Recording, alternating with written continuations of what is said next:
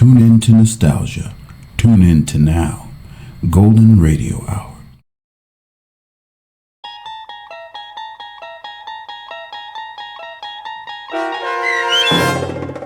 What's in the Box? Starring Mike Starr with Stacy Keach as your narrator, was adapted for radio by Dennis Etchison and based on a script by Martin Goldsmith.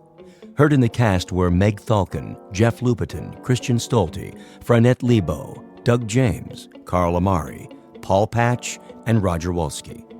To learn more about the Twilight Zone radio dramas and to obtain audio cassettes and CDs of these programs, visit our website at twilightzoneradio.com. The producers of The Twilight Zone wish to thank CBS Enterprises, Carol Serling, Dennis Etchison, Dick Brescia Associates, Claire Simon Casting, Terry Jennings, XM Satellite Radio, Sirius Satellite Radio, our sponsors, and our radio affiliates for helping make this series possible. This copyrighted radio series is produced and directed by Carl Amari and Jason Mallow for Falcon Picture Group. Doug James speaking.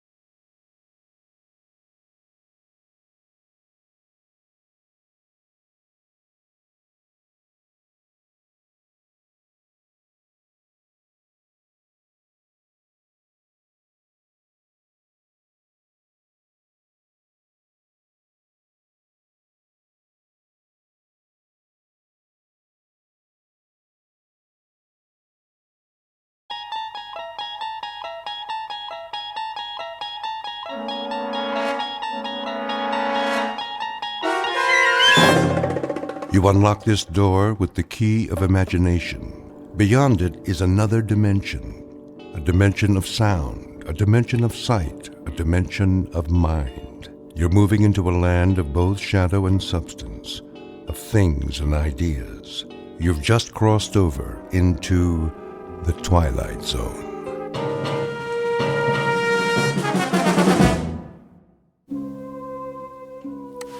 Okay, you know the drill. You talking to me, Copper? Well, I don't see anyone else here. Spread them so I can read you your rights. Set it and forget it. Just 3 easy payments. Coffee beans that are aged. Will you stop it? Turn that thing off. We'll have to operate on his brain at once. Scalpel. Watch it, nurse. It's the bottom of the 8th inning, and so far it's been a very tight game. Drop it! Drop it or I'll shoot! Take it easy, Phyllis. The repairman's coming. You did call him, didn't you? Of course I did. Now turn it down. I'm trying to cook dinner in here. I gotta keep it warmed up, don't I? Bring me another beer. Get it yourself and wash your hands. It's almost ready. Yeah. Acme TV repair. Come on in. So, what seems to be the problem? Did you hear me, Joe? Dinner is served. In a minute. Channel change is messed up. You don't say. Keeps flipping all over the place, one thing after another. Well, let me take a look. Yeah, you do that. Shall I repair it here, or perhaps take it to the shop? Are you kidding? Tonight's a big match from the Garden. World Hardcore Tag Championship. You know, Mr. Britt, it may take some time. Just fix it, will you? I gotta watch my programs. Okay, Joe, have it your way. If it's cold, it's not my fault. I'm coming. Go ahead, pal. I'll check back with you. Most certainly. Mind if I turn the sound up? A man's gotta do what a man's gotta do. Just keep it down to a raw, huh? The wife. You know how it is. Yes, I do. Your wife, that's all I hear. Easy. I said I'm taking care of it. Huh? Why don't you just tell her about us? Don't worry, I'll tell her everything. When the time's right. If you were any kind of a man, you'd do something now. You'd get rid of her. Wait a minute. What kind of program is that? Oh, that's Channel 10. But I don't get Channel 10. There's no such thing. Portrait of a TV fan. Name, Joe Britt. Occupation, cab driver. Married to one Phyllis Britt, long-suffering companion in a lower middle-class apartment. His one consolation is the time he spends in front of his television set, watching various sports, crime, courtroom, and medical shows, his nightly escape into a world of fantasy and high drama. But tonight, Mr. Britt is going to watch something not listed in his local newspaper, a special broadcast designed for the cabbie who's seen everything. Joe Britt doesn't know it yet, but his flag is down, his meter's running, and he's already in high gear, on his way to a call that will lead him off the pages of the map book and into the Twilight Zone. And now, The Twilight Zone and our story, What's in the Box, starring Mike Starr with Stacy Keach as your narrator. Great dinner. Glad you liked it. Scrumptious. Wasn't it? Absolutely mouth-watering. I thought so, too. Tastes like... Yeah, go ahead and say it. Like what, Joe? I got it. Fiberglass. Well, keep on being late. What do you expect? Not much from you. Yeah, the feeling's mutual. I'm telling you, I'm getting sick of it. Where'd you get this slop? The Lucky Dog pet store? You're getting sick of it. How do you think I feel? I don't get a man coming home to me at night. I get something left in the cab that's all used up. Nice, Phyllis. Real nice. Tell the whole world. We got company, remember? Oh, yeah. The TV repairman? Better hope he gets finished pretty soon, Joe, so you can watch your programs instead of having a conversation with your wife. We're having a conversation right now. Sure we are. It ain't my fault I'm pulling long hours. Yeah? Whose fault is it? The man in the moon? I already told you. Guy hails me when I'm heading into the garage. Had to haul him all the way up to Yonkers. Oh, give it a rest, Joe. I heard that one before. The other day it was Yonkers. Yesterday it was LaGuardia. You don't fool me one bit. Just tell me. Who's the girl? What girl? The one you've got on the side. You're crazy. Yeah, and you're a louse. You don't have nothing left by the time you get home. You gotta be giving it away someplace else. Yeah, I got so much extra energy. Where would I get it? Not from this food. You get what you pay for, Joe, and you're slipping way behind in your payments. Give me a break. I'll give you a break in your head is what I'll give you. If you're cheating on me, Joe, I swear. Can it, Phyllis? The guy out there's getting a free show. Free? How much are you paying him? $10 an hour? 20? And for what? So you can watch your stupid TV. I got a suggestion, Joe. Why don't you sleep on the couch tonight so you don't miss the late show? That's it. I'm going in the other room. Well, don't let me stop you. Take the whole 6-pack. As soon as he gets done, you better hurry up. It's getting late. The main event's coming up. Goat Boy and Old Crow versus Dude Love and Rob Van Dam. I know what's going on. You think I don't? You can't even look me in the eye anymore. You're so guilty. Phyllis, for the love of... Well, don't jump off any building on my account, Joe. One of these days, I'm going to even up the score. Make it a real tight ball game. What's that supposed to mean? Freddie Broom. You know, that good-looking butcher? He's always given me the once-over. I can feel his eyeballs rolling over me like ball bearings. You'd think I was the Queen of Sheba. What are you trying to do, start a fight? Well, I got no fight left in me. Once that joker gets fiddling with the TV, all I want to do is watch wrestling and flake out. I'm pooped. Yeah, I'll bet you are. You drove to Yonkers. For all I know, you even went twice. You shouldn't drive so much, Joe. You'll ruin your health. How's it coming, Mac? Well, Mr. Britt, you've got yourself a little problem here. Little problem. You've been at it an hour now. I could have built a whole new set by now. Is that so? Sure thing. I didn't just step off the ferry from Jersey.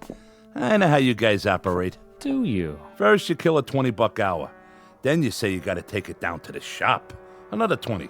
Then you start switching tubes and charging me for the privilege.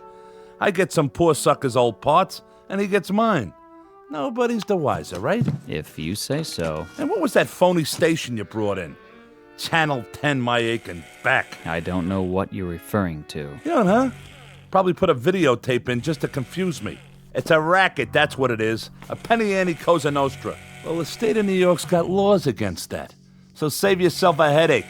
I ain't swinging for no big bills, period. In that case, the set's ready. What? You heard me. The set's ready. No charge for my services. Want a beer? On me. No thanks. Have a pleasant evening. Same to you, pal. Same to you. Now, where's the remote? Hey, Phyllis! Come on in. We can get Channel 10.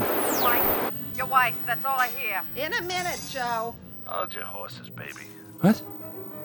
That guy looks just like... Why don't you do something about her? I trusted you. I didn't hold anything back.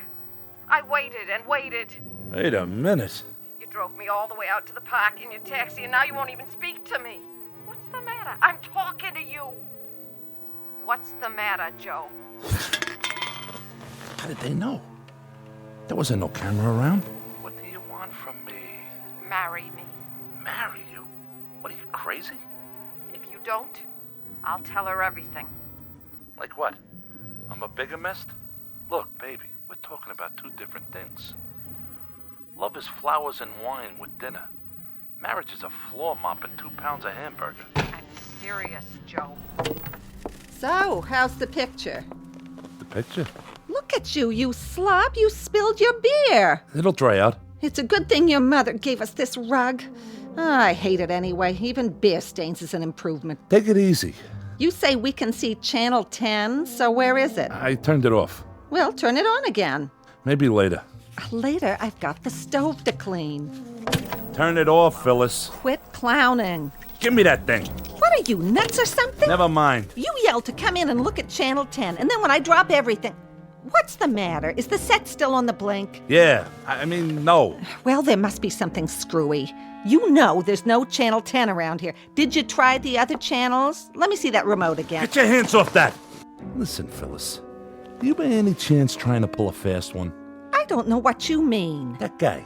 Who was he? What guy? Don't give me that. The guy, the repair guy.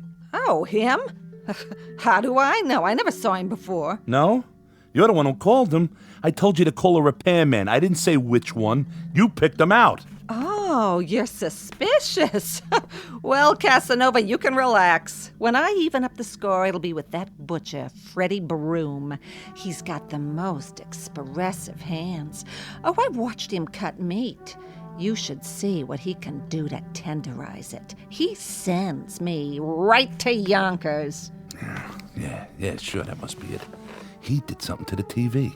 They can do all kinds of cockamamie things with electronics. You're acting like a lunatic. Okay, who was he? Before I crack you one in the mouth. Like I told you, I don't know. The regular repair guy, he's on vacation. So you were yelling to get the set fixed tonight so you can see every drop of blood on Goat Boy's forehead. Excuse me, I mean forehead. All right, knock it off. You don't have to read my horoscope.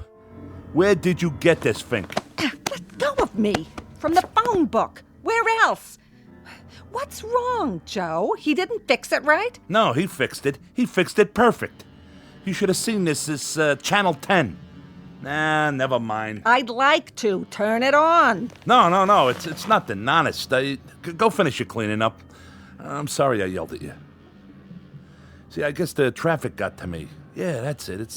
Well, something sure did. You keep this up, Joe, you better see a psychiatrist. Take my word for it. I guess I'll stick to wrestling. Something civilized. They're circling each other, looking for an opening. With a tag team gold on the line, this is going to be a real slobber knocker. This is more like it. Now the collar and elbow hookup into a quick go behind. Whoa, Nelly! Dude loves going for this patented sleeper hold. Oh, but wait a minute. Goat Boy fouls him with a billy goat kick. Whoa, where's the referee? Oh, that one must have hurt. Now, you're not going to believe this, folks. He's trying to chew Dude Love's ear off. Come on, ref. This is a Pier 6 brawl. Now all 4 men are outside the ring on that hard concrete floor. Break it up. Oh, somebody's got to stop these behemoths before... Great dinner. Glad you liked it. Huh? Scrumptious. Wasn't it? Absolutely mouth-watering. I thought so, too. What is that? Tastes like... Yeah, go ahead and say it. Like what, Joe? I got it. Fiberglass. No, Well, keep on being late. What do you expect? Not much from you. Yeah, the feeling's mutual. I'm telling you, I'm getting sick of it. Where'd you get this slop? The Lucky Dog pet store? I don't believe this. How do you think I feel? I don't get a man coming home to me at night. I get something left in the cab that's all used up. Nice, Phyllis. Real nice. Tell the whole world. I don't believe it. If she sees this... Hey, wait. Can't breathe. Ow!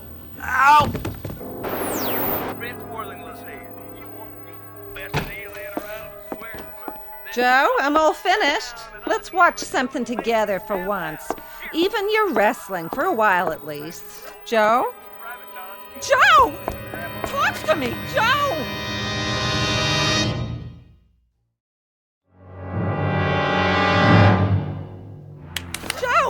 Joe, wake up. Are you all right? What happened? I don't know. Here, get up on the couch. I must have fainted or something. Are you okay? Yeah, sure. What happened? Maybe something I ate. Yeah, that's it. It tasted kind of funny.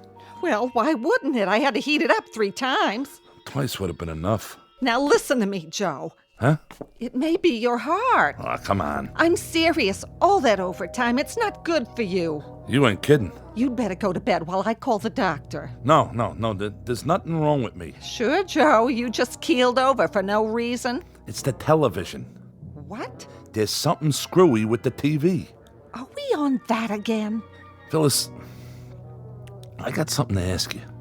I'm listening. Here, put your feet up. You want some hot chocolate? This is important. Are you sure you never saw that repair guy before? I'm going to call the doctor. Come here. Sit down. I told you I got something important to talk about. All right. What is it?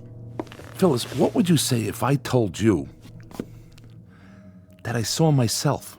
Oh, Joe, please. I'm serious. Wearing my regular clothes, just like I look right now. I'd say you looked in the mirror. I do that all the time, and I don't like what I see either, but it's nothing to faint about.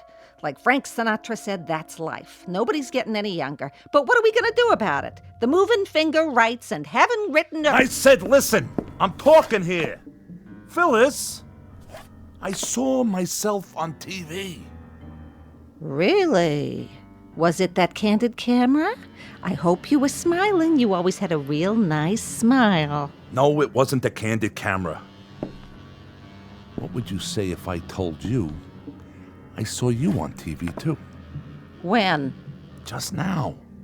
I'd say you're cracked, Joe. I haven't been out of the apartment all day. And somebody's spying on us. If you really think that, you must be losing your marbles. Why would anyone want to spy on us? It's not like we ever do anything anymore. Nothing to write home about. Enough!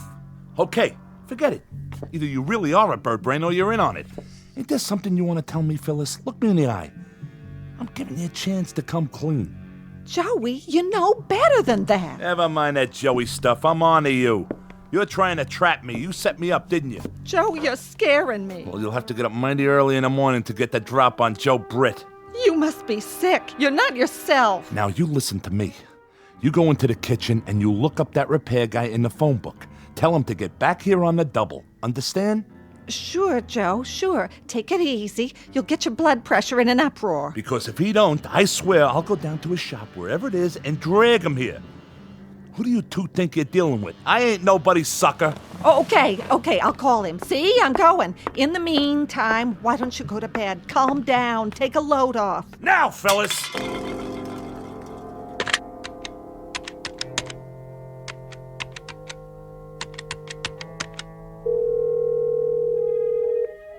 Hello?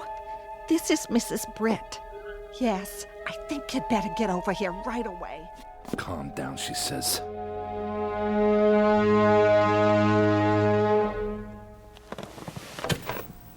Come here. What do you see now, huh, Joe? What do you see? I'm on to you. You're nuts. We'll see about that. Ha! Missed me. I'll kill you.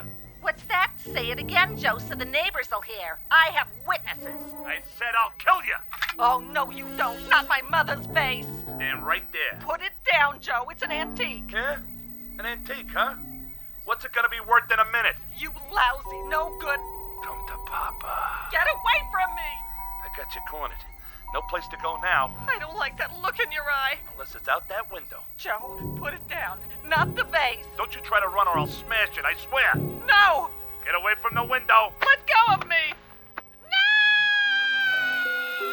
Phyllis! Phyllis, honey! Oh. Phyllis.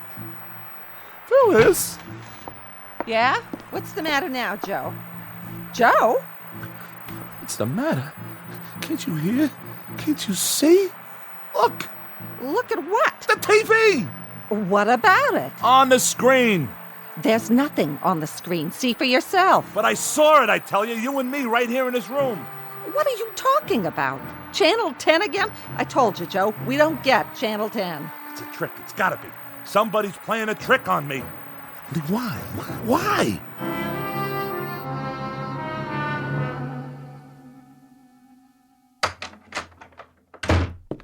Dr. Saltman, how is he? I've given him a sedative. I'll also leave you a prescription for some tranquilizers. Is that all he needs? We'll just have to wait and see. Of course, it might be wise to seek more expert advice. I'm a family doctor. Psychiatry's not my specialty. However, his condition could turn out to be relatively simple. What condition is that, Doctor? I read an interesting study the other day. It might apply here. According to this study, it's possible for someone to suffer delusions, even actual hallucinations, because of what's called media overload, effects that are directly attributable to the electronic culture we live in. Why don't you give it to me in plain English? I can take it. Well, for example, television. You told me your husband's an addict. Perhaps he's been staring at this mixed blessing, so to speak, for such a long time that its reality has become his. You mean he's turning into a TV set? No, nothing like that, but he may have reached a stage of confusion where he no longer knows whether he's watching the action or participating in it. You're putting me on. He's living a kind of waking dream, in other words. Mind you, that sort of thing isn't limited to the mentally ill. It can come in flashes for anyone who's exposed to large enough doses. I have on occasion found myself actually calling for sutures or sponges while watching an operation on television. Even a man like you. Never mind. Is that what's wrong with my Joey? He thinks he's one of those doctors on TV? In your husband's case, I gather he believes that he has, in some sense, already murdered you. What? Or rather, that he will. He no longer seems capable of differentiating between past, present, and future, between reality and fantasy. Yeah, like with his wrestling. In any event, we don't want this situation to develop further. I should say not. I'd like you to bring him to my office first thing in the morning. I'll order a thorough checkup, reflexes, blood work, and so forth. Sure, if you say so. Meanwhile, see that he gets some rest. I will. Thank you, Doctor, from the bottom of my heart. Glad to be of help. I'll let myself out. Oh, Dr. Saltman. Yes? Is this your little black bag, or am I just imagining it? Oh, yes, of course. Thank you. Perhaps he shouldn't watch any more television for a while. Oh, good idea. Think of it this way, Mrs. Britt. If you gaze into the abyss long enough, the abyss may begin to gaze into you. Isn't that the truth? Good night, and sleep well. Can you beat that? I wonder if I stare into the Frigidaire long enough, I'll turn into cold cuts. Wouldn't that be something, though?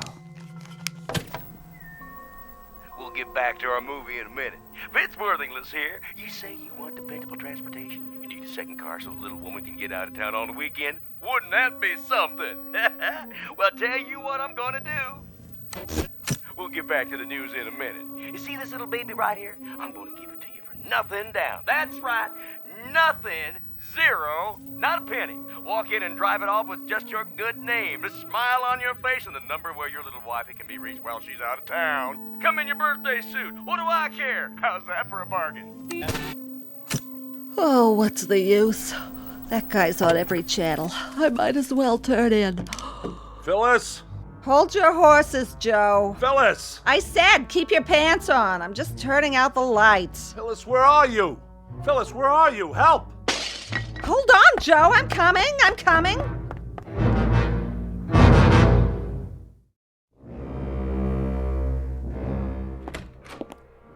What was that noise? I heard a crash.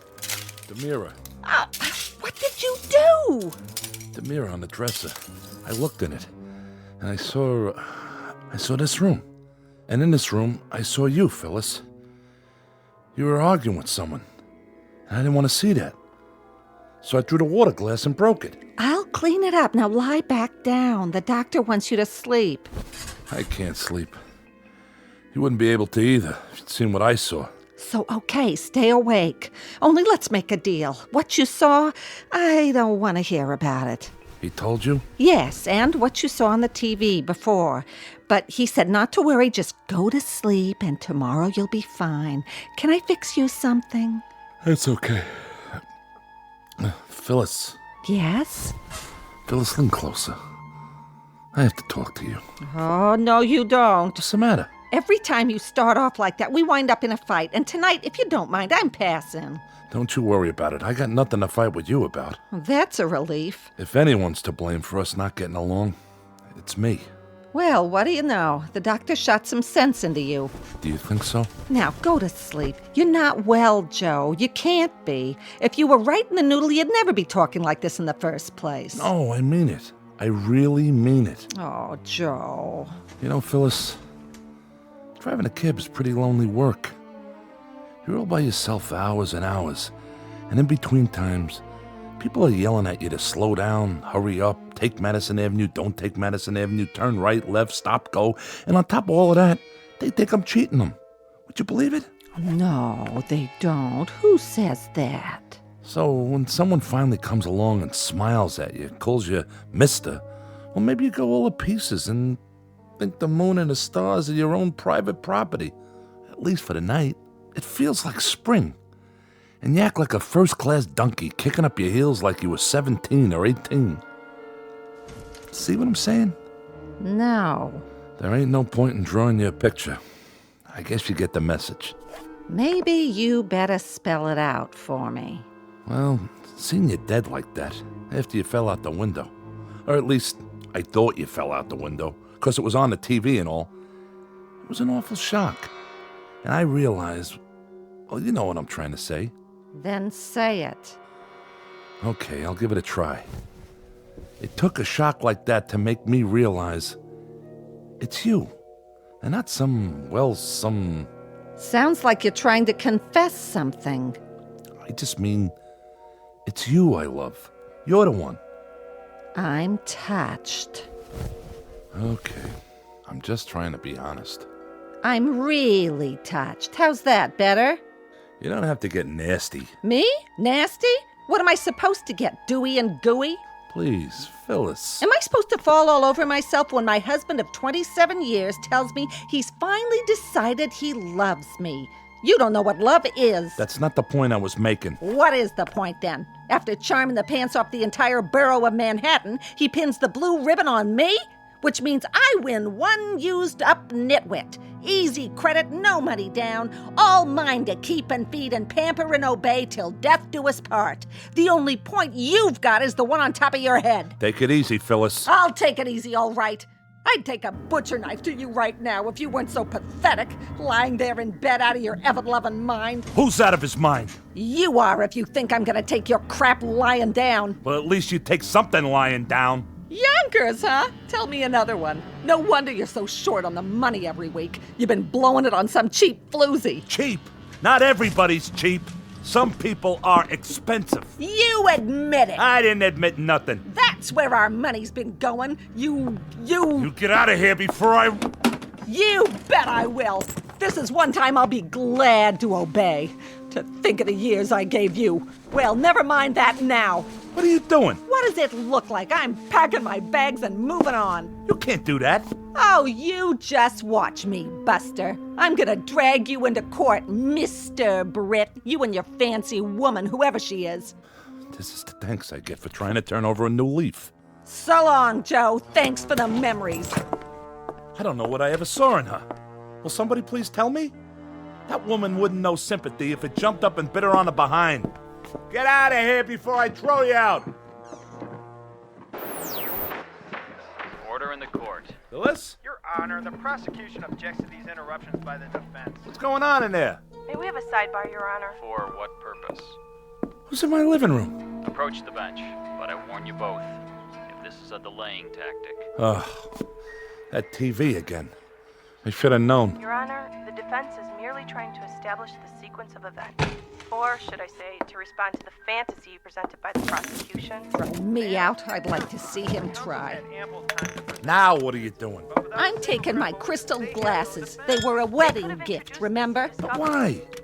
You don't have to do that. Why, he says. Stay away from me, Joe. I'm warning you. The mood I'm in right now, you're lucky I don't tear you limb from limb, you dirty, rotten cheat. Order. This court will stand in recess. What did you have to turn the TV on for? On? It's been off for 15 minutes. Look for yourself. Channel 10. What do you want to do, drive me nuts? That'd be a short trip. We don't get Channel 10. Get it through your thick skull. You didn't see anything on the tube? No, I didn't, and neither did you. You've been faking it the whole time. Phyllis! I'll Phyllis you. It is the ruling of this court that Dr. Saltman's testimony be entered into evidence. He testified that, in his expert opinion, the accused was sane at the time of the crime, so the charge of murder 1 with special circumstances will stand. How can you stand there watching this? To what? You flapping your gums? That's not me! Who's not you? Joseph Britt, the jury has found you guilty. It is the judgment of this court that you be taken to the state prison where you'll be put to death in the... Oh no! Turn it off! Off! The set's already off. Anything you see, it's in your mind, Joe. It must be your lousy conscience. Take a good look. Turn it off! What's the matter, Joe? There's nothing on Channel 10, is there? If you see something, go ahead. I don't mind. Why should I? I never meant anything to you anyway. We'll both watch it together. Why not? I need a good laugh. Get out of my way! Oh, I'm so frightened. You just scare me to death with your big muscles. Way, I said! My, how rough you are. Tell me what you see, Joe. It must be very upsetting. Lord is my shepherd, I shall not want. No, I'm innocent, I tell you. That's what they all say. He maketh me to lie down in green pastures. You ain't getting me in that room. Don't fight it, Joe. Lo, though I walk through the valley of the shadow of death. All I know is, I ain't sitting down. There's no use struggling. In all my years, I haven't seen a strap break yet. No! No! There. Now let's see this TV work. No more Channel 10 or anything else. Was it Lady Wrestlers, Joe? Or a burlesque show with fan dancers from Yonkers? Shut up! You shut up or I'll kill you! I swear I'll kill you! Come here. What do you see now, huh, Joe? What do you see? I'm on to you. You're nuts. We'll see about that. Ha! Missed me. I'll kill you. What's that? Say it again, Joe, so the neighbors will hear. I have witnesses. I said I'll kill you. Oh, no, you don't. Not my mother's vase. Stand right there. Put it down, Joe. It's an antique. Yeah? An antique, huh? What's it gonna be worth in a minute? You lousy, no good. Come to Papa. Get away from me. I got you cornered. No place to go now. I don't like that look in your eye. Unless it's out that window. Joe, put it down. Not the vase. Don't you try to run or I'll smash it, I swear. No. Get away from the window. Let go of me.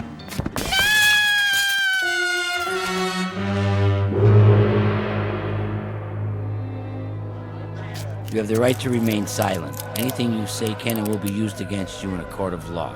If you can't afford an attorney... What happened? My wife and I were having an argument and then... Keep walking. Get in the squad car. You ain't gonna give us any trouble now, are you? That's him. That's the man. I saw him push her. They were fighting. Stand back, folks. All right, break it up. Break it up. Party's over. Excuse me, Mr. Britt. You. The repairman. You started the whole thing. Fix your set, okay? What did you do to my TV? It's your fault. Your fault. All right, move along. Oh, Mr. Britt, I can use you for a reference, can't I? You will recommend my services if anyone else should need their set repaired, Mr. Britt?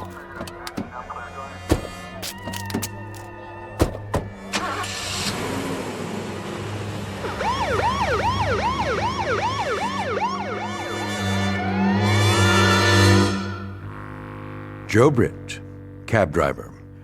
Also a two-bit Romeo and star of Channel 10, who made his television debut just in time for the new season.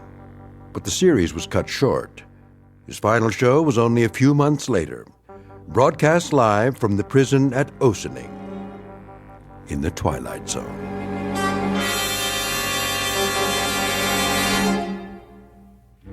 More from the Twilight Zone after this. Hello, I'm Stacy Keach. I hope you're enjoying this edition of the Twilight Zone radio dramas.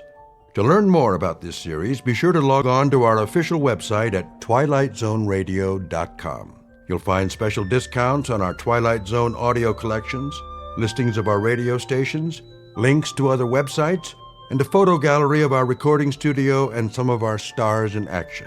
Plus ways to contact us with questions or comments about the show.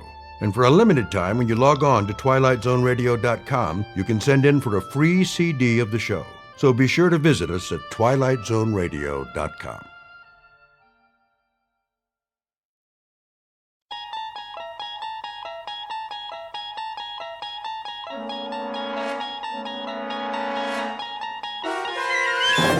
You're traveling through another dimension. A dimension not only of sight and sound, but of mind. A journey into a wondrous land whose boundaries are those of imagination. Your next stop, the Twilight Zone.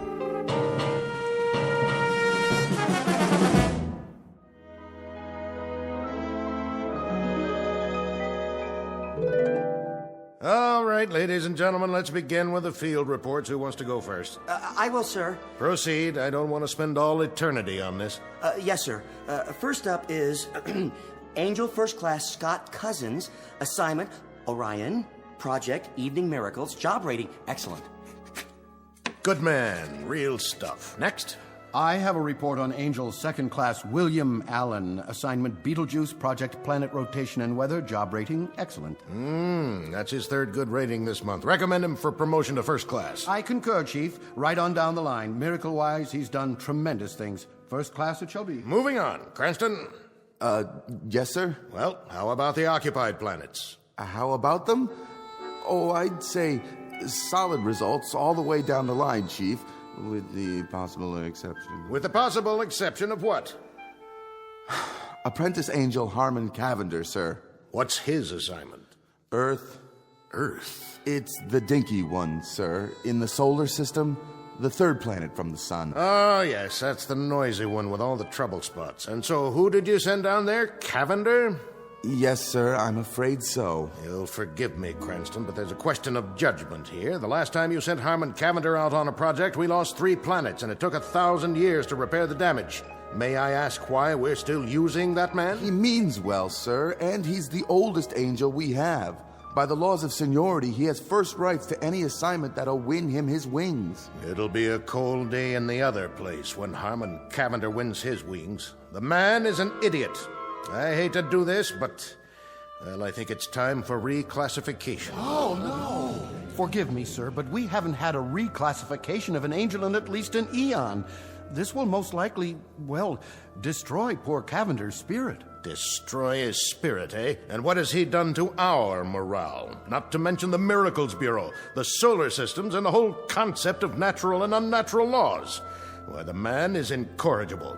His last project on Earth... Do you recall it? Well, he was supposed to be working on a magic elixir, which would benefit the people of the planet. That's right.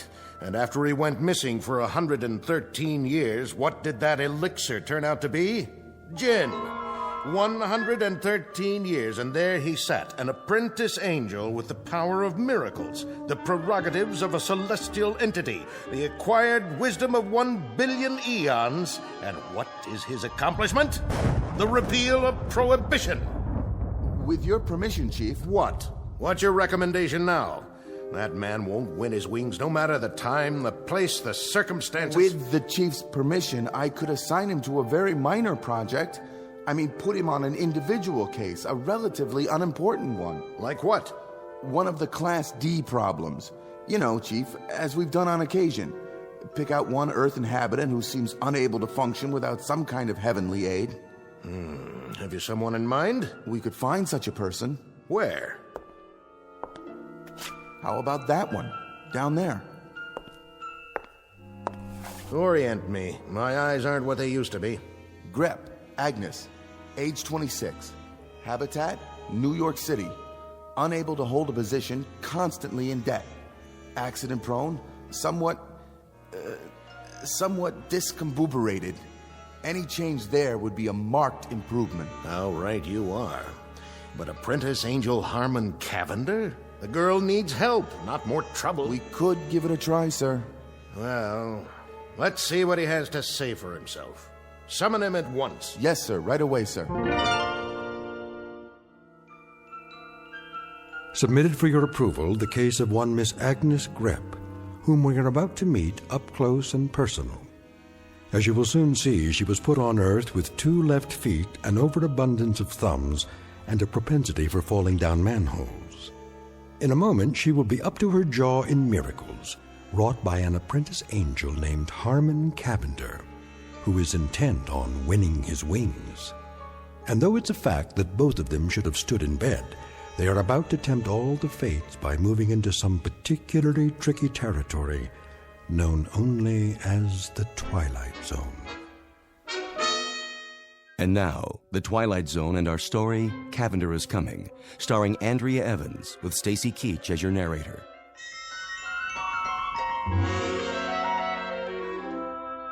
Excuse me. Yes? Is this the 3rd Celestial Division? Yes, sir. Angel Placement Bureau? That's correct. Do you have an appointment? Yes, I'm looking for a Mr. Henry Polk. Our supervisor. And you are? Cavander. Harmon Cavander. Ah, yes. We've been expecting you. Go right in. Thank you.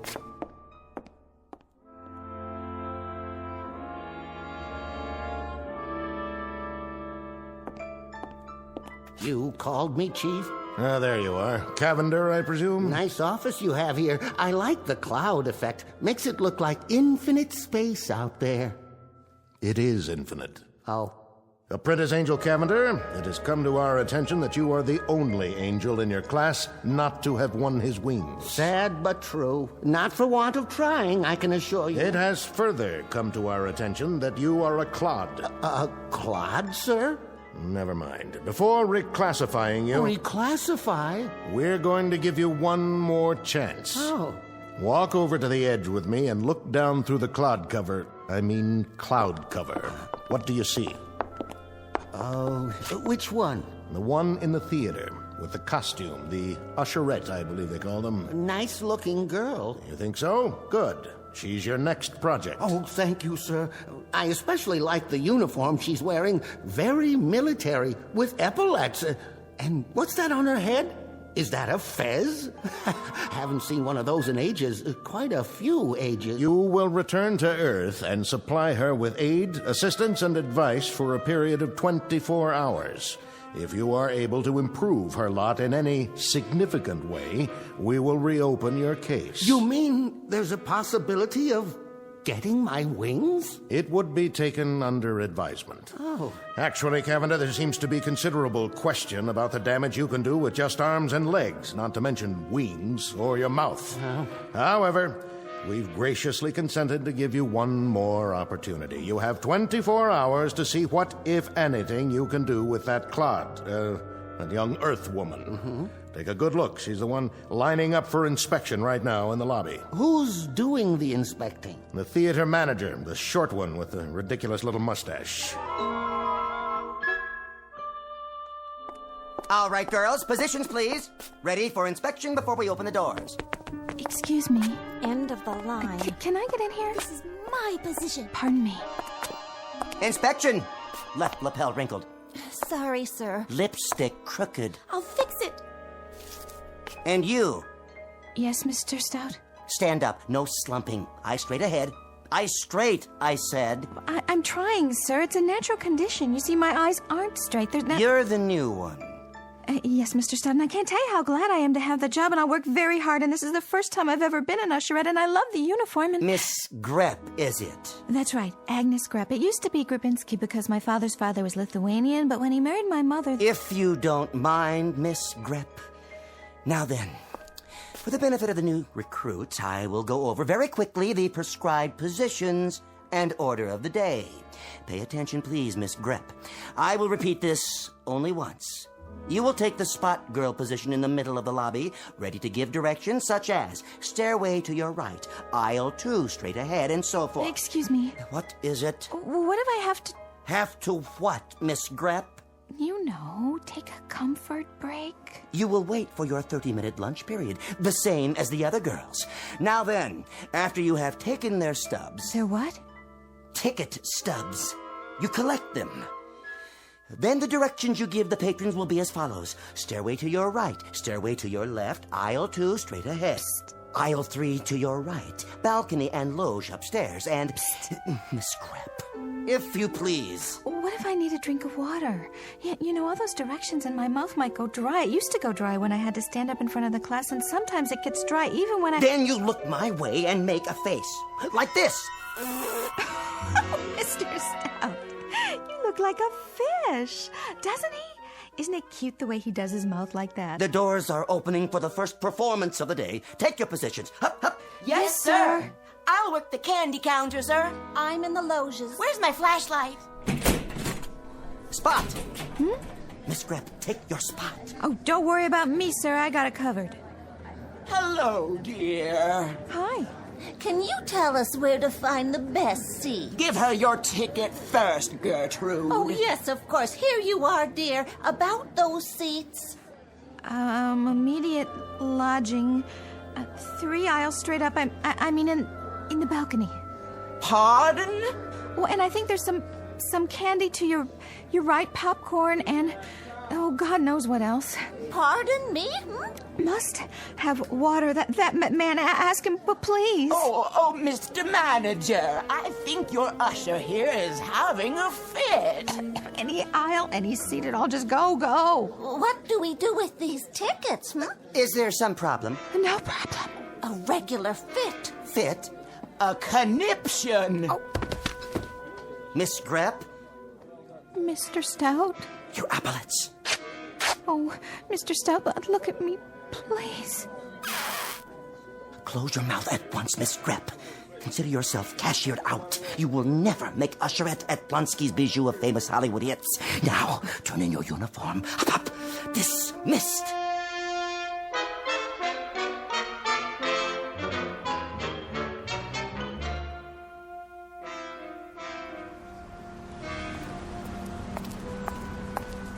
Oh, well, that's showbiz. Just plain fickle, I guess. What's the difference between me and all those women in the movies? Classy, sophisticated.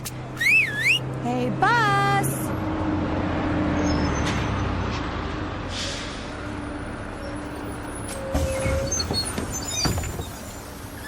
You got a bus pass? Not as such. I wanted to get one, but then I thought if I did, I might lose it, and then I'd be out all that money, so I never got one, and now Put your quarters in the machine.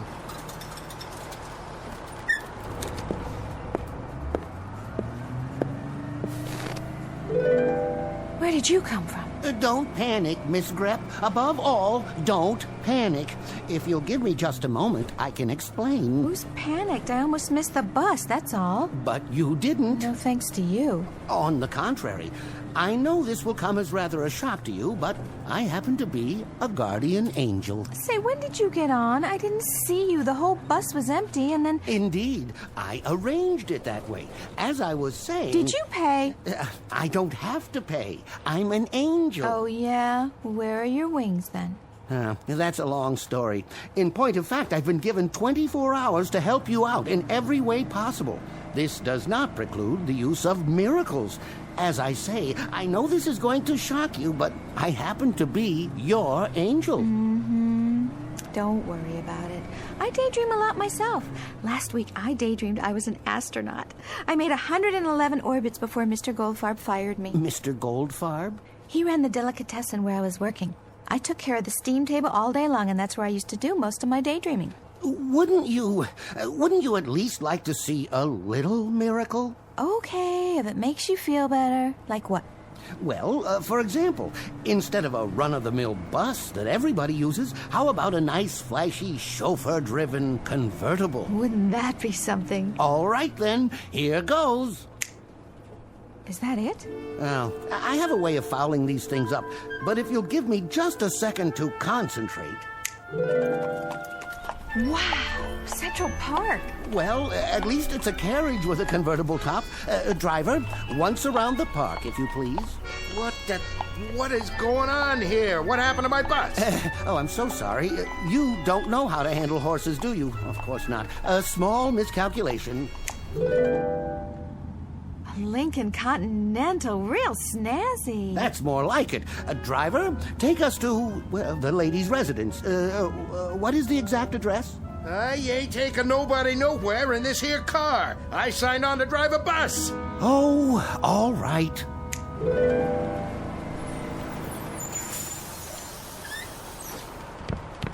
From here on out, folks, you're on your own. When the supervisor comes to claim the bus, tell him I resigned. Well, Miss Grep, what have you got to say now? Excuse me? Well, where are you going? Where do you think? I'm going home. This is my stop. No, wait! Miss Grep, please, wait!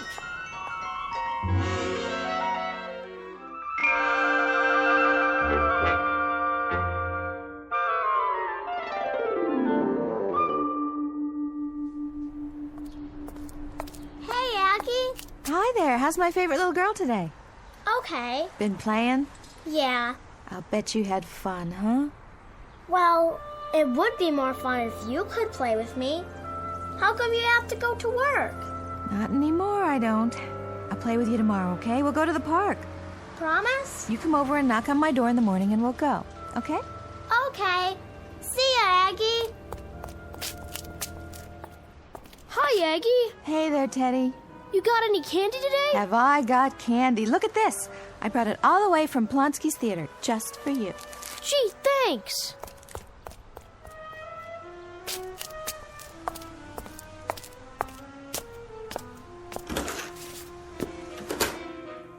Aggie, can I ask you a question? Sure, Wanda. What is it? When you make potato pancakes, is it 3/4 of a cup of flour and a half an onion, or a half a cup of flour and 3/4 of an onion? I think it depends on how much you're making. I mean, if you make potato pancakes for 4, it's 1 cup of flour, or is it 1 onion? No, wait a minute. No, maybe it's 1 egg and half an onion. How's the job, Aggie? Hi, Joe.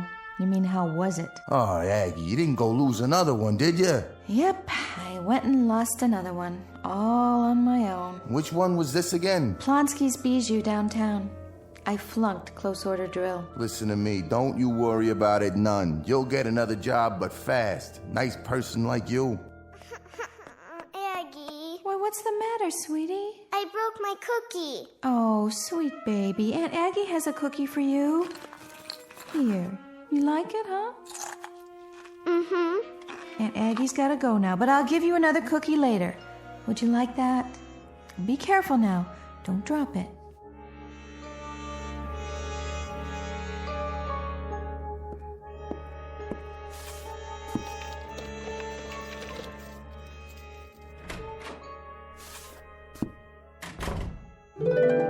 Don't panic. Oh, I know. Say, I thought I left you back there. Perish the thought. How did you get in my apartment? It was locked. As I told you, I'll be with you for 24 hours. 23 hours and 31 minutes, to be exact. Don't you ever give up? How could I? I'm here to change your life, Miss Grep. Interesting place you've got here. I like it. Oh, I do too. Particularly the stuffed animals and the Cupid dolls. Been collecting them for some time, haven't you? If you'll excuse me, I have got to take these shoes off. My feet are killing me. Let's get down to business, shall we? What kind of business? In a case like this, I usually examine the most pressing problems and then formulate a plan to alleviate them. Me too. Only whenever I make a plan, something always happens. You know, like a fly in the ointment. Is that an expression?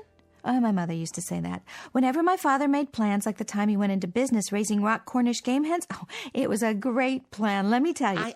I think the way to attack this employment problem of Would yours... you like something to drink? Oh, yes. That is, no, I really shouldn't.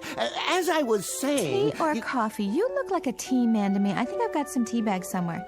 Don't trouble yourself. How about a beer? Oh, no. No. Now, why don't we fix it so that you're independently wealthy and don't even need employment? Wine?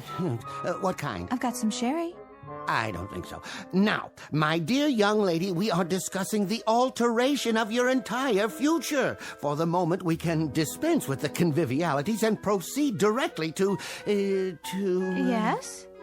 You wouldn't happen to have any gin, would you, by any chance? Just lying around, going to waste? Afraid not.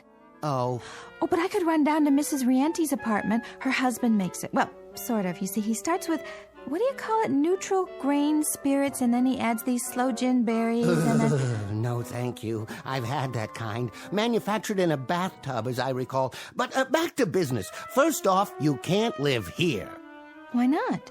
Something wrong with this place? Well, not at all, but it wouldn't fit in with your new lifestyle. I happen to know that there is a penthouse available right now at the Savoy Arms. Where's that? Park Avenue and 58th. A penthouse? And how would I pay for it on my salary, even if I had a salary? My dear, there are all sorts of ways. Hey, Buster, I am not that kind of girl. Dear lady, I have no doubt. But please try to grasp the situation. As of this moment, you are independently wealthy. Now, why would you say a thing like that? Watch this. Nothing up my sleeve. Where did that come from? Look closely. This is an absolutely genuine statement from the New York National Bank, savings account number 66103, in the name of Miss Agnes Grepp. You think maybe there's another Agnes Grepp? I seriously doubt it. The total balance in liquid assets is... but perhaps you should read the figure for yourself. I like to use odd numbers, by the way. An aesthetic preference on my part, more pleasing to the eye, don't you agree? I think you like to use too many zeros, too, don't you? Perhaps you should sit down. Now, on to social activities. I go bowling on Thursdays. Bowling schmoling. That's okay for pin setters, not for a Park Avenue debutante. Who's a debutante? Look around. I think you'll get my drift. If I do say so myself, I'm getting pretty good at this. Look at the way they're all dressed. Tuxes and evening gowns, and me with these ratty clothes. Oh, oops. There, I hope you like the color. A perfectly charming party, Agnes, my dear. And you, ravishing, absolutely ravishing. Thank you very much, I guess. Anthony Chumley builds and operates ocean liners. The young lady is Miss Darlene Carruthers Morgan Jones. Her father is president of the bank where your money is. My dear, you are exquisite, enchanting, delightful. Hey, don't wear out the hand, okay? I intend to notify the society editor at the Times that this was the high point of the season. Absolument, the peak. What an image you are. What a dream. Jacques Lemond, very big in perfume. Champagne? Martinis? Over here. Very good, sir. Now this is what I call a miracle. Best martinis I ever conjured. The absolute peak. I better not drink. I get silly when I do. Say all kinds of crazy things. Come with me. If you think this is something, look in the other room. Where are we going? Your boudoir.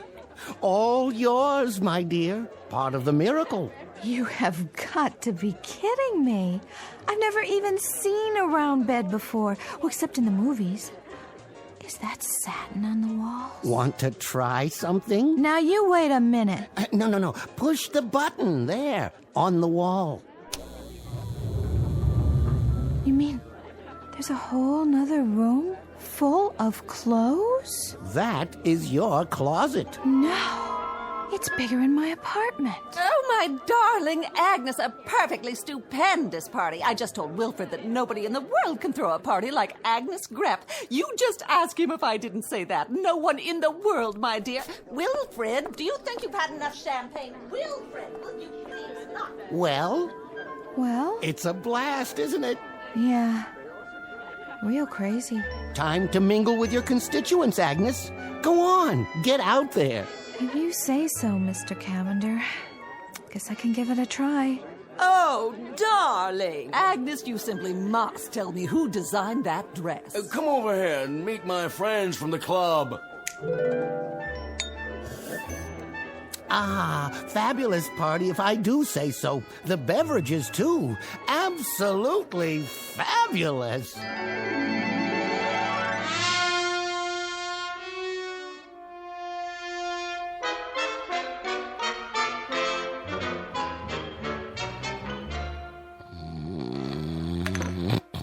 What? Oh, yes, the party. A real blast. A humdinger. Cavander, you have outdone yourself.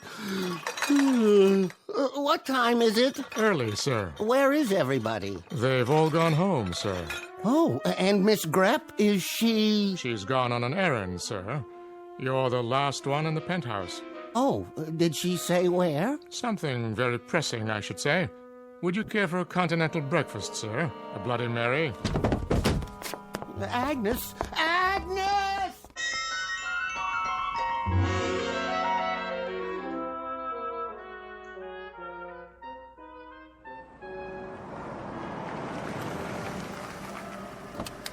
Wait here, driver. Yeah, miss. Are you sure? I'm sure. Can I help you? Hi, Wanda. Guess I was out pretty late last night. How are you this morning? Fine, miss. Anyone in particular you're looking for? Just my own bed, good old 13A. 13A's been rented. It has? To a nice couple. You a friend of theirs? Hi, Joe. Gonna get the morning paper, huh? Yeah, so? So I just thought I'd say hello. What's with the fur coat, sister? You slumming? Joe.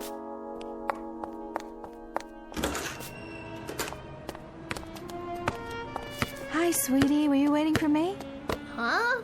Remember? We said we'd go to the park today, you and me. Just as soon as I change this dress and get out of these awful shoes. Who are you?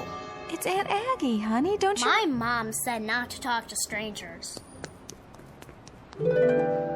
Oh, there you are. She doesn't know me. Of course not. And my apartment, it's been rented. Naturally. And my landlady didn't even recognize me. And you know what Joe, my neighbor, said? Miss Grepp, you can't have your cake and also eat it. That is, somebody's got to pay the fiddler, or something along those lines. What does that mean? Well, you know yourself. It's a kind of a give and take thing. Life, I mean. The whole philosophy of living. Well, what on earth did you expect? What do you want from me? Not much of anything, really. I didn't expect anything except... What? Friends, maybe. Excuse me. Hey, what do you say, slugger? Aunt Aggie's back, and she got candy for you. She's got... What's that? That's not a candy bar. No, honey, it's not a candy bar. It's a bottle of perfume. Costs $100 an ounce. Big deal, huh? You know what? I wish it were a chocolate bar. Come on, Teddy. Leave the lady alone. Come back up here. Mrs. Rienti? That's okay. It's me, Aggie. Come on back for your breakfast. I told you don't bother the lady. Mrs. Rienti, it's Aggie. Don't let this sable coat throw you. Driver, take the lady back to the Savoy Arms. Yes, sir. No, not the Savoy Arms. How's that? No more Park Avenue and 58th. I don't want to go back there. I want to stay here. Why, I'll never win my wings now. I'll be drummed out. I'll be reclassified. Didn't we have a wonderful time? Don't you have everything you want? Mr. Cavander, you want to make me the happiest girl in the world? Then knock it off with the Park Avenue penthouse, the sable, the whole bit. I want it the way it was. The way it was? Unstable, unresolved, and unemployed? Disconnected, discombobulated, and behind in my rent. But that's for me. That and bowling, babysitting, and potato pancakes. How about it, Mr. Cavander? All right, Miss Grep, but I think you're making an awful mistake. I tried. God knows I tried. Can you hear me up there? You can't take that away from me. What do you say, Egg? Top of the morning, Joe.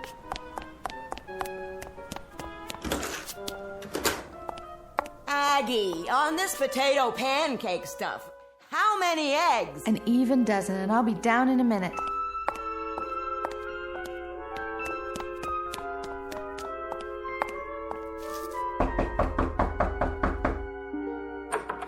Hi, Egg. Hi, Mrs. Rienty. I hope you don't mind I brought something for the kids. Hi, Aggie. Here you go. Here's a chocolate bar for you and some candies for you. Thanks, Aggie. No, thank you, you beautiful, gorgeous children. I just wish it was more.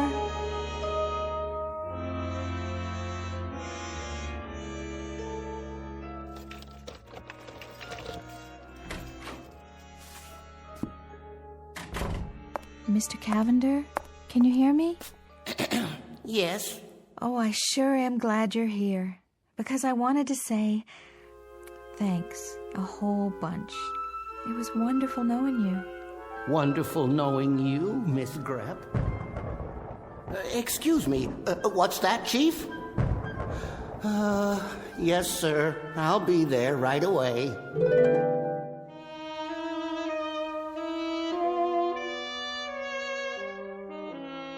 Cavander checking in, sir. I was just looking over the report we received on you. Conduct unbecoming an angel. Gin and tonic consumption. Gin fizz consumption. Gin on the rocks. Extra dry martinis. General inebriation. Need I go on? Cavander, you're a disgrace to the entire service. I'm sorry, sir. I truly am. I'm afraid you know what this means. Reclassification, sir. At least reclassification. I know it. I expected it. I hate to do this, Cavander. I really do. As a matter of fact, Hey, Chief, look at this. What? Why, this is incredible. It is. See for yourself, Chief. Come over here. My eyes aren't so hot lately. Try, Chief. You can do it. Where are you pointing? Lean over the edge. That planet there, the little blue and green one? Yeah, check the island of Manhattan, the lower part. She's happy. She is, isn't she? She looks at least 6 times happier than when I found her. She's incredibly, deliriously, totally happy. I don't understand how that could be. But I tell you she is, sir. See? See what she's doing now? What is that costume she's wearing? A bowling shirt, I believe it's called. Say again? Bowling, sir. She bowls every Thursday night. Fascinating. And is she supposed to keep her finger in the ball after it starts rolling down the lane? Ooh, no, sir. She still hasn't quite got the hang of it. I do hope she didn't hurt herself. Well, Cavander, it seems I may have been premature in my judgment. Oh? After all, your assignment was to make her happy, and that's precisely the way she is now, so... Well, there seems to be very little left to do, except... Go on, sir. I'm all ears. I noticed. I think under the circumstances, Cavander, since you've done so very well with this subject... Yes? Well, it occurs to me that there are other deserving subjects down there who may require a little angelic assistance from time to time. Oh, definitely. No doubt. Each of them could be your personal project, so to speak. How would you like that? And... my wings, sir? We'll reopen that issue later on. But for the moment, we'll start a dossier on the people you'll be assigned to. In a strange way, I feel rather sorry for them. Cavander? Cavander, are you listening?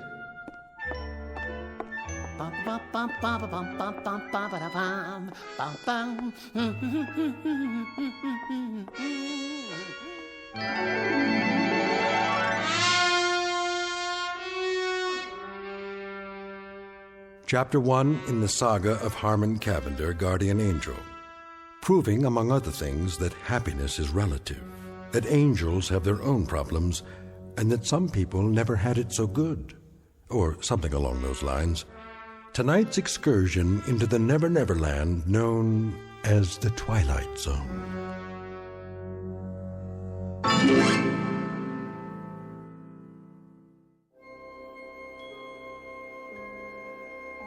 Hi, this is Carl Amari, producer of the Twilight Zone radio dramas. I'd like to take a moment to tell you about our official website at twilightzoneradio.com, where you'll get the latest news and information on these Twilight Zone radio dramas. Plus, at twilightzoneradio.com, you can digitally download 3 free episodes or any of our episodes for only $1.95 each. In this age of ever-changing technology, we've decided to make these episodes instantly available to you by making the Twilight Zone radio dramas a digital download-only series. This means that this series will no longer be offered on CD. The CD collections at our website are now being offered while supplies last at buy one, get one free. So be sure to get your favorites before they're sold out. Be sure to visit us often, and I'll see you in the zone.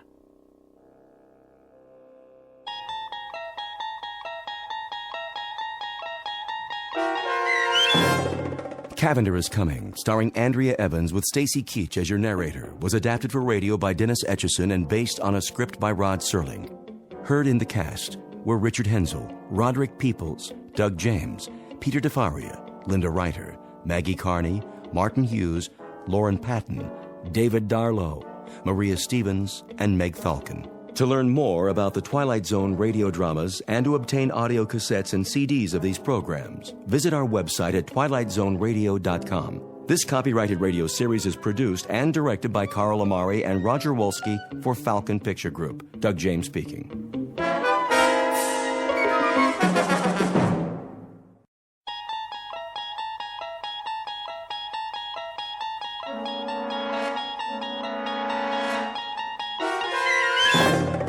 You unlock this door with the key of imagination. Beyond it is another dimension, a dimension of sound, a dimension of sight, a dimension of mind.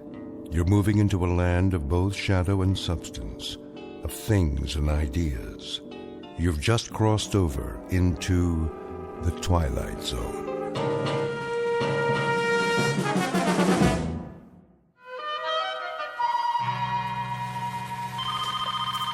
Education Toy Company. O'Brien? Yes, Mr. Judson. Where's my robot?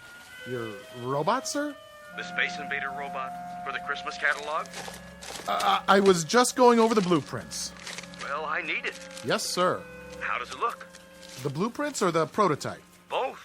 All finished, are they? Oh, yes, definitely. It walks, it talks, it shoots death rays, just like Mr. Ford said it would. Then bring them to my office by the end of the day. We need to start production. No problem, sir.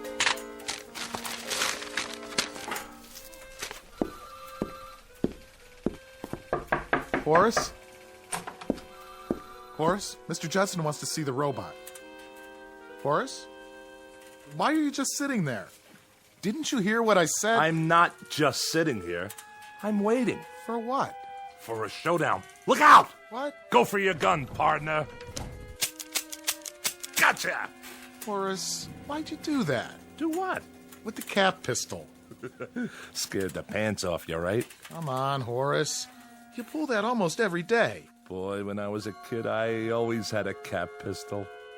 Everybody on my block had one. Do you remember cowboy movies? Weren't they the best? I want to talk to you about your design for the new robot. I made believe I had my own horse. We used to gallop out of the theater and shoot up the whole neighborhood. Bow! Gotcha right in the heart! You're loco.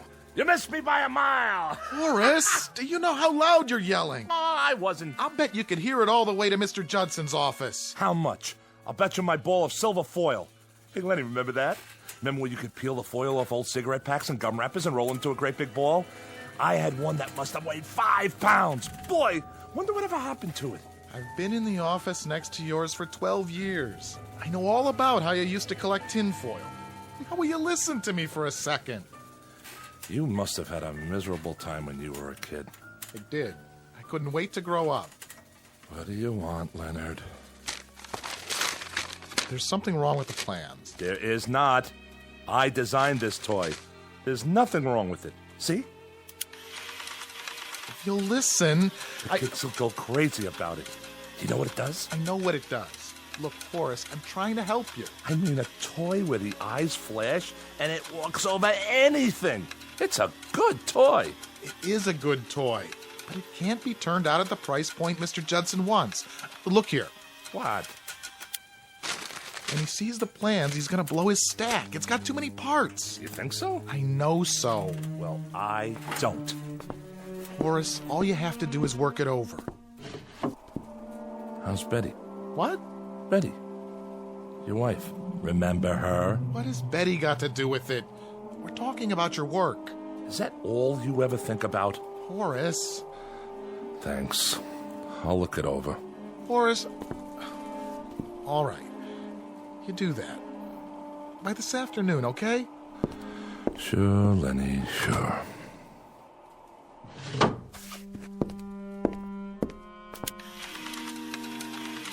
great little toy, if you ask me. I would have loved to have this.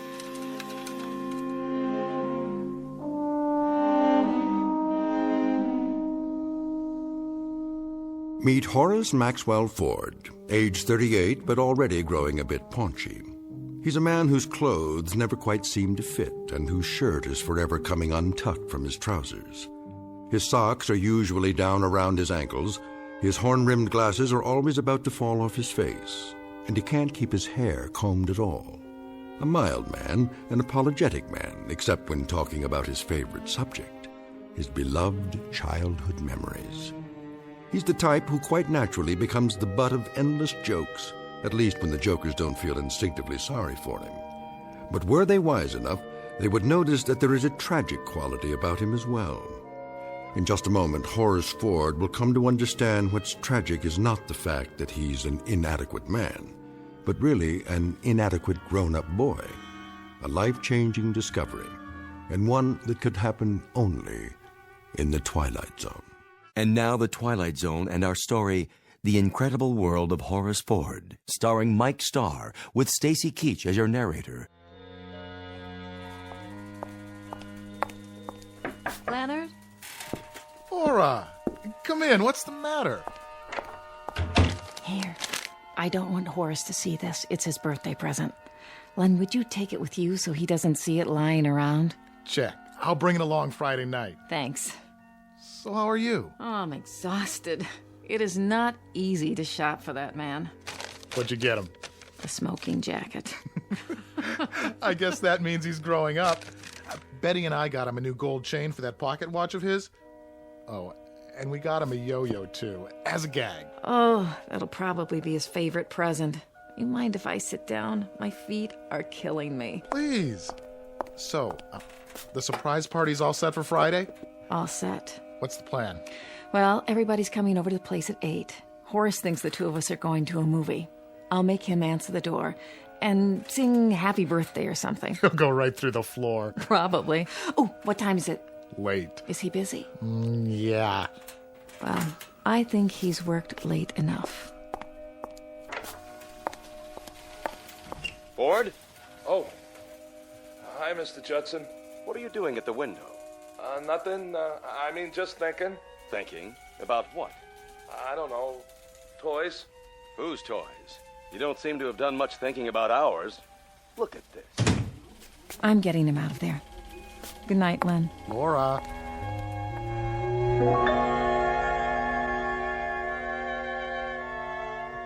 Well, look at it. I know what it is. The blueprint for the robot. What happened? If we put this into production the way it is, do you know how much money we'll lose? But it's a good toy. That has nothing to do with it. See here, Ford, you've been with us a long time. You must know that we're in business to make a profit. This design just isn't cost-effective. I want it simplified. What do you want to simplify? For one thing, the eyes don't have to flash on and off. Sure they do. You want to ruin it? The flashing eyes? That's the beauty part. It's terrific. You could play for hours with a toy like that. Why are you raising your voice? I'm not. But you're talking about... Look, Ford, I don't want to argue about it. Just do the design over. Don't you remember when we used to play soldiers? With a mechanical man like this, you could... Is this the office? Oh, there you are, Horace. Laura?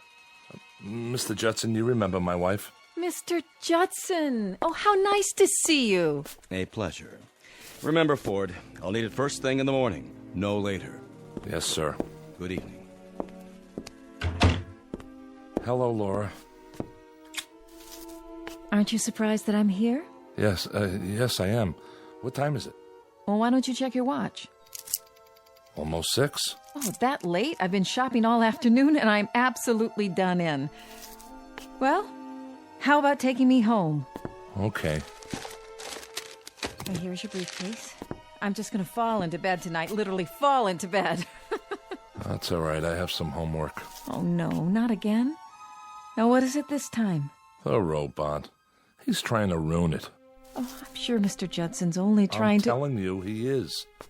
That toy has no meaning unless the eyes light up.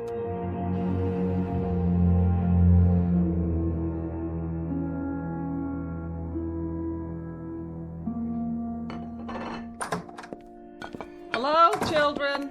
Mama. How's my boy? Fine. That's good. Are you hungry? A little. Dinner's almost ready. Laura, there's something wrong with the chicken. It's like leather. These birds they give you nowadays, like people don't know what chickens are anymore. Well, it looks all right to me. How was the office today? It was okay. What's the matter? Nothing's the matter. No, I can tell just from your voice. Everything's fine. Let's eat dinner. I'm telling you, Mr. Judson's just plain nuts. He reminds me of Corey. Hey, Mom. Remember Mr. Corey? I had him in 5B. What a character.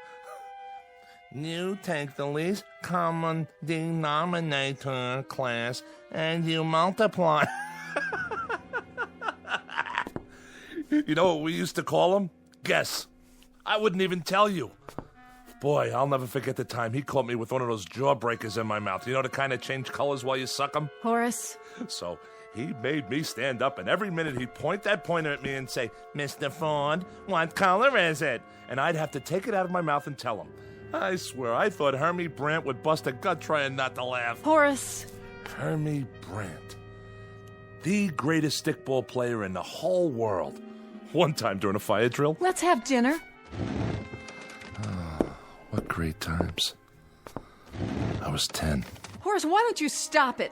Nobody cares about when you were 10 anymore. I care. You're almost 38. So? So you don't act 38 sometimes. So what? So that's what I mean. So what? What kind of answer is so what? Laura. I'm telling you, this chicken's dry, no matter how much I basted it. Why do you have to keep talking about when you were a kid? People get tired of it. Oh, be quiet for once, will you? Horace. Let him go.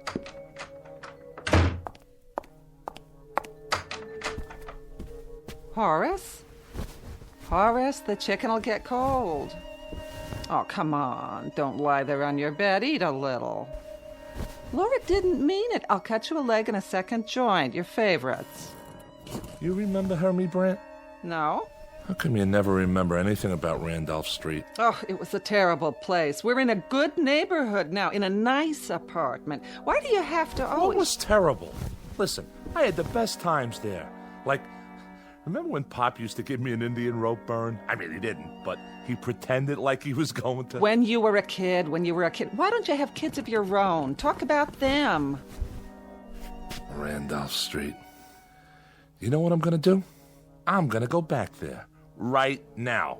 Horace, we're having supper. I haven't been there since I was 11. Why shouldn't I? Horace, it's a dirty old street. What are you gonna see? Stay home. Where are you going? So long. Horace, listen.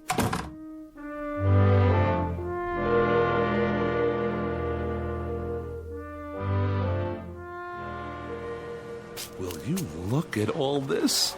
Frank on a roll, 3 cents. No thanks. Oh, excuse me, young folks. Bread and butter. Hey, which way you going, huh? Sorry.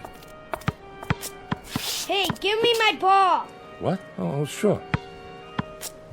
Davy, you come home or you're gonna get smacked. Ring Alivio, caught. Ringalivio? My gosh, this late at night? What time is it? Bins, I yelled Bins. Did not. I didn't hear him. Me neither. I did too. What do you want from me? Wait, boys, don't I know you?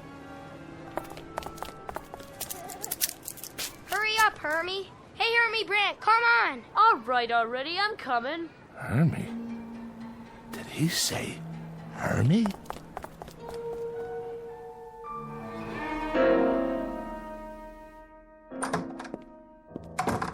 Nice of you to come back. Laura? You could have told me where you were going.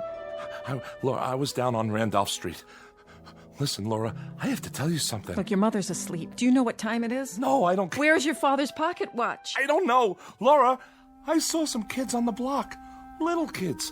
Maybe 10 or 11 years old. Laura, they were the kids I played with when I was 10. The same kids. You're perspiring. You're not listening to me. I heard you. I think you're catching a cold or something. Wipe the sweat off your face. They couldn't have been the same kids, dear. I saw them. I saw Hermie Brandt and George Langbard and Cy Wright. Maybe they looked like some of the kids you used to know. I'm telling you. Horace, you're talking like a child. All right. If you don't want to listen, I'm going to bed. Horace. Oh. Yes, young man. What do you want? He dropped this. Dropped what? Well, this is Horace's watch. Where did you...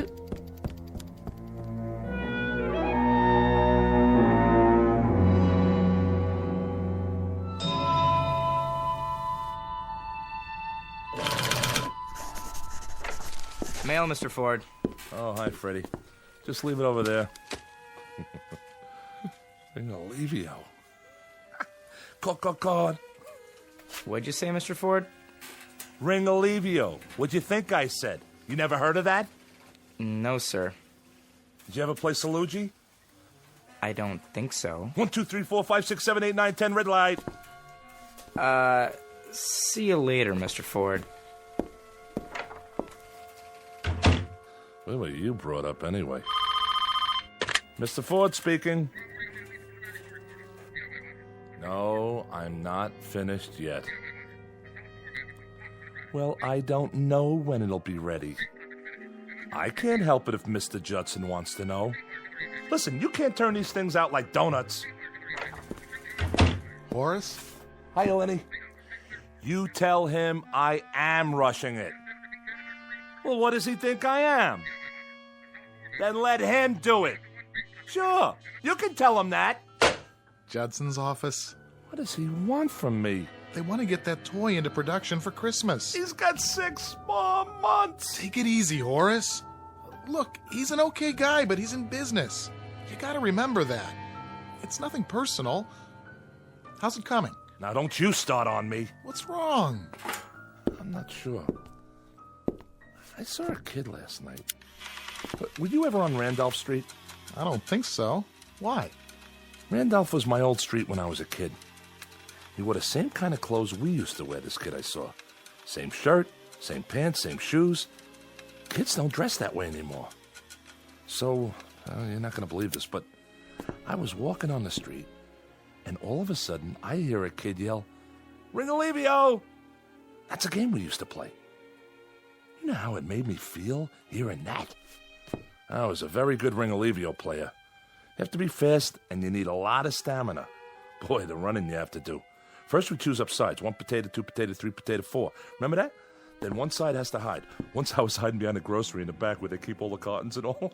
Horace. So, I fell asleep back there. And when I woke up, I took one look at my Mickey Mouse watch, and Mickey Mouse watch? My God, I haven't thought of that in 20 years. Remember when you had a Mickey Mouse watch? What a big deal that was? Anyway, I was telling you about last night. I was on Randolph Street for the first time. Look, Horace, I've got some work on my desk. I only wanted to tell you. I just stopped in to say hello. See you at lunch. Of course, we never had toys like this back then. Ford? Oh, Mr. Judson. I didn't see you there. I want to ask you something. What was the point of shouting at my secretary over the telephone? She was shouting at me! Aren't you happy with your job here? Yes, but... Look, Horace, you're a first-rate designer. You have value to this company, and for our good as well as yours, I don't want to see it dissipated. You've been behaving peculiarly. Is there something wrong, maybe at home? Excuse me, Mr. Judson. I'm trying to finish this redesign. And I'm not speaking just to hear the sound of my own voice.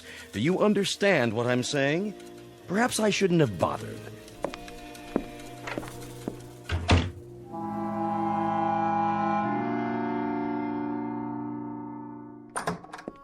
Hello? Sorry I'm late. Subway was tied up for about 20 minutes. Somebody jumped? Nobody jumped. Why do you always think that? Well, it happens if you read the papers. Something broke down. You can't kiss your mother hello anymore?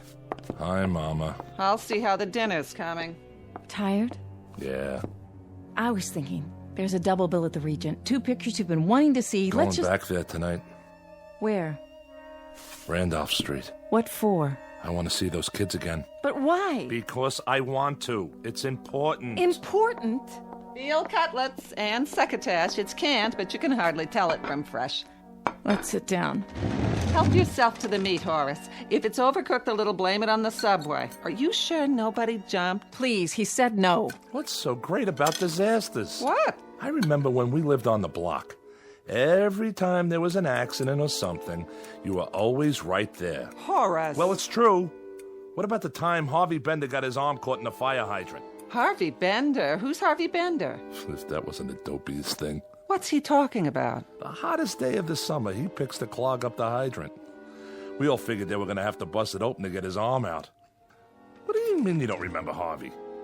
We were playing marbles, on the manhole cover. I remember it like it was this morning. I got this big fat Puri, and I'm belting them out, cleaning up. When all of a sudden this nut says, "Let's turn on the hydrant." I swear, he was the gooniest kid. His favorite thing was Shakespeare, sock in the ear. Horace, stop it! Why should I? Just stop! Please. But he was one of the kids last night. Who was one of the kids? Harvey Bender. What? I saw him last night. Don't you know that's impossible? I know what I see. He was 10 years old when you were 10 years old. He's as old as you are now. I'm telling you, I saw him. And George Langbart and Cy Wright. They're still kids. He's got a fever, I can tell. I have not got a fever. Mother, be quiet. Horace, sit down. Feel his head. Leave me alone. Listen, darling. I don't know what's happening at your office, but I can see the way you come home. You're tired. I mean, overwork, and sometimes I would like you to see a doctor. What for? Just to let him check you. You think I'm imagining it? No, I don't. Yes, you do. Listen to me, Horace. Horace, where are you going? To see my friends. Horace, please.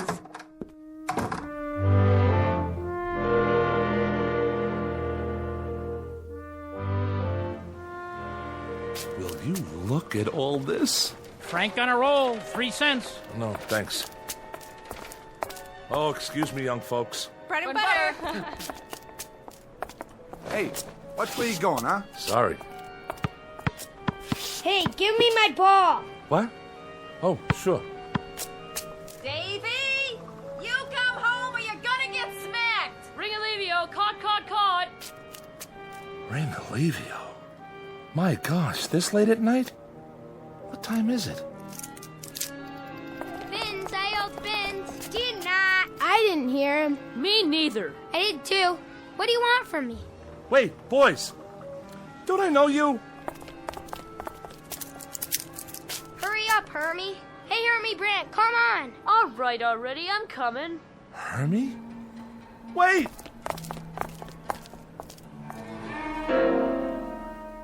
Hey, let's swipe some apples from the fruit stand. Hey, Nitsy. We each grab one. Next to Larry. Next to Larry. Okay, I'll go first. Boys, please.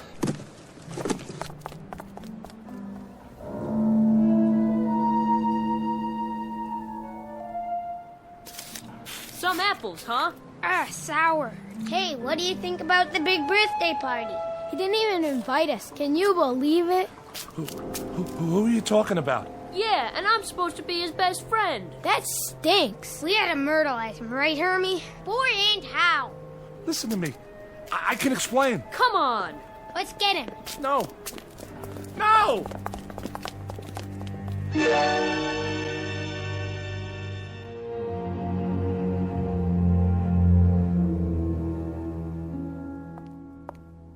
Do you think I got enough ice cream? Huh? There's 1 quart of chocolate, 1 vanilla, and 1 butter pecan. Where should I put the cake so Horace won't see it? I don't know, in the kitchen. Where is he? What time is it? 20 to 8?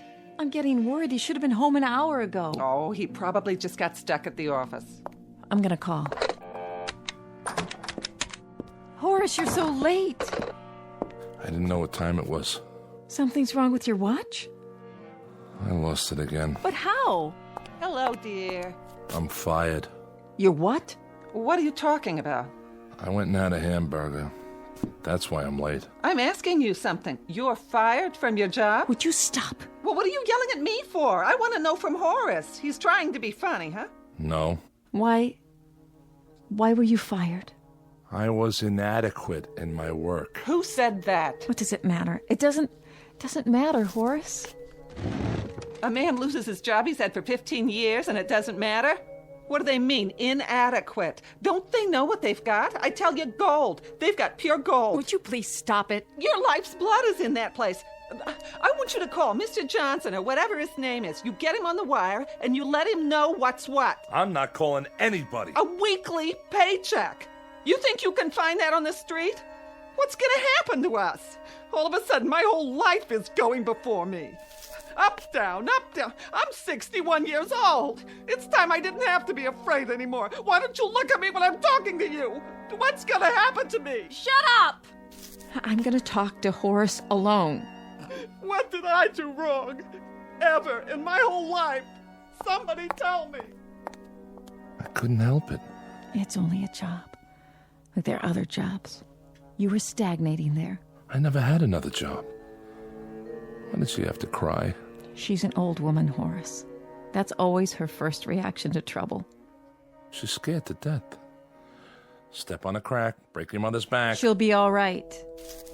Did you get any severance pay? I don't know what I got. I walked out of there.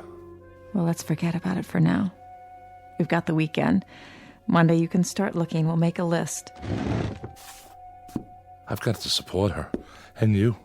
And myself. You think that's easy? You know what Mr. Corey said? He said that I would never... Mr. Corey was your teacher in 5B. Mr. Judson. He said that I was having a nervous breakdown. He's out of his mind.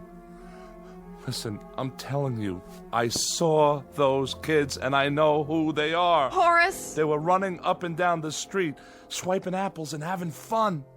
That's all they were doing, having fun. They yell fins. Did you ever yell fins? It's not the subject we're talking about. That is the subject. Me making a living for 3 people while they're swiping apples and running in the street. Well, you're a grown-up man. What do you think you're supposed to do? They were sore because they weren't invited to some kid's birthday party. That's the biggest problem they've got. Horace, you have got to stop this! That's what I'm gonna do! When I went back the second time, the same things happened all over again. Some man wanted to buy me a hot dog. Those teenagers walked by holding hands, and when they let go to walk around me, they said bread and butter. Then this guy bumped into me. I tell you, Laura, nothing changed. It's some kind of a pattern, and I'm in it. I'm in it. God, Horace, stop. I'm going to call a doctor. Well, whatever it is, I'm going to find out. I have to. Horace, where are you going? You can't go out now. You can't. What's wrong with him? Laura, tell me. I don't know. What is the name of a doctor? Tell me the name of a doctor. What are you doing? Who are you calling? For heaven's sakes, I have to know what's going on here. Horace. Surprise! Hey, where's the birthday boy? Laura, what's wrong? Maybe we'd better go. No, please come in. He'll be back.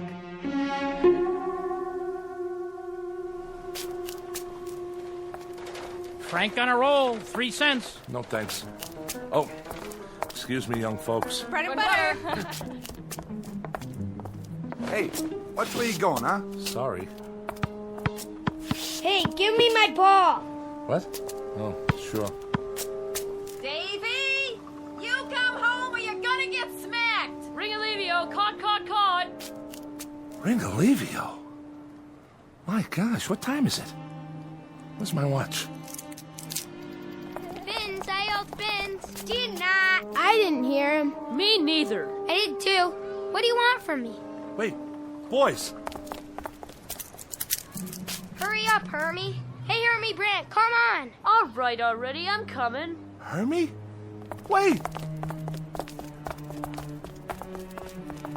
Hey, let's swipe some apples from the fruit stand. Hey, Nitsy. We each grab one. Next to Larry. Next to Larry. Okay, I'll go first.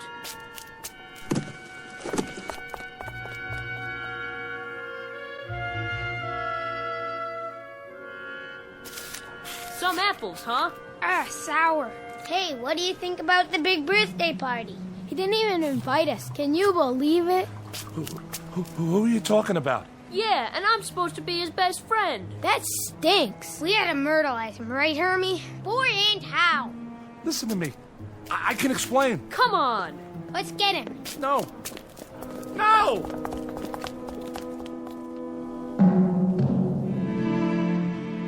No. No. Why don't we bust in on the party? Fellas. What for? He'd probably start crying like a baby. Listen, fellas. Can't you hear me? Can't you see me? I gotta tell you something. Step on a line and you bust your father's spine. Cut it out. You've got to listen to me. So are we going to the party? What do we do when we get there? Who cares? They probably got ice cream. Who needs ice cream? It's better than standing around here. Please, look at me. I'm standing right here. Hermie, are you my buddy? Fellas, please. I gotta tell you something. I know I got some apologizing to do. Georgie, Cy, come on. What are you giving me the treatment for? Will you listen? I couldn't help it. Hermie, I'm your best friend. You have to give me a chance. Well, if it ain't little Horace Maxwell Ford. The birthday boy. Why didn't you invite us to your party? We're gonna myrtleize you. No, please. Please, don't. Don't. Laura, honey, I'm sorry about his job, but he'll have another one in no time. He's a wonderful designer. Thank you for saying that. Oh, this party'll perk him up. Best thing in the world for him right now. We even got him a yo-yo. The kind that lights up. I know. All right, everybody. Ready? Somebody get the lights. Laura? Don't make a sound till I open the door. Come in, darling. He dropped this. What? Where did you get that? Oh, Laura. Laura, what's happening? He dropped this. What does that mean? It looks like a Mickey Mouse watch. That's exactly what it is. Horace? Horace, where are you?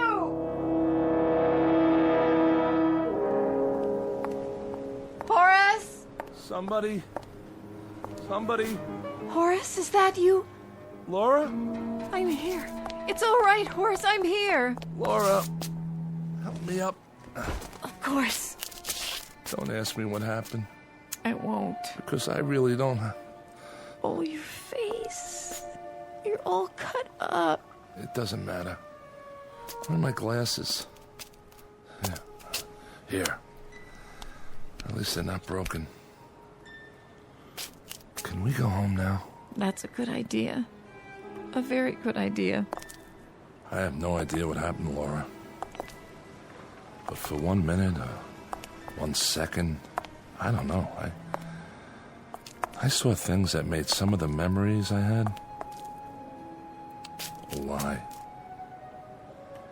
Because when I was a kid, a lot of it was an ugly, sad nightmare. And I saw that. I know what it was. I remember it now. All of it. I don't know what happened either, Horace. But I think we all do that. We remember what was good and we black out what was bad. Maybe if we didn't, we couldn't live at all. Come on, let's go home. Wait. What's this? It looks like your father's watch. Yeah. I must have dropped it. Come on, Horace. There's a party waiting. A party? It was a surprise. Everybody's there. Lenny? Yes, and Betty. They got you something. We're not supposed to tell you, but I think...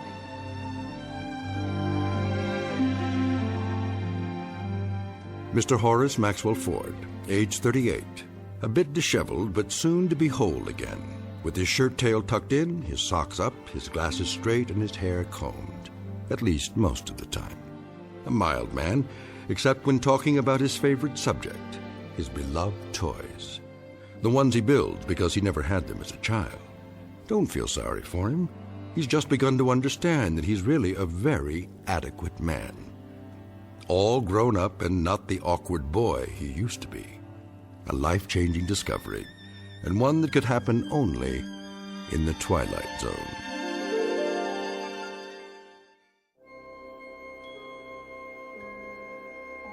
Hi, this is Carl Amari, producer of the Twilight Zone radio dramas. I'd like to take a moment to tell you about our official website at twilightzoneradio.com, where you'll get the latest news and information on these Twilight Zone radio dramas. Plus, at twilightzoneradio.com, you can digitally download 3 free episodes or any of our episodes for only $1.95 each. In this age of ever-changing technology, we've decided to make these episodes instantly available to you by making the Twilight Zone radio dramas a digital download-only series. This means that this series will no longer be offered on CD. The CD collections at our website are now being offered while supplies last at buy one, get one free. So be sure to get your favorites before they're sold out. Be sure to visit us often, and I'll see you in the zone.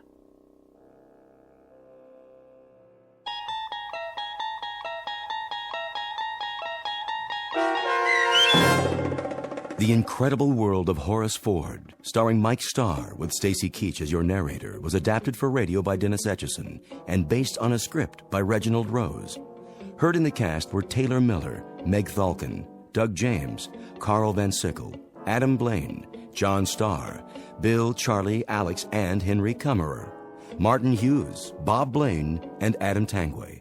To learn more about the Twilight Zone radio dramas and to obtain audio cassettes and CDs of these programs, visit our website at twilightzoneradio.com. This copyrighted radio series is produced and directed by Carl Amari and Roger Wolski for Falcon Picture Group.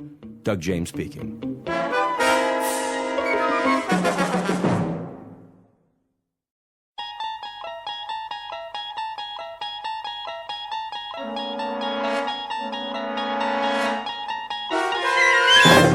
There is a fifth dimension beyond that which is known to man. It is a dimension as vast as space and as timeless as infinity. It is the middle ground between light and shadow, and it lies between the pit of man's fears and the summit of his knowledge. This is the dimension of imagination. It is an area which we call the Twilight Zone.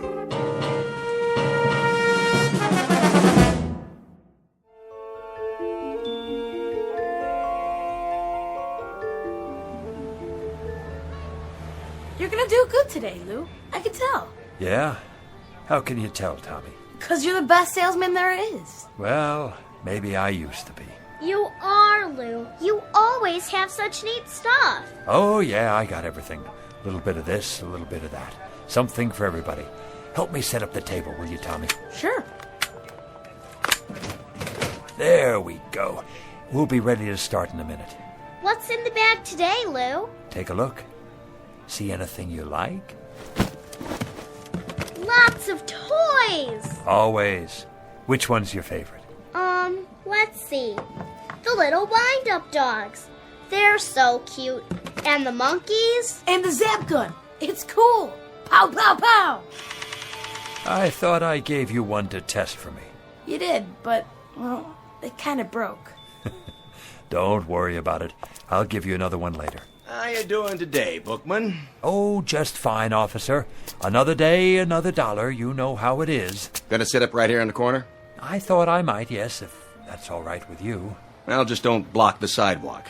People coming and going. I wouldn't think of it, officer. Or you'll have to move. You don't want a citation, do you? Oh, absolutely not. All these busy people can't hold up commerce. You know, Bookman, maybe you should find yourself another line of work. Streets are so busy these days. There ain't much room for a pitchman anymore. Isn't that the truth? You got a permit, don't you? Why, I'm sure I do. Now, where did I put it? Oh, yes, it's in my other jacket. Would you like me to go get it for you, officer? Just be sure you bring it next time. I will. Thank you, officer. Good day to you. Hey, honey, look at these cute stuffed animals. They are, aren't they? Absolutely adorable. Here, let me wind up one for you. How much? Only $7.98 in your choice of colors. Do you have any little ones at home, sir? Nope, no kids. Well, a niece or nephew, then. These make great birthday presents, stocking stuffers, a big hit at parties. Have you ever seen anything so delightful? Look at the way they move. It is cute, don't you think, Walter? Yeah, but they got them over at the Pick and Save for $3. Oh. Now, these aren't your ordinary toy animals. No, ma'am. They walk and talk and bark and jump a full 360 degrees in the air. Plus, you never have to feed them or take them to the vet. I call them the ideal pet. Go ahead, pick it up. Feel that fur, so soft and lifelike. Thank you anyway. They're on sale. Special July clearance. Everything's half off today. Gift items for the men, perfume for the ladies. How about a wristwatch? Did you see these genuine gold necklaces?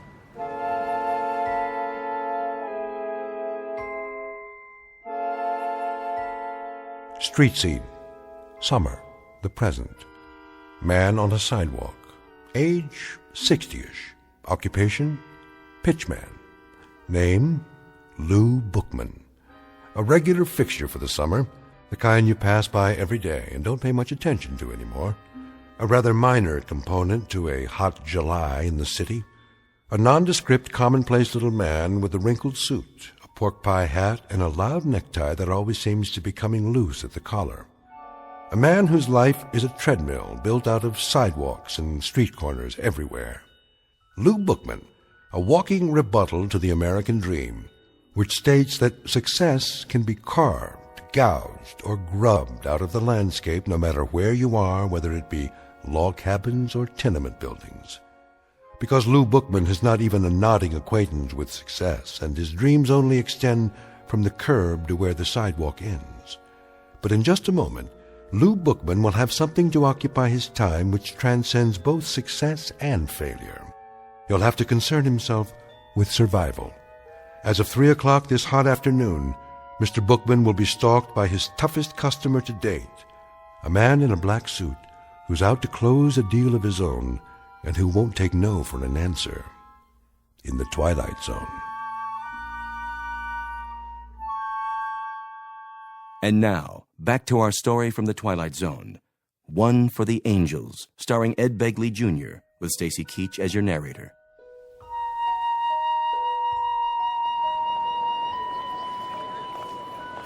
Sir, how about a nice new pen? Guaranteed to write upside down, underwater, in zero gravity. Ma'am, let me give you a free sample of my new perfume. It's called Scent of Mystery, and I promise it will bring you all the love and romance you ever dreamed of. How about you, sir? Nothing for me. No? You sure? I'm just observing. The reason I ask is you've been standing there for quite a while. Are you quite sure I can't show you anything? What about a new digital watch? Comes in a gift box. Not today, Mr. Bookman. Oh, you know my name. Have I seen you before? You look... Who are you talking to, Lou? What? Oh, that man there in the black suit. Which man? The one standing by the... Well, I don't see him now. He must have moved on. Strange, don't you think? To be wearing a black suit on a day like this? It's getting awful late. Is it really? I gotta get home before my mom gets mad. You run along then, Tommy. You absolutely positively can't be late for dinner. You gonna have dinner now, too? Sure, Maggie, sure. Guess it's about that time. What are you gonna have? Oh, a lovely repast, no doubt. The chef's special. We're having spaghetti and meatballs. My favorite. Sounds positively scrumptious. I think I have a can left myself. I'll help you put your stuff away. Oh, don't worry. I can do it. Hey, Lou, can I walk with you? That would be my pleasure, Maggie, to be in the company of such a pretty girl like yourself.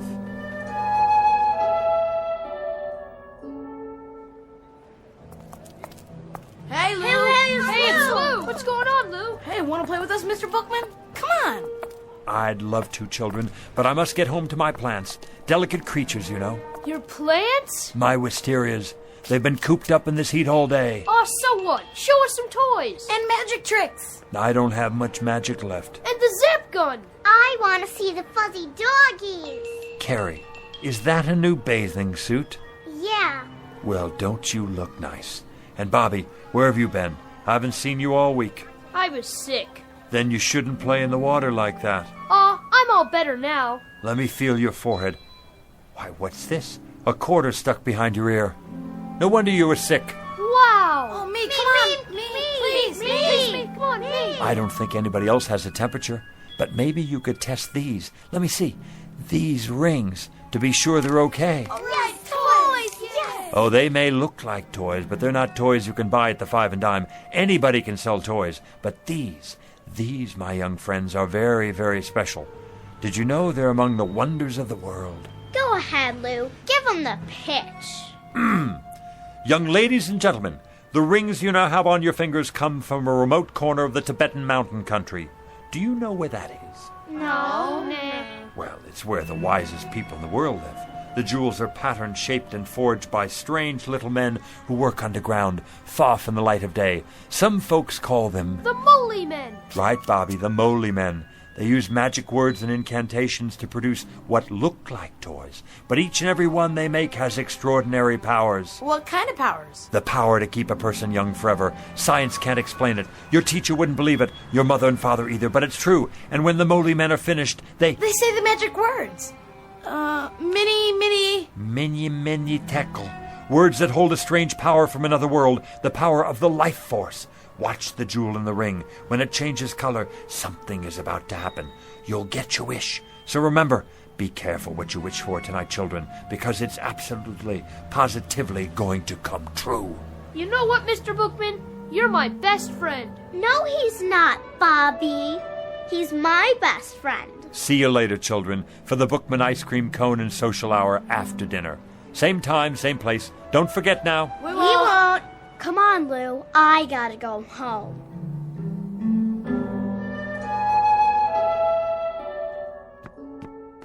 That you, Mr. Bookman? Good evening, Mrs. Magnuson.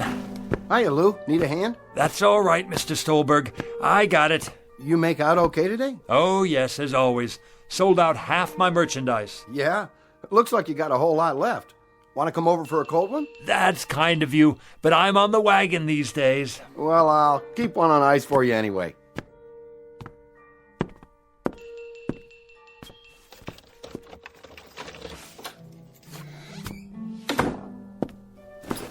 Hello, my beautiful wisterias, and how have all you been today?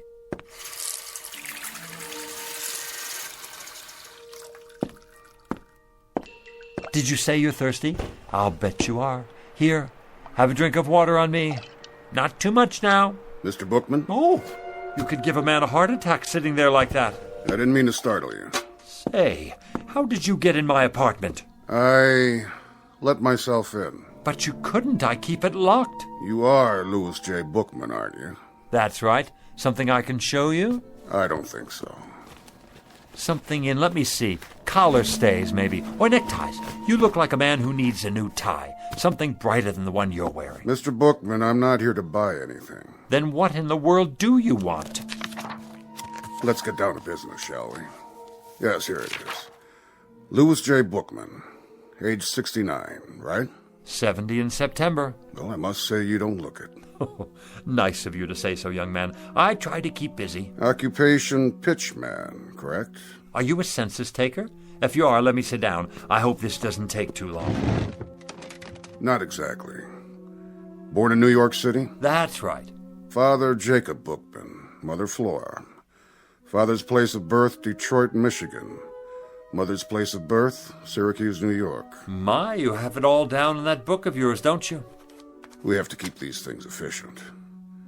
Now, today is the 19th of July, and your departure is at midnight tonight. My departure? Excuse me. Go right ahead. Hi, Maggie, darling. My doggies broke, Lou. Let me see. Oh, here's your trouble right here. See this little cogwheel? You push down on the key when you're rewinding it. Can you fix it? I can try. Yeah! Oh, Lou, you're so smart. You can do anything. Hear that, mister? Mm-hmm. I'd introduce you to, but I don't know your name. No need. I think I got it now, Lou. Thanks. You're very welcome. Oh, this gentleman has come here to ask me a lot of questions. You're not the police, are you? Hardly. Oh, kind of gave me a turn. Huh? I'm glad he's not the police. I've got my vendor's license here somewhere. I thought maybe I forgot to renew it or something. Who's the police, Lou? This gentleman here. What gentleman? That one in the other chair. Which chair? Mr. Bookman, she can't see me or hear me. Why not? Why not what, Lou? Why can't you see him or hear him? See who? It works great now, Lou. Thanks a lot. See you after supper, huh? Wait a minute. What about our manners? Aren't you going to say goodbye? Oh, yeah. Goodbye, Lou. Thanks. I mean to the gentleman. Oh, it's a game. I get it. The Invisible Man. Goodbye, Mr. Invisible Man. See you, Lou. I can see you, yet she can't. Only those who are to accompany me can see me. Understand my words, Mr. Bookman? Only those who are to accompany me. I'm still not sure Now then, don't you think you'd better start making your arrangements? Arrangements for what? For your departure. My departure where? You still don't get it. I just never understand you people. You get this idiotic notion that life goes on forever, and of course it doesn't. Everyone has to go sometime. Go? You don't mean... That's right. No, that's ridiculous. I don't have time. I'm a busy man, a very busy man. Let me make you a cup of tea before you go. No, thank you. Take a look around. You can see how busy I am. My flowers, for example. I have a green thumb. Whatever I touch, well, it grows, if I do say so myself. I won second prize last year at the YMHA Flower Show. See the plaque on the wall? Wisteria, open class. Oh, nice. Nice? Is that all you can say? Look at them, will you? You've never seen flowers like these. And what I further don't understand is how little you appreciate the nature of your departure. I thought we were finished with that subject. Think of the poor souls who go in violent accidents. These are the non-precognition victims. We're not permitted to forewarn them. You, on the other hand, Mr. Bookman, fall under the category of natural causes. Natural causes? What's natural about it? As opposed to accidents, car crashes, things like that. You know, I find you a devious sort of fellow. Very devious. Not to say dishonest. In what way? I can see it in your eyes. You don't want to look at me. To tell the truth, I'm not sure I like you very much. Why don't you just come out with it and say what's on your mind? Mr. Bookman, I have done everything but phone your own undertaker. How much clearer do you want it? If you still don't know who I am... Don't touch my flowers. If you need an illustration... I told you, don't touch them. I thought this might erase any doubts. You touched one and it wilted and died right there on the spot. Sorry. That was unavoidable. It actually turned black. Do you mean your death? Exactly, Mr. Bookman. Now, shall we get down to business?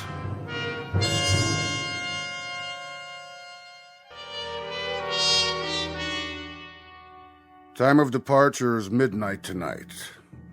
I trust that will suit you. Did you say tonight? The preordination is for death during a nap. I presume this, too, will meet with your approval.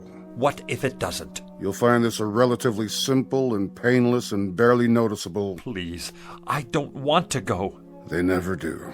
But I can't go yet. For one thing, there's nothing wrong with me. I'm a healthy man. Outside of a cold last winter and an infected splinter, I don't think I've been sick a day in the past 20 years. Be that as it may.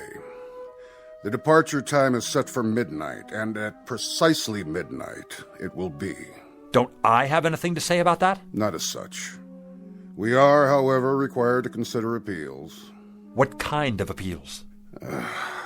There are 3 categories. So I need to fill out a form, right?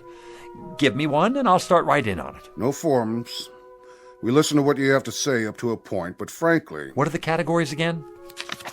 Frankly, Mr. Bookman, I must tell you that I see very little here in the way of an extenuating circumstance. In any event, there are 3 major categories of appeals. One is hardship cases. What kind of hardship? Do you have a wife or family who might suffer your demise beyond a reasonable degree? No family. Second category is priority cases. Statesmen or scientists, primarily. Men on the verge of discoveries. I take it you're not working on any major scientific pursuit at the moment. No, I'm not. What about the third category? Well, Mr. Bookman, that would be unfinished business of a major nature. I don't know how major this would seem to anyone else. Go on. But I've never made a truly successful pitch. A sales pitch?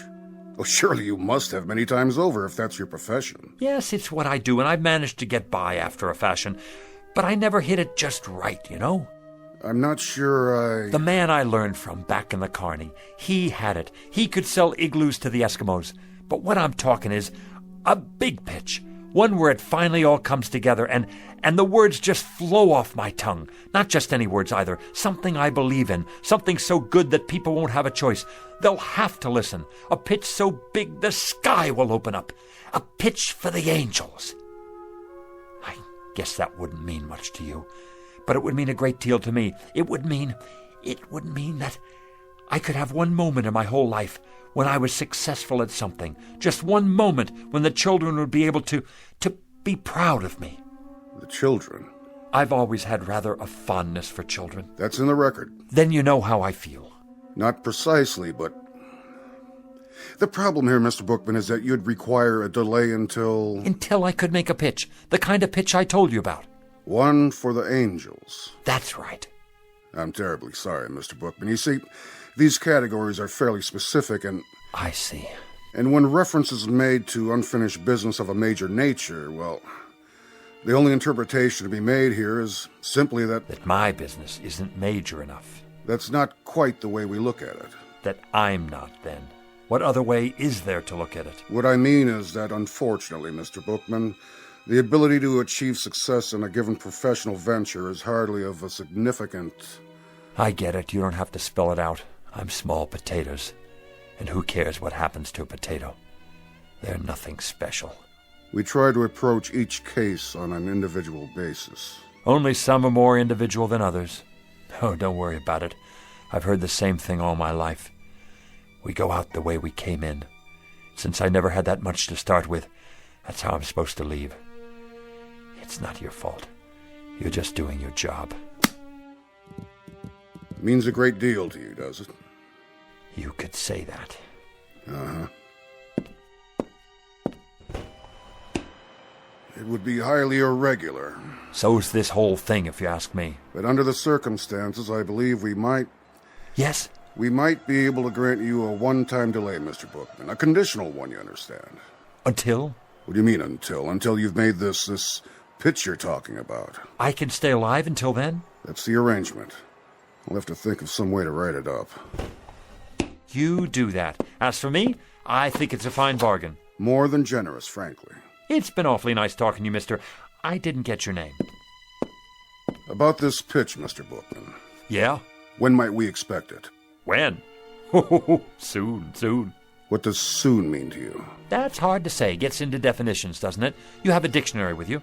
No, I didn't think so. But it's a pretty simple word when you get right down to it. Soon means in the near future, the very near future. Not right away, though. And after a while, it's all relative, isn't it? Soon compared to what? A week? A month? A whole life? Mr. Bookman. That's open to interpretation, you see. So my answer to you is maybe not this year, maybe not next year either, but soon. Mr. Bookman, I have a very odd feeling that you're taking advantage of us. Do you? Do you really? That's a pity. Because I am. Mr. Bookman. I just won't make any pitches at all. Didn't think of that, did you? As long as it's up to me, I won't even hardly open my mouth. I don't have to if I don't want to. That's the term, so you run along now. Think you'll get me, huh? Well, I have no intention of... Really, Mr. Bookman?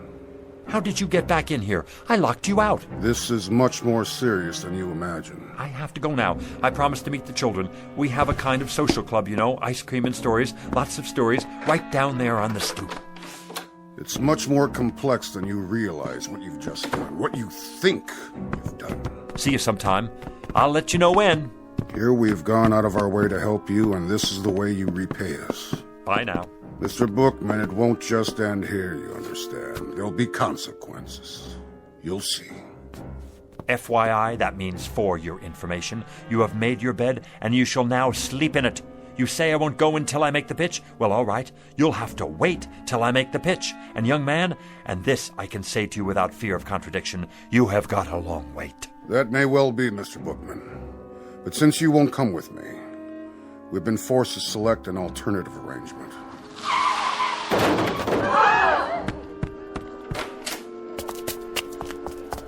What happened? He didn't even stop. Ran right out. Not his fault. I swear I didn't even see her. She just jumped off the curb. I didn't have a chance to hit the brakes. Has someone called a doctor? Who got... Oh, no! Maggie! I swear to you, I never had a chance to stop. Call an ambulance. You're gonna be all right, Maggie, darling. Oh, my little Maggie. Hi, Lou. See? You're gonna be just fine. Lou? Who's that man? What man? Where? I told you, Mr. Bookman. Consequences. You can't take her. No, siree, you can't take her. I'll go. I'll go as planned. Never mind the pitch. I don't even want to wait. I want to go right away. Go where? Who's he talking to? What man? He's out of his head. Mr. Death! Mr. Death, come back!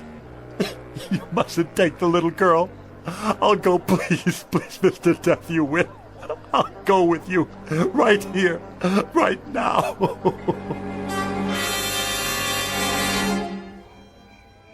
I wonder how she is. The little girl? Yeah, how is she? Poor Mrs. Polanski. Look, here comes the doctor. How is she, Doc? I don't know. What do you mean you don't know? She's a mighty sick little girl. Brave, too. Shouldn't she be in a hospital? That's just it. There's no particular trauma. In fact, there's hardly a mark on her, except where she fell and scraped her knee. Then what is it? Something's going on with her. Her fighting spirit, as it were. That's not a medical term, of course. But I think we'll know in a few more hours. If she hasn't hit a crisis by then, I'll move her to a hospital bed. A few more hours? Around 12 o'clock. 12 midnight, you mean? I think by then we'll know. He won't get in. Who, Mr. Bookman? I'm going to wait right here, so he can't get in.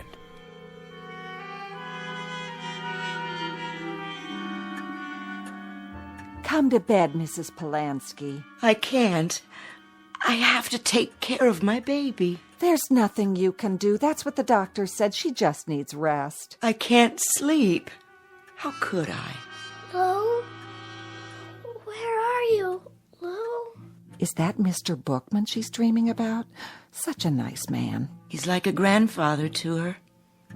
But he can't help her now. My precious little Maggie. Lou? Help me, please.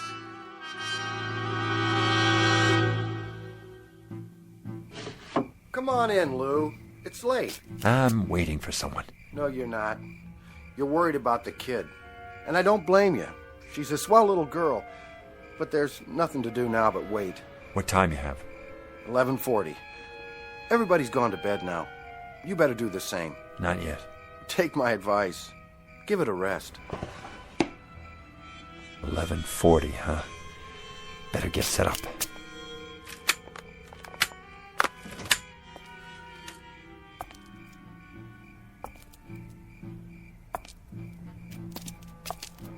Who's there? Good evening, Mr. Bookman. Thought I'd see you again. You got business inside? I most certainly do. It's 11:45. In 15 minutes it will be midnight, the time of my appointment. Mr. Death, the little girl's only 6 years old. Please, you don't have to do it. I'm ready. I'm sorry, Mr. Bookman. But I'm ready now. We had to make another arrangement. It's impossible to change at this point. She's to come with me. So you see, I must be in there at midnight. And if you're not in there by midnight? That would be pretty much unheard of. If I didn't get there at precisely 12 a.m., then the whole timetable would be upset. Oh, my, no. It's unheard of. Nice pocket watch you have there. But have you thought about digital technology? A wristwatch? It's more efficient. If you ever need a good one. What are you doing, Mr. Bookman? What am I doing? Oh, nothing. Just setting up a pitch is all. At this time of night? Oh, I very often have a late night sale. Very often. Not many customers out and about. They come, they show up. You're here, aren't you?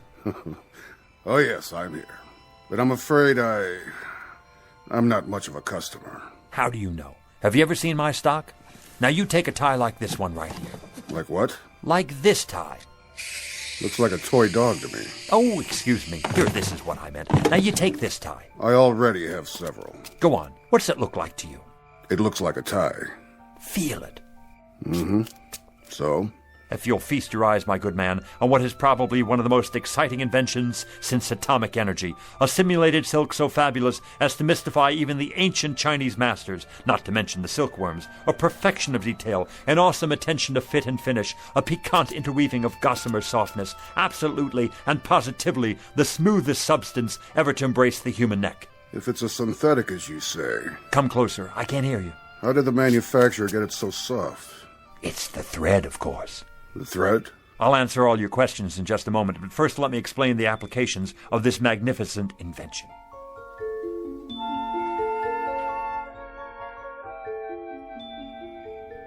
Now witness a unique demonstration of tensile strength. Feel this, sir. Go ahead, take it between your fingers, like touching the thinnest spiderweb. Is it not? Like holding the air you breathe in the palm of your hand. Now give it a yank. If you wish. There, you can't break it. As strong as steel, and yet as delicate as shantung silk. No mere synthetic substance, but a molecular blend of atoms the like of which has never been seen. Actually, it is surprisingly strong. Where did you say this was made? Let me answer your question, sir. Hey, Lou, what you doing down there? Come on, you gotta see this. Yeah, no kidding. It's really something. Do you have a scarf made out of this stuff? Scarves, blouses, I've got them all on order. You can't hurry the process. Picture, if you will, 300 years of backbreaking research and development to produce the ultimate thread. The which, than which there is no witcher. And what will you pay for this fabulous, I say fabulous, incredible and amazing achievement of the tailor's art? Softer than the feathers of an angel's wings. Expensive, no doubt. $20? Too rich for my blood. $10. $5. You might indeed pay that much and more. If you were to purchase this at a retail store, consider the markups, import fees, but this exquisite thread is not available in any store. How did you get it then? I have connections in the government, you see. It's smuggled in from behind the bamboo curtain by Oriental birds specially trained for ocean travel. Each one carries a minute quantity in a small capsule underneath their ruby throats. It takes 832 separate crossings to supply enough thread to go around one single spool. But tonight, as a special get-acquainted offer, and to help advertise the product, I'm giving away a limited number, a very limited number, not at $20, not at $10 or even $5, but at the ridiculously low price of $1 a spool. If you promise to take it home, test it out, and tell your friends. I'll take all you have. No, you don't. What about me? I gotta have some of that for my wife. Wait, that's not all. Everyone who purchases a spool of this thread gets a free bonus pack of imported sewing needles and a gold anodized thimble. One size fits all. Gather in close now. You got change, Lou? Sure I do. You, ma'am. Sir.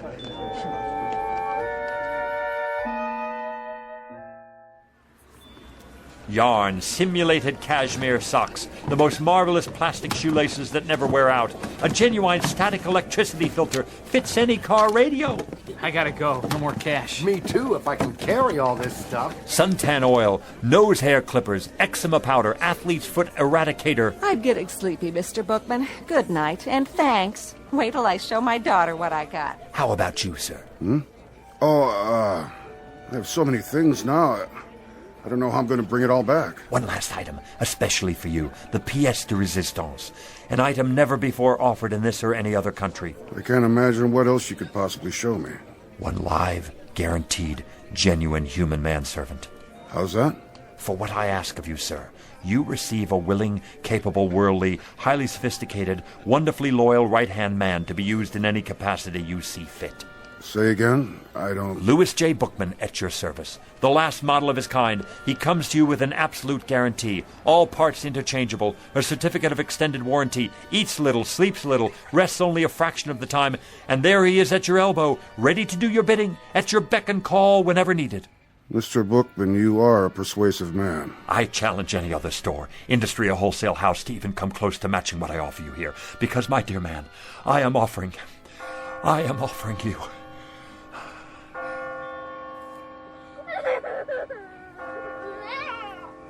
Midnight. It's midnight, and I've missed my appointment. Oh, thank you, Doctor. It's a miracle. Just give her the sedatives every 3 hours, Mrs. Polanski. All she needs now is rest. But she's going to be all right.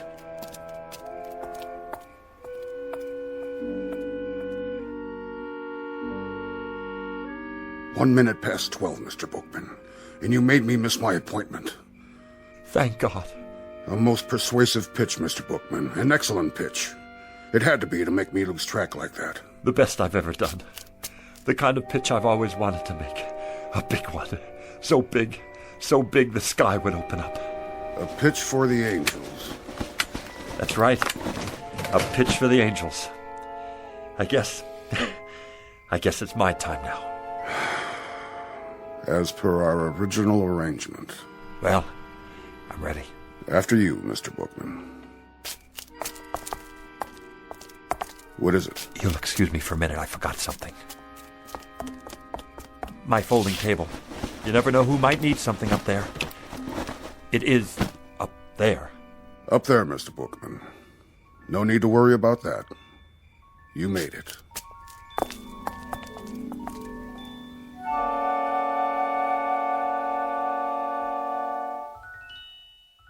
Louis J. Bookman, age 60-ish, formerly a fixture of the summer, a rather minor component to a hot July.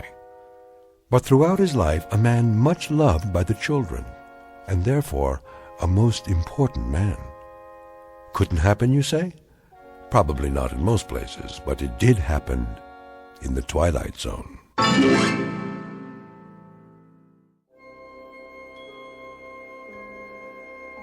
Hi, this is Carl Amari, producer of the Twilight Zone Radio Dramas. I'd like to take a moment to tell you about our official website at twilightzoneradio.com, where you'll get the latest news and information on these Twilight Zone radio dramas. Plus, at twilightzoneradio.com, you can digitally download 3 free episodes or any of our episodes for only $1.95 each. In this age of ever-changing technology, we've decided to make these episodes instantly available to you by making the Twilight Zone radio dramas a digital download-only series. This means that this series will no longer be offered on CD. The CD collections at our website are now being offered while supplies last at buy one, get one free. So be sure to get your favorites before they're sold out. Be sure to visit us often, and I'll see you in the zone.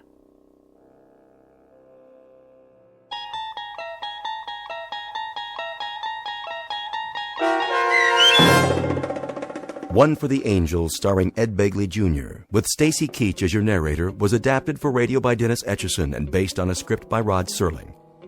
Heard in the cast were Rich Kominick, Lauren Patton, Linda Ryder, Richard Hensel, Doug James, Adam Tangway, Martin Hughes, Meg Thalken, Roger Wolski, Carl Amari, and Irene Olson. To learn more about the Twilight Zone radio dramas and to obtain audio cassettes and CDs of these programs, visit our website at twilightzoneradio.com. This copyrighted radio series is produced and directed by Carl Amari and Roger Wolski for Falcon Picture Group. Doug James speaking.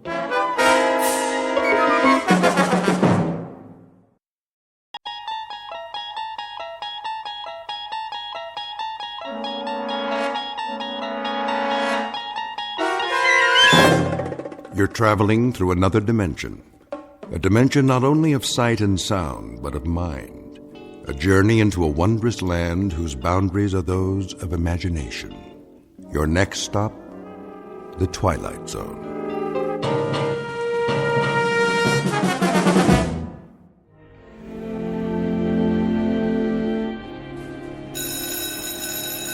There's the bell. We're gonna be late. Aw, so what? Last day before vacation. Yeah, but Fowler doesn't care. He'll mark us absent. Weird old guy, huh? Yeah. How did you do on the test? Me? I aced it. You did? Nah. Did you study? Well, I read all the pages, but I don't know. I don't get this poetry stuff. Why can't they just say what they mean? All right, class, let's begin. I trust you've brought your books and that you have read the assignment. What's that? I can't hear you. Good, that's good. Now then, We've studied a number of poets this term, their themes and their methods, and we've analyzed their works, at least a sampling as time would allow. Is that correct? Got it. Today, I thought I'd talk about one of them, Alfred Edward Houseman. I'm sure you'll recall the name. Born what year? Mr. Graham? What year, sir? Precisely the question. Well, sometime in the last century, I think. Close, Mr. Graham, closer than usual. Mr. Graham's career is laid out for him. After the varsity football team, he will be a second assistant in the information booth at Grand Central Station. In the interest of time, let me refresh your memory. The date of A.E. Houseman's birth, Mr. Graham, and for the benefit of the rest of the class, was 1859, a long time ago. So long ago that it happened before our own Civil War, in fact. I could, of course, ask you to tell me about the war between the states, but I choose not to press my luck any further. In any event, the subject of this class is literature, not history. His death occurred in what year, Mr. Butler? Well, I would say around 1900, sir. Upon my word, young Mr. Butler, it seems that you and Mr. Graham are kindred spirits. You are both masters of inexactitude. So allow me to enlighten you. Alfred Edward Houseman died in the year 1936, but we are concerned here with his achievements rather than the circumstances of his death. And perhaps his best-known work was A Shropshire Lad, which, of course, you know well by now, since it was part of your latest assignment. Nevertheless, I thought I might take it upon myself to read just a bit of it aloud. When I was 21, I heard a wise man say, "Give crowns and pounds and guineas, but not your heart away. Give pearls away and rubies, but keep your fancy free." But I was 21, no use to talk to me. The heart out of the bosom was never given in vain. 'Tis paid with sighs a plenty and sold for endless rue. And I am 22, and oh, 'tis true, 'tis true. This being the last afternoon of the semester, and this also being just 3 days before the Christmas holidays, I thought it might behoove me to show at least a minute degree of compassion and let you out early. I might add here that while your final exam papers are not ready to be returned, you have all, amazingly enough, passed. My delight is surpassed only by my sense of shock. It is rare, young men, that in some 51 years of teaching I have ever encountered such a class of dunderheads. But nice dunderheads, and potentially fine young men who will no doubt make their marks. And leave their marks. God bless you all, and a Merry Christmas.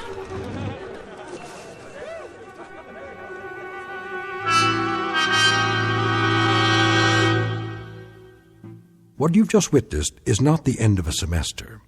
It happens to be the end of an era. Professor Ellis Fowler, a teacher of literature, a gentle, bookish guide to the young, is about to find a package under his Christmas tree, and not a pleasant one.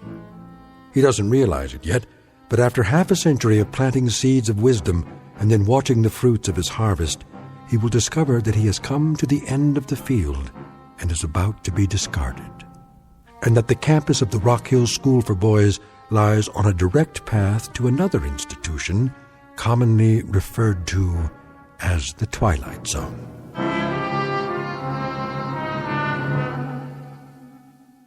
And now, The Twilight Zone, and our story, The Changing of the Guard, starring Orson Bean, with Stacy Keach as your narrator.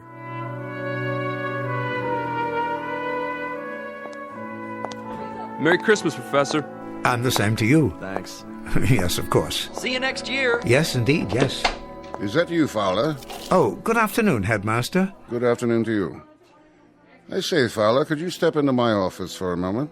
Yes, of course. It would be my pleasure. You received the midterm grades for my class, I take it? I did. Something else I can do for you? Some question, perhaps? Please, sit down. Be comfortable. Thank you, I will. You don't mind if I smoke, do you? By all means. I smoked a pipe for many years. I still love the fragrance of a good aromatic blend. Like spice on the air. Sometimes I think that's what I miss most, the aroma. It makes a room feel lived in. Quite right. At least for those who can tolerate tobacco these days. Of course, yes. Am I keeping you? What? No. There is going to be a broadcast of The Messiah at 5 o'clock. Is there? But I have plenty of time. It's a lovely piece, don't you think? It certainly is. Always very Yule-like. I agree.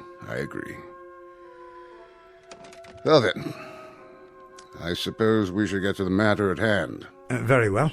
This won't take long. Of course not.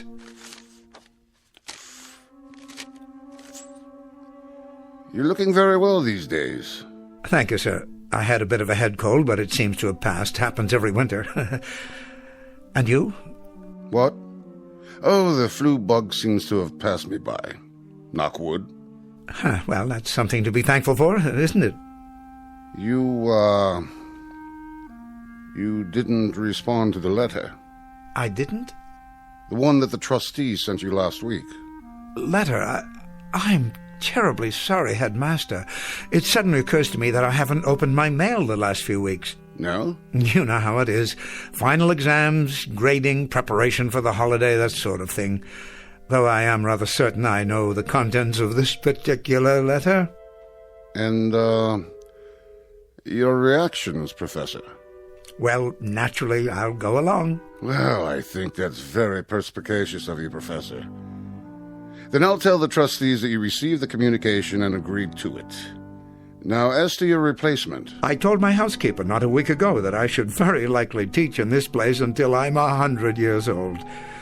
And with great pleasure, I might add. Professor... Did you know, 2 years ago, I actually taught the grandson of one of my earliest students. Can you imagine the satisfaction that gave me? A sense of, I don't know, not completion exactly, but accomplishment, perhaps, in some small measure. I venture to say that I'll live to teach a great-grandson one of these days. Please, if you'll... It was the Reynolds boy. You know him, I'm sure. His father was Damon Reynolds, and his grandfather, a regular rascal of a boy who persisted in calling me Weirdbeard. Didn't know I knew that's what he was calling me. A regular rascal of a boy went into the stock market, made himself a fortune, came back for his 20th reunion, shook my hand and actually said to me, "Professor Fowler, please forgive me for calling you Weirdbeard." Isn't that remarkable? Professor Fowler, you'll forgive me, sir, but I think you'd best read the communication that the trustees sent. Oh, indeed I will, though it's really an odd formality, this contract signing year after year. You can tell them for me, Headmaster, old Fowler won't depart the ship. Oh, no, indeed. He'll stand at the wheel through fair weather and foul, and watch the crews come aboard and then depart, come aboard and depart, as they always have. Professor Fowler, please, hear me out. Yes, was there something else?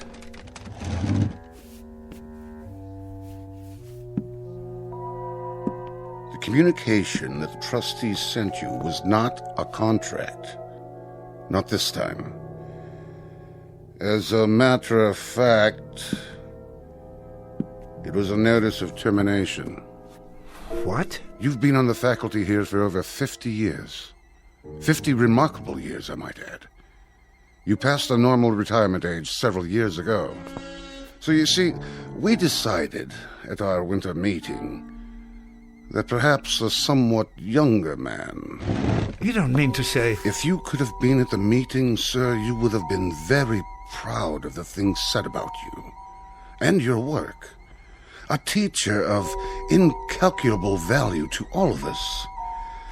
But youth must be served.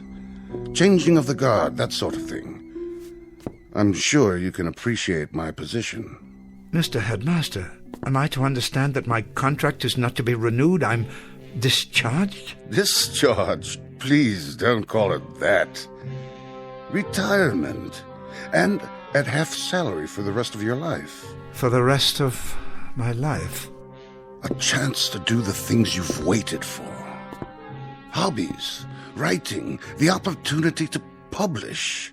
Think of the books, the articles. Well, it most certainly proves one thing. Upon my word, it does. A man should read his mail.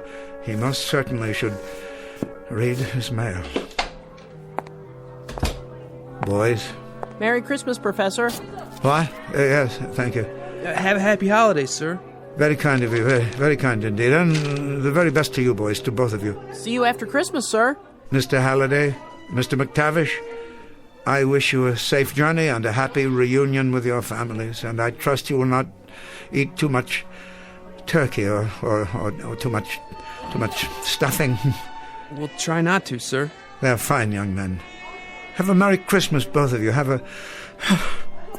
Excuse me, I must be going. What's the matter with old Weirdbeard? He was crying. Did you see that? No, not him. Yeah, he was. He was crying.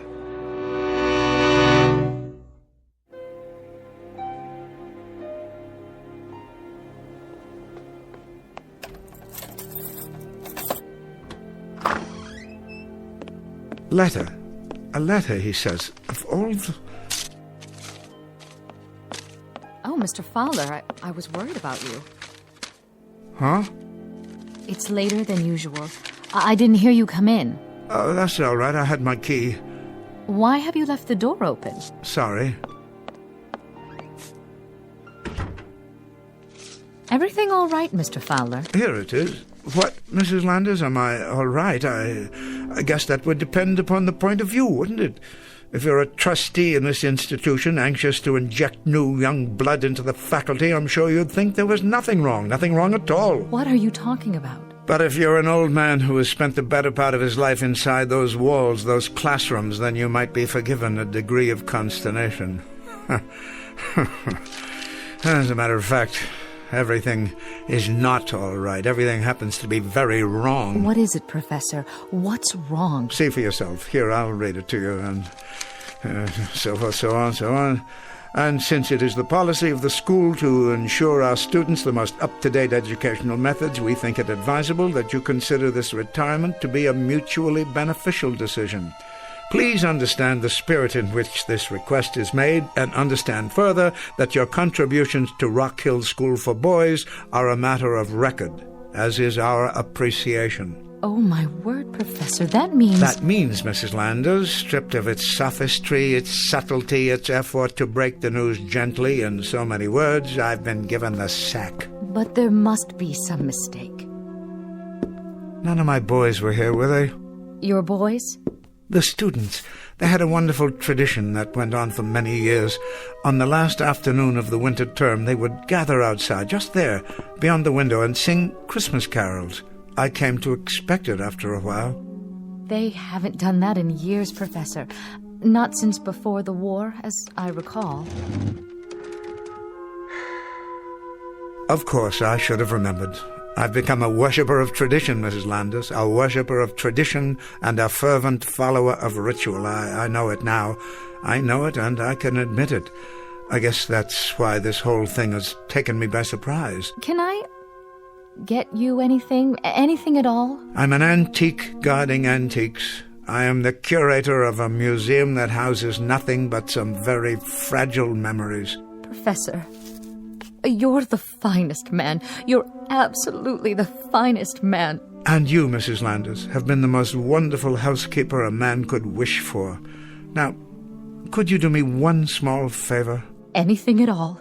Could you possibly brew me up a pot of tea? Oh, yes, that's a good idea.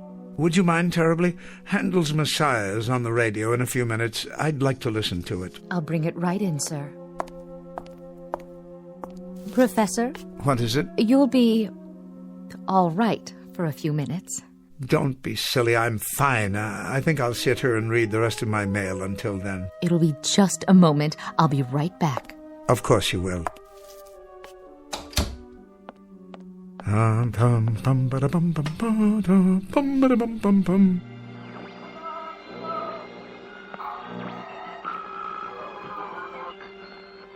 we're almost ready for our annual Symphony broadcast of the air. Bringing you these performances, live and uninterrupted, has become a tradition here in the country. Good. Another minute. I'll have an opportunity to prepare.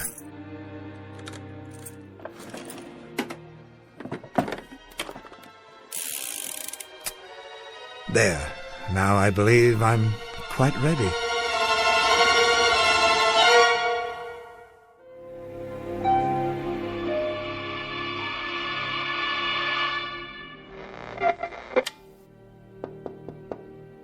Yes, Mrs. Landers? Come in.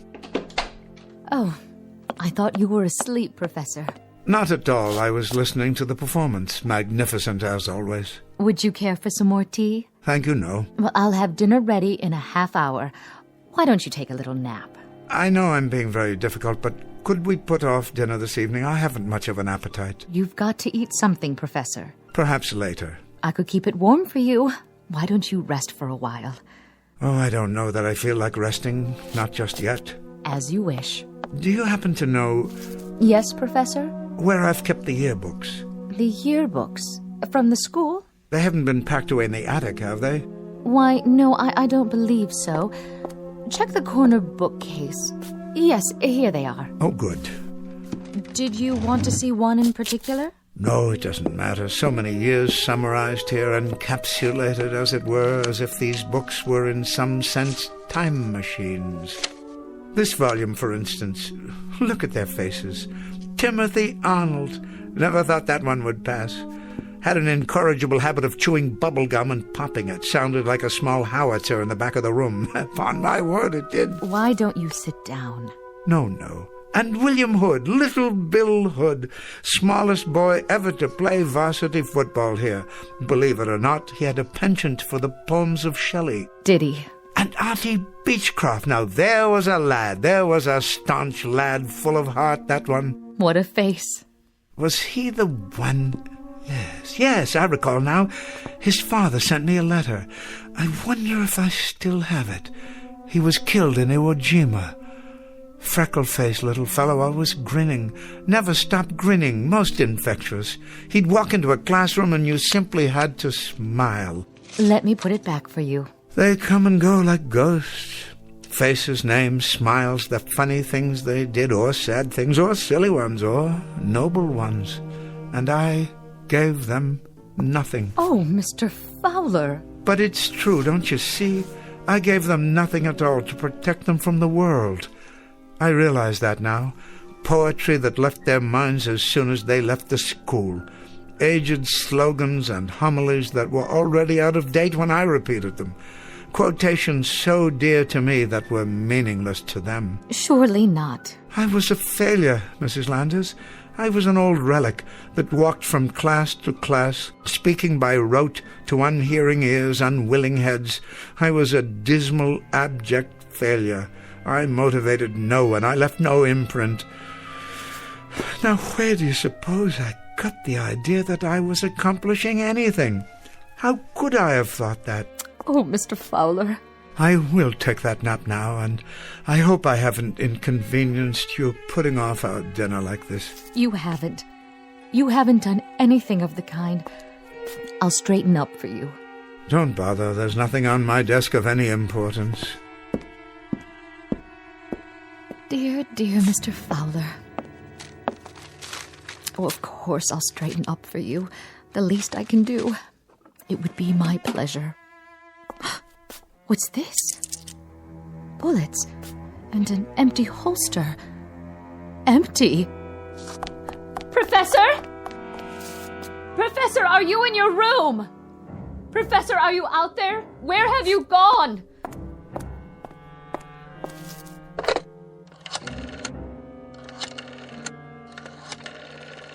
Oh, hello.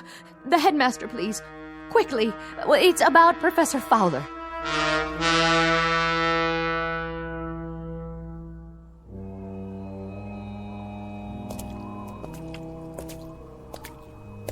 Hello? Yes? Who's that? It's Alice Fowler. Hello, Tom. Oh, hello, Professor. Working late, are you? No, just out for a walk. And you should be home yourself, Tom. I will be soon enough. Few chores before I lock up for the holidays. Nothing too serious, I trust? Oh, the door to the main building. The latch is sprung so it won't lock. Can't leave it like that. I suppose not. Can you fix it? Strike plate needs tightening, that's all. I was on my way to get my tools. Well, you shouldn't have much to worry about here. The boys of Rock Hill are hardly vandals. No, but there's the matter of security. Files, records. The real treasures of this school are invisible to the eye. How do you mean? The minds that were formed here, for better or worse, the personalities that grew to maturity and then went out into the world. Well, you're one guy who had a lot to do with that. Precious little, I'm afraid, precious little. But even if the school made little impression on them, they surely left their impression on it. These walls could talk, huh, Professor? Yes, indeed, if these walls could talk. Getting pretty cold. Better button up that coat. Oh, I don't have far to go. Where you headed? To the statue in the courtyard. You can see it just ahead. Oh, yeah. You know, I always wondered who that guy was, anyway. Somebody famous, I bet. It's a bronze of Horace Mann, the educator. The old fellow looks rather foreboding, doesn't he? But, you know, when I first began here as an instructor, I liked to take my lunches in this courtyard, in his shadow, so to speak, as if in some way I might be inspired by him. At least, that was my thought. Well, guess I better get those tools. Yes, of course. This is as far as I go. Take care of yourself, Professor. I will. And Tom? What? I just wanted to say... Yeah? To thank you for taking such good care of the grounds all these years, and for this conversation. I've enjoyed it. Me too, Professor. You take care now. Merry Christmas. Merry Christmas to you, too. Horace Mann, 1796, 1859. I was just wondering, Mr. Mann, I was wondering if you had any self-doubts. I'm sure not. All one had to do was read the inscription, "Be ashamed to die until you have won some victory for humanity." Well said. But, you see, Mr. Mann, I have won no victory at all. And now, sorry to say, I am ashamed to die. Class bells at this hour? Why would they ring now? There's no special assembly. There's nothing of the sort this evening.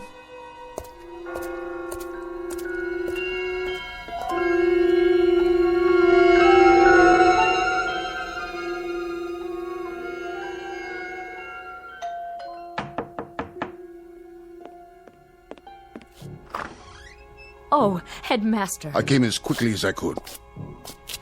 Thank you. Not at all, Mrs. Landis. I didn't know who else to call. Have you found Professor Fowler? Not a word. I'll contact the local authorities. If they see him... He couldn't have gone far. I'm afraid I must bear some responsibility for this. Oh, the professor doesn't blame you. Of course, he wouldn't. It's not in his nature. But perhaps if I had handled it differently... He should have been included in the board's deliberations.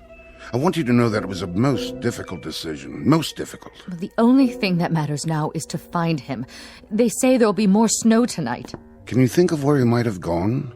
Into town, perhaps, to visit a friend? He doesn't go anywhere except the school. It's been his life. Then I'll alert campus security. Though it's unlikely he's there. Everything will be closed now for the holidays. There's something I haven't told you. Yes? He has a gun with him. What? An old army souvenir. It belonged to his father. It's gone from his desk drawer. And so are the bullets.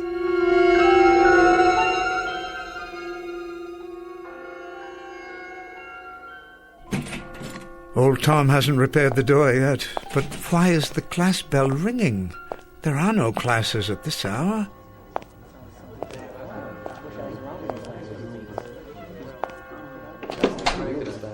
What is the meaning of this? Come in, Professor. We've been waiting for you.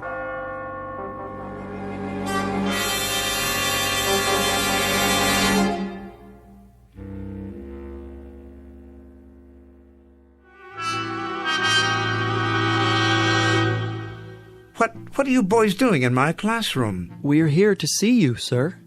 I don't quite understand. Forgive me, boys, but I'm not at all sure. What I mean is, I don't recollect how... Artie Beechcroft, sir. Second form, class of 41. How have you been, Professor? How's that? How's that again? You say you're Artie Beechcroft? Yes, sir. Of course you are. I'd recognize you anywhere. And I'd recognize you, sir. You've hardly changed. Why, Artie, I'm delighted to see you. I'm truly delighted to see you. I've thought of you many times over the years, and I've missed your presence. And I've missed you, too. But what are you doing here? Forgive me, but you shouldn't be here at all. If memory serves, weren't you... That's right, Professor. I was killed in the Battle of Iwo Jima. One of this nation's proudest hours. I wanted to show this to you. What do you have there? It's the Congressional Medal of Honor. Splendid. It was given to me posthumously, sir. My father was very proud.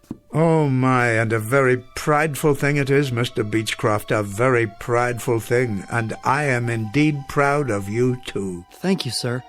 That means a great deal to me, more than you know. You were always a fine young man, but I don't understand. How can you be... Professor? What's that? It's Bartlett. Third form.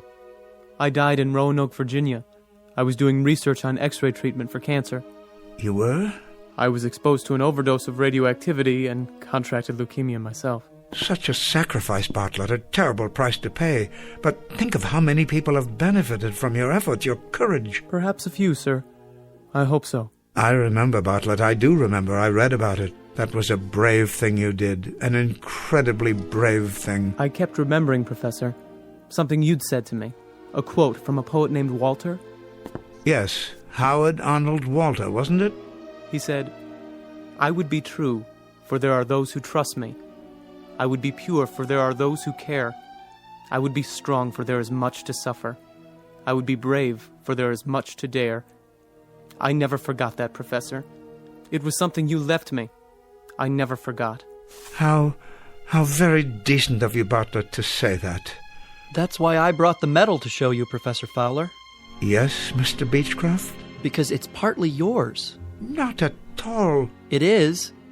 You taught me about real courage. You taught me what it meant. Why, how incredible. Professor? Why, it's Weiss, isn't it? Dickie Weiss. You were the first one, Dick, to... The first one to die in World War II, Professor. I was an ensign at Pearl Harbor, on the Arizona. Yes, you were. I remember you, Dick. It was in all the papers and on the radio. You saved a dozen men. I did my best, sir. You certainly did. Got them out of a boiler room after they were trapped and lost your own life doing it. You were at my elbow that day, Professor. What? You may not have known it, but you were. But why? It was a poem you taught me by John Donne.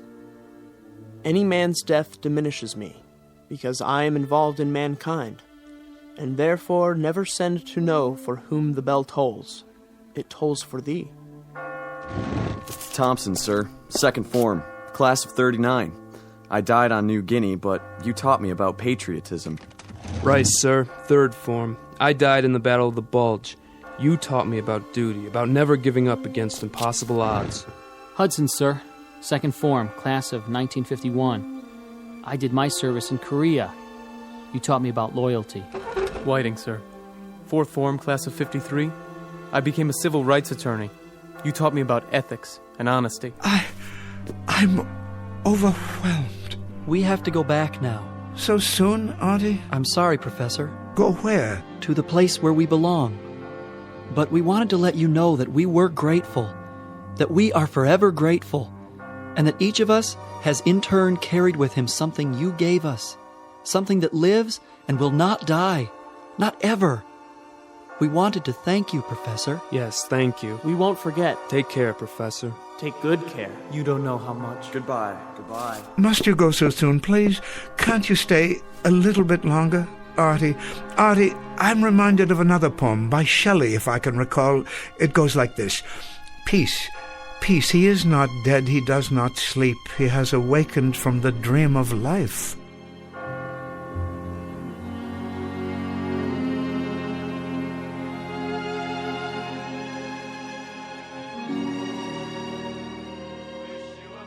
Yes, Headmaster, he's home now. I wanted to call and let you know.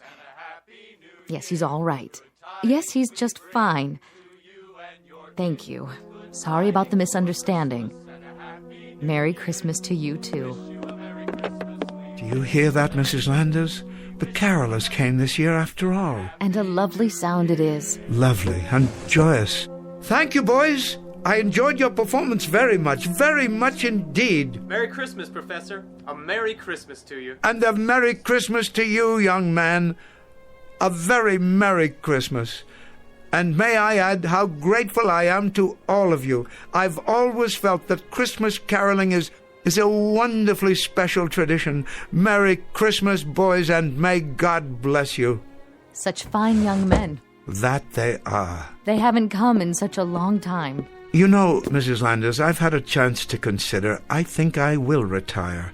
I do believe I've taught all that I can teach. Oh, I'm sure that's not true. In any event, I wouldn't want the returns to diminish. Well then, if that's your decision, I think you've made the right one. I'm sure you have. So am I, Mrs. Landers. So am I. I hope so. Because, you see, I do believe that I may have left my mark, such as it was. A few gauntlets of knowledge I've thrown out that may have been picked up here and there after all. Be ashamed to die until you have won some victory for humanity. I didn't win them myself, but perhaps I helped others to win them. So in that way, even in some small measure, they are victories that I can share. I'm sure that's so. I've had a good life, Mrs. Landers. A very rich life. A very fruitful life. And as for this particular changing of the guard, I wouldn't have it any other way. We wish you a Merry Christmas. We wish you a Merry Christmas. We wish you a Merry Christmas and a Happy New Year.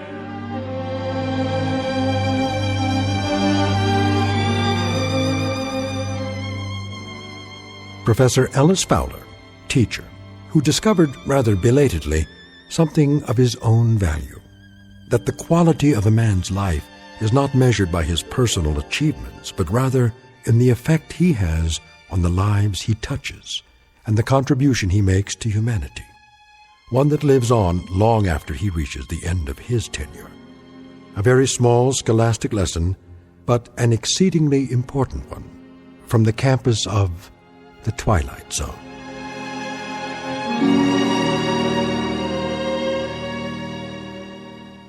Back to the Twilight Zone after these words.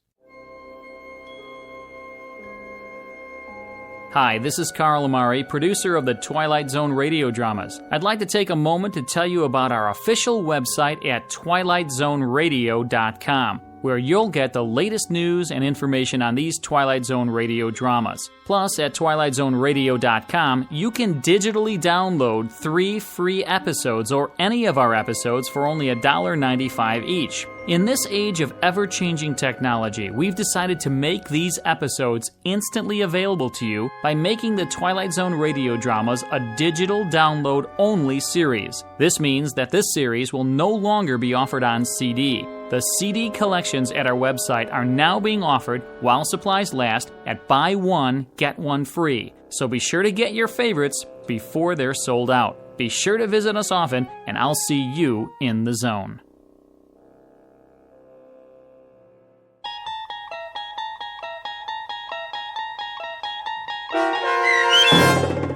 The Changing of the Guard, starring Orson Bean with Stacy Keach as your narrator, was adapted for radio by Dennis Etchison and based on a script by Rod Serling.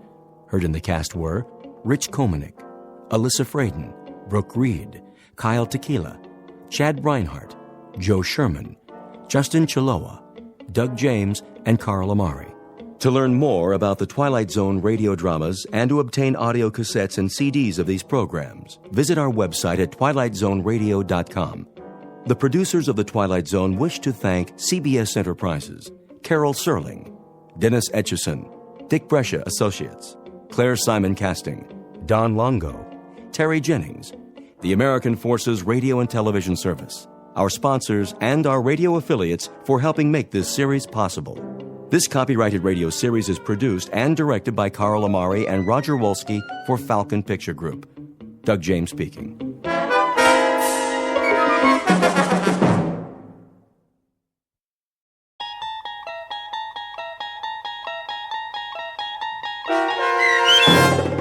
Silence, starring Chris McDonald with Stacy Keach as your narrator, was adapted for radio by Dennis Etchison and written for The Twilight Zone by Rod Serling.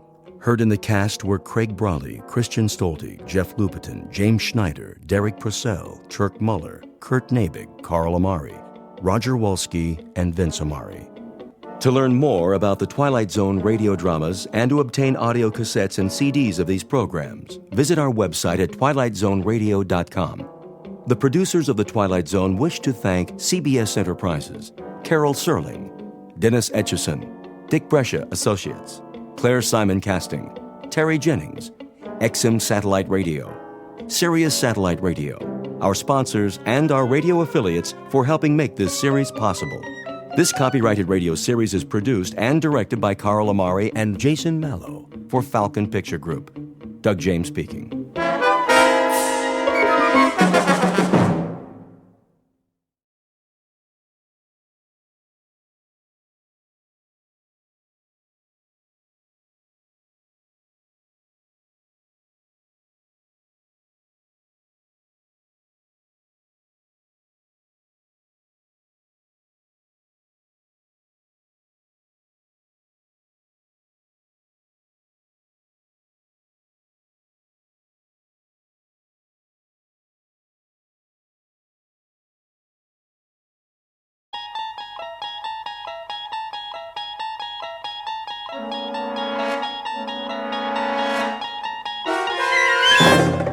You're traveling through another dimension. A dimension not only of sight and sound, but of mind. A journey into a wondrous land whose boundaries are those of imagination. Your next stop, the Twilight Zone.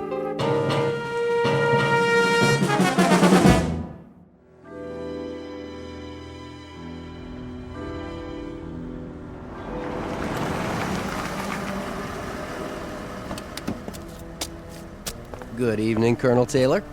Evening, Patrick. Has Mr. Alfred arrived? Not yet, sir.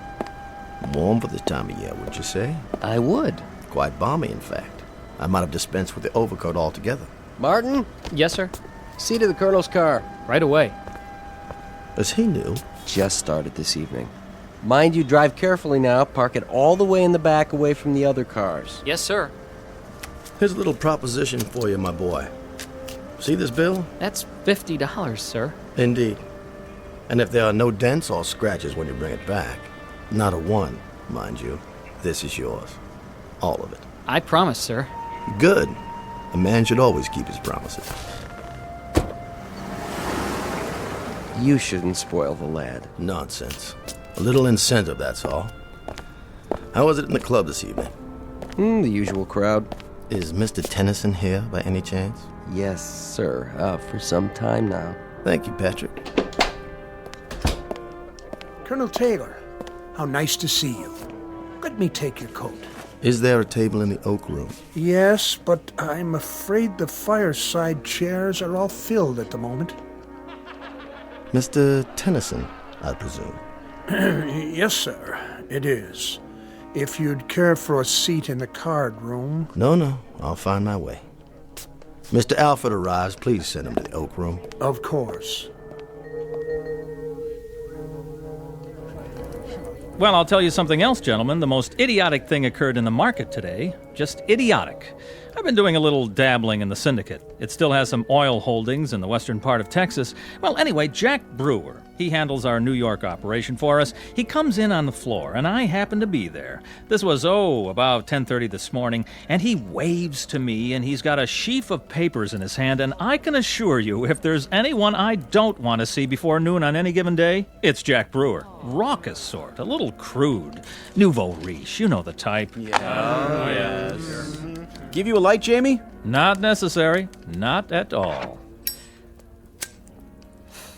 Oh, this lighter? Solid gold. Gift from my dad when I got out of Princeton. Now, where was I? Jack Brewer. Oh, yes, of course. Charlie Sport, let me sit there, would you, old man? Your chair's much softer, and I'm afraid I'm just worn out. Not a problem. Much better. Now then, Oh, yes. Anyway, Brewer, I call him Brewer the Boar, walks across the floor to me with an intense voice, a voice absolutely shaking with intensity, sidles up and whispers. He's got a miserable habit of whispering sotto voce when everyone in the world can hear him. Anyway, he says to me, Jim, I've got to scrape up $250,000. Can you imagine? $250,000. The usual, sir? What? Oh, yes. The usual. It might be quieter in the blue room. No, this will do. Young Mr. Tennyson is in rare form tonight. Yes, sir. You're the only one who can handle it for me. This is Brewer speaking. To me. Well, anyway, to make a long story short. Mr. Jamie Tennyson, who at best is a dapper, albeit articulate ne'er-do-well. He is glib but shallow, well-groomed but worthless. His every gesture is studied, obvious, planned. He is a mannered dandy, devoid of character, and his presence in this gentleman's club is a social condescension on the part of the members. For this man's credentials are an accident of birth and nothing more. And across the room, a gray-haired ramrod of an ex-army officer, rock-hewn and coldly unemotional in his appraisal of others, but who was no longer able to conceal his distaste in an altogether gentlemanly fashion. And that distaste is about to take the form of a proposed wager. But it's the kind of wager that comes without precedent. It stands alone in the annals of bet-making as the strangest game of chance ever offered by one man to another. In just a moment, we'll learn the terms of the wager and what Mr. Tennyson does about it. And in the process, we'll witness all parties spinning the wheel of chance in a very bizarre casino called the Twilight Zone.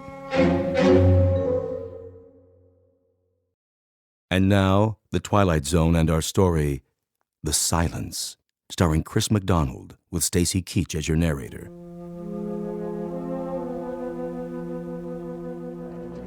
$250,000, mind you. And I'm supposed to scrape it up for him. I'm supposed to scrape it up as if it were some kind of residue lying around that literally can be scooped off a floor. There you are, Alfred. I just got your letter. Sit down, please. Look, Archie. Shh. Our young friend is discoursing again. The opening salvo and then the attack. That may well be. The only thing worse than his loquaciousness is his transparency. In about 30 seconds, Alfred, he'll very nonchalantly request a loan, a sizable loan, from anyone within earshot. Mark my words. The letter you sent me is the most incredible thing I've ever read. Is it? You must be out of your mind. Not at all, but that's a medical appraisal. What I'm looking for from you is legal advice. Archie, we're old friends, but I must tell you. My communication to you, Alfred, was not as an old friend. It was directed to you as my lawyer. Is the wager I have in mind legal? No wager is legal in this state. Is it against the law, then? Is there anything criminal about it? I don't see anything criminal in it, no, but the thing is so incredible. In substance, that's what I wanted to hear from you. Franklin? Yes, sir? Would you take this over to young Mr. Tennyson across the room there? Tell him it's from me and ask him to read it immediately. Why, all right, sir. Well, as I'm sure you know, gentlemen, I'm familiar with the plastics business inside and out. Inside and out. And Brewer has obviously stumbled upon a golden goose. But the man is just too incredibly stupid to know what to do with it. Can you imagine what I could do with $250,000 in this kind of deal? Well, I'll tell you this. I can treble it. I can quadruple it. With an initial investment of $250,000, I can take this plastics thing and I can... Excuse me, Mr. Tennyson. A note for you, sir. From Colonel Taylor. Just put it down there, Franklin. Now then. Excuse me, sir. The Colonel's instructions are that you read it immediately. I beg your pardon? The Colonel, you say? Across the room, sir? Yes, the Colonel. He's waiting, sir. Oh, all right. Let's see what he has to say. What's the matter, Tennyson? He looks like he's seen a ghost. Why, this is just absolute nonsense. What about it, Tennyson? See here. Yes? Is this some sort of joke? I mean, really, Colonel. If it's a joke, then I suggest you're employing a sense of humor that's quite beyond me. It's not a joke, Tennyson. You know me reasonably well. Humor is perhaps the least developed aspect of my character. You're in earnest, then? Oh, quite in earnest. What's it all about? Come on, Tennyson, let us in on it. Yes, please. The suspense is killing us. Would you mind terribly, Tennyson, if I acquainted the gentleman with my proposition? That's quite your business, Colonel. Quite your business. But I do believe you will make yourself highly suspect. I'll take the risk. I propose a wager with Mr. Tennyson here. A wager that takes the following form. I bet Mr. Tennyson $1 million that he will be unable to remain silent for 1 year. What? Surely you're not serious. He's joking. The wager carries with it the following conditions. He will be placed in a room to be observed by me or anyone else at their discretion. He will not be permitted to speak a word for a period of 12 months, not a single syllable. He will be supplied with food, television, books, anything he wants by way of diversion, but he will make his wants known by pen and paper, not by voice. Incredible. Are you pulling our legs? $1 million? I don't believe it. What about it, Tennyson? First, let's establish that you're quite serious. Beyond any doubt. Then, may I ask the purpose of this wager? That should be obvious. That is, to anyone but you. I'm afraid it eludes me, Colonel. So perhaps you'd be good enough to explain to me why you're willing to risk $1 million? Risk? Hardly a risk, Tennyson. Well, hardly a risk at all. But if the wager is genuine... What I'm about to say would horrify the average man, but to someone as insensitive as you, it will probably mean nothing. Oh, is that right? I dislike you intensely, Tennyson. It goes well beyond the normal distaste I would feel for anyone without manners, without breeding, without principle. Beyond and much deeper. You've become a cause celeb with me. Your voice has become intolerable. See here. Each night I sit here, and the sound of it makes me wince. I cannot ask you to leave the club because I don't have the right. So, the thought occurred to me that I would be happy to risk, as you say, a large sum of money, just to have quiet. You see, Tennyson, you couldn't possibly remain silent for a year. It's not in your nature. You're a shallow, compulsively talkative, empty-headed ne'er-do-well, and to remain silent would destroy you. Your kind has to seek out an audience.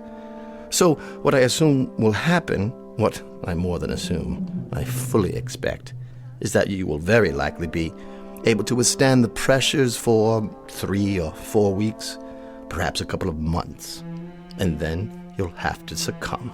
Again, that's your nature. So you won't cost me anything. But what I'll derive from it is a month or 2 of delightful and very precious silence. What about it, Tennyson? Appeal to your sporting blood? Oddly enough, it does. It does appeal to my sporting blood. And that, of course, is patently ridiculous. There's nothing sporting about you, Tennyson. But I happen to know you're rendering your nightly financial folderol because you're in desperate straits. You've run out of your inheritance, and your debts are insurmountable. In short, you're a desperate man, and you do just about anything for money, except, of course, to remain silent for 1 year. Colonel, if this were Europe and the company were a bit more sophisticated, I should be forced to invite you outside for the things you've just said. Would you now? Yes, but the ground rules here are somewhat different. As it stands, I can either ignore you or call your bluff. I'm going to do the latter.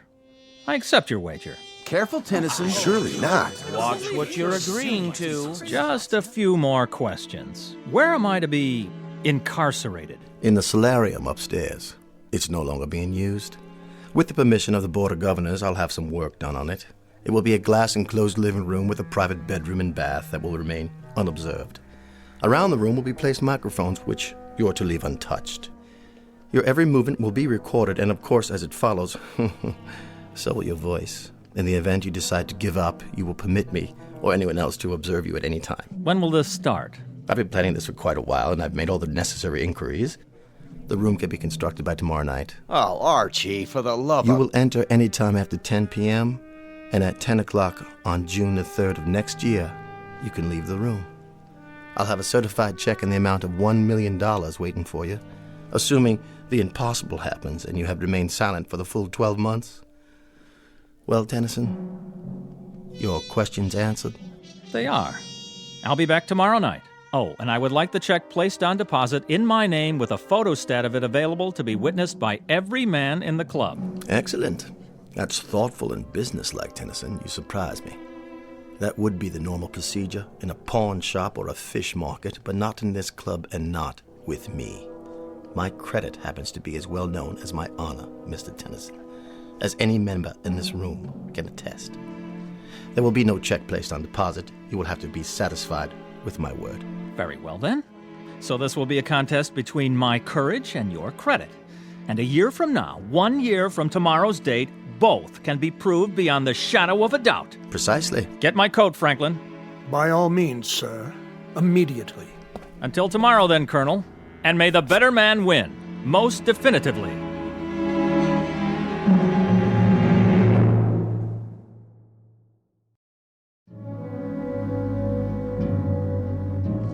Listen, Tennyson. What is it? This is none of my business. You're right, old man, it's not. But I've known Colonel Taylor for a long time. This is not a capricious man. He's dead serious. Do you know my wife, Charles? We've met. Her name is Doris. A lovely thing. Frail, beautiful, fragile, like a cameo brooch. Oh, yes, she certainly is that, and more. But I'm afraid her tastes run to unfragile things. Sizable baubles with sizable price tags. She shops at Tiffany's like most women enter a supermarket. And my miserable misfortune is that I happen to love her very much. And so at this particular moment, I do happen to be in desperate need of money. Now, that may sound melodramatic. Not at all, Jamie. But it happens to be true. And my wife's faithfulness is in direct proportion to the size of the allowance I give her. I didn't mean to make light of it. Please believe me. So, that's why I'll be back tomorrow night. How bizarre. Don't you think so, old sport? How incredibly bizarre to remain indoors, shut up, silent, in a room for 12 entire months, in exchange for a $1 million life preserver, thrown to me by none other than Colonel Archie Taylor. I'll say goodnight now. There are arrangements that must be made.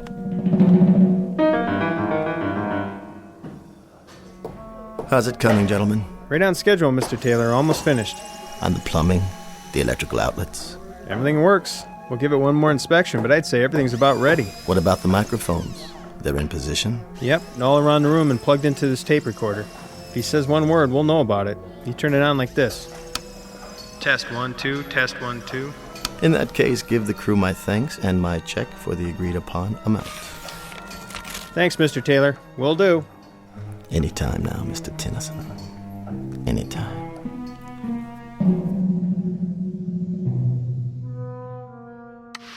Hey, Debbie, get back in the flying saucer. Pick up those booty bags. Hey, no problem. Trouble rolls off my back. Tonight on Classics Revisited, we bring you the BBC's dramatization of that timeless masterpiece, Peter Ibbotson. Masters of Darkness and our terrifying story, Down There. Money got you down? Pick up the phone and dial now for the lowest interest rates. Do not attempt to adjust your television set. We control the transmission. Tonight you will travel from the height of man's dreams to the absolute limit. What's the matter, Mr. Tennyson? Nothing on television to your liking? Perhaps you should try reading a book. It might be a new experience for you. Or does your taste run to ghost stories, science fiction, that sort of thing? If you prefer, I could stock your bookshelf with trash like that, bestsellers, even erotica, something to keep a man's thoughts on other things. Excuse me a moment. Hello, Franklin. Mr. Tennyson's supper? Yes, sir. Eating well, is he? Appetite good? Well, not very much up to a week ago, sir. But he's eating very well now. Oh, nice. I'd like him to remain as healthy as possible. My conscience simply couldn't stand it if this experience damaged him in any way. Quite the contrary, sir. He seems in excellent spirits. And it's 9 weeks now. 9 weeks that he's been in there. 9 weeks. Really quite incredible. I gave him 4 to stick it out, 6 at the outside, but 9 weeks. A little more gristle there than I'd given him credit for. Yes, sir.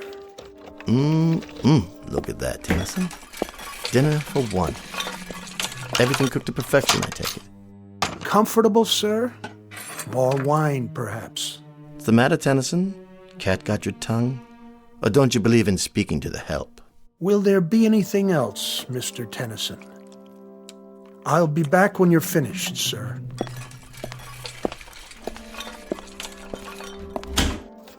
Enjoy your meal, Tennyson. Sorry I can't stay, but I have another engagement with friends. A lovely little spot downtown, so warm and friendly. Perfect for conversation. You understand, I'm sure.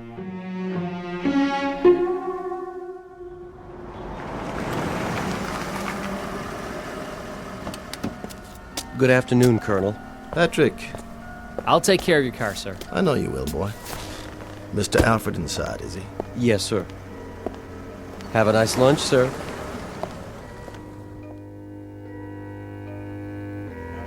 There you are, George. I reserved a table for us, a quiet one. Good. But then they're all quiet nowadays, aren't they?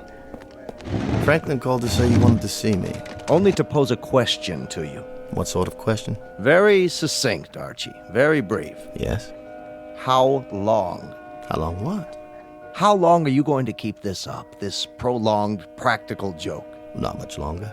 What exactly does that mean? You should see our boy up there. 4.5 months and not a sound from him. That's what I wanted to talk to you about. Incredible.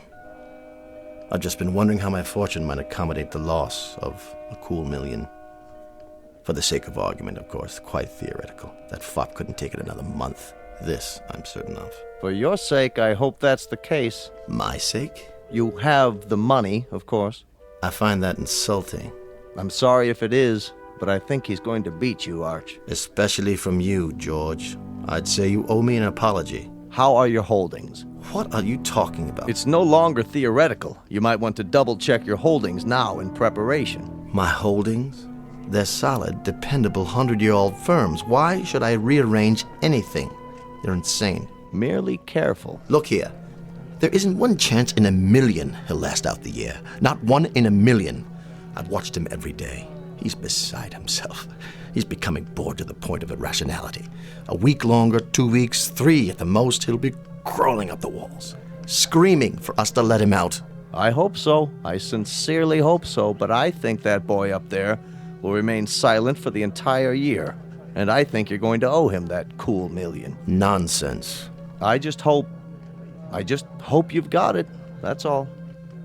I'm not going to sit here and listen to this abuse. It's not in the least personal, only something I feel you need to hear from someone you'll listen to. The voice of reason, a word to the wise, that sort of thing. Then from now on, I'll thank you to disperse your wisdom elsewhere. Oh, for the love of... Consider yourself discharged. What? As of this hour and this day, you are no longer my attorney. But Archie... Goodbye, George. Goodbye to you, old boy, and good luck. Because by the look of things, I'd say you're going to need it.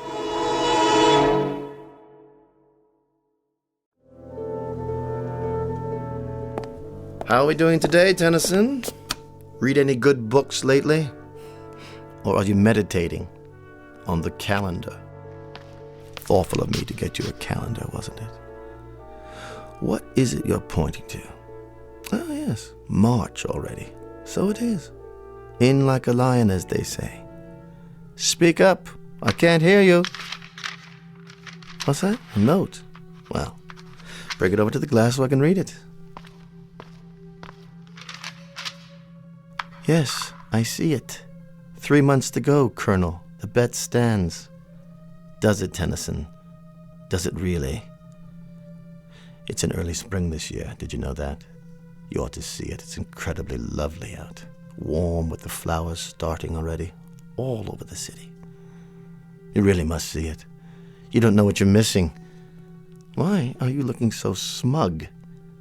Well, you won't be so smug after I've given you something else to think about.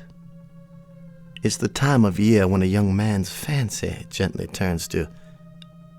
You know the rest. And the young ladies, too. Your wife, for example. She must be desperately lonely for you. Desperately lonely. Why? Well, what's that pained expression? I was simply going to tell you that, as a matter of fact, she's been seen in the company of your friend. What was his name? Charlie, that's it. And other young men. Odd that she hasn't visited you, Tennyson.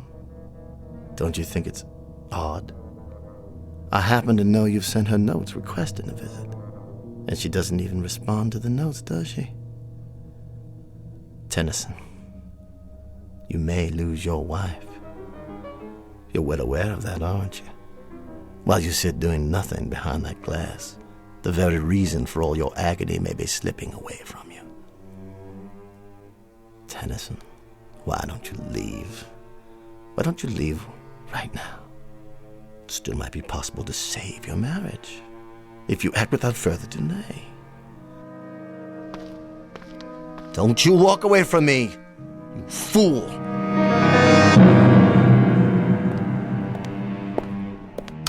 Tennyson, I know you can hear me. I saw your wife again. She's with that polo player fellow now. You know the one. The tall, attractive, blonde youngster. It's incredibly beautiful out today, Tennyson. Oh, it's incredibly beautiful. Birds and flowers and color. Absolutely lovely. And by the way, I saw your wife. She was getting into a little European sports car. Some young man was driving it. And here's Franklin with yet another meal. You must be quite bored with the club's menu by now, aren't you, Tennyson? Oh, Franklin? Yes, sir? Chilly up here, isn't it? I hadn't noticed, sir. Perhaps. The thermostat, does it control the temperature in Mr. Tennyson's room as well? I believe it does, sir. Then I'll just turn it up for a while. I don't want you getting chilly, Mr. Tennyson. Certainly not. I want to warm it up for you. Nice and warm.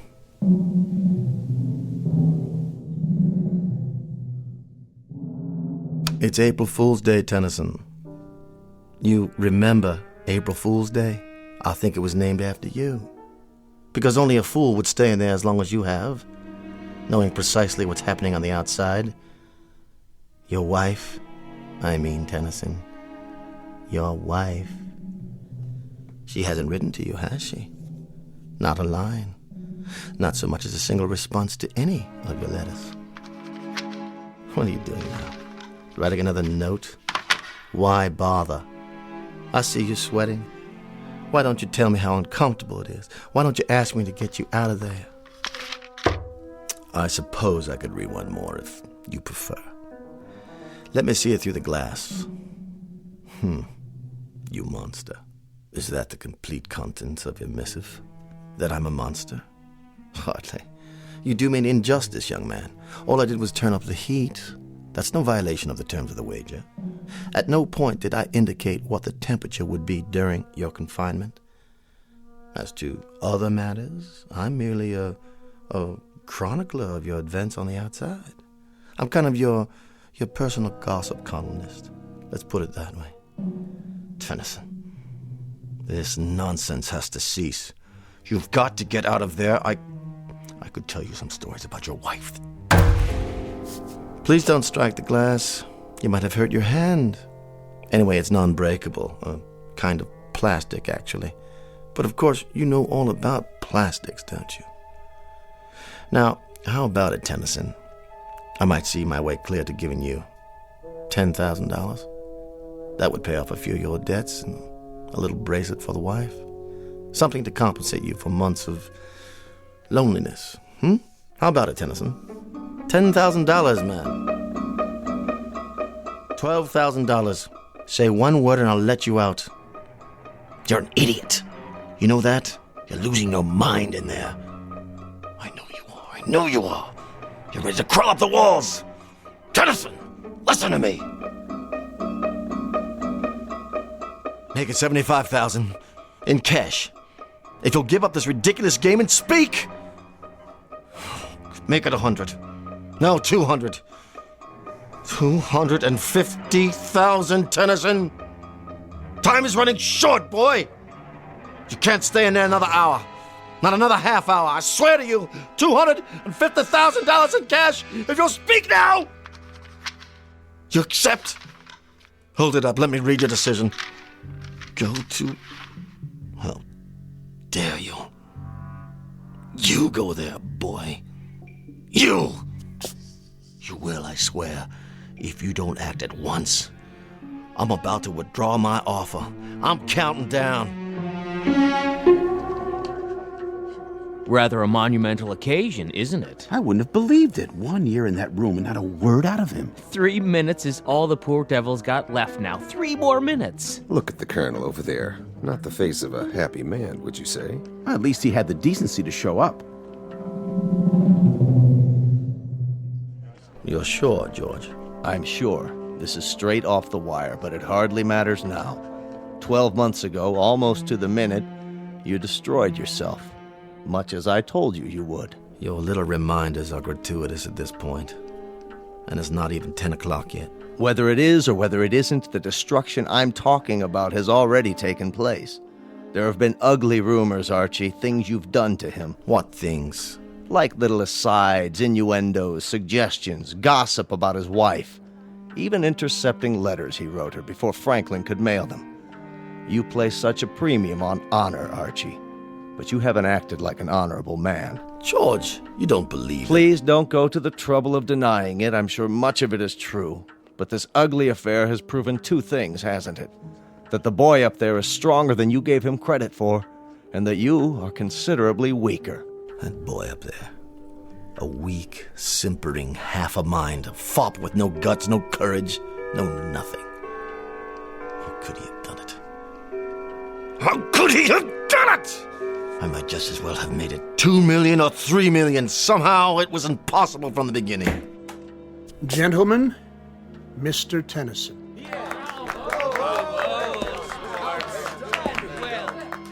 He's so pale. Thin as a rail. But he's done it. You hold out your hand to me, Mr. Tennyson. Not to shake it, I presume, but to receive payment. Well, sir, you have me at a disadvantage, a rather compromising situation. You forced me into a position of rather unpleasant candor, because it happens to be a fact that I'm a fraud. I don't have any money. I offered you $10,000 and then 12. The truth is, I would have had to go out on the streets to beg even that amount, let alone $1 million. I received a cable from London. Both the Birmingham Tool Company and Edinburgh Motors have filed suit for bankruptcy. Blue-chip companies. Every nickel I had was invested with them, and they no longer exist. In short, I'm busted. Broke. Yes, it happens also to be a fact that I have pride, bearing, taste, and exceptional breeding. But I've lost. Proving, Mr. Tennyson, proving that you are by far the more substantial of the two of us. I will naturally resign. You have both my resignation and my apologies. I will not ask you to suffer my presence any longer. Look at Tennyson. They won't let him walk out like this. He'll demand satisfaction. Talk to him, Tennyson. Tell him whatever you like. Your time's up. You can talk, gurgle, sing, chortle, anything you want. You've won the bet, son. What's he doing? Writing another note? But why? What is it, Colonel? What did he write? Why doesn't he speak? Let me see. It says, 1 year ago, I had the nerves to my vocal cords severed. Good Lord. He's opening his collar to show you, Archie. There are the scars on his throat. I underwent this surgery because I knew I'd never be able to keep my part of the bargain. For the love of God, man. For the love of God.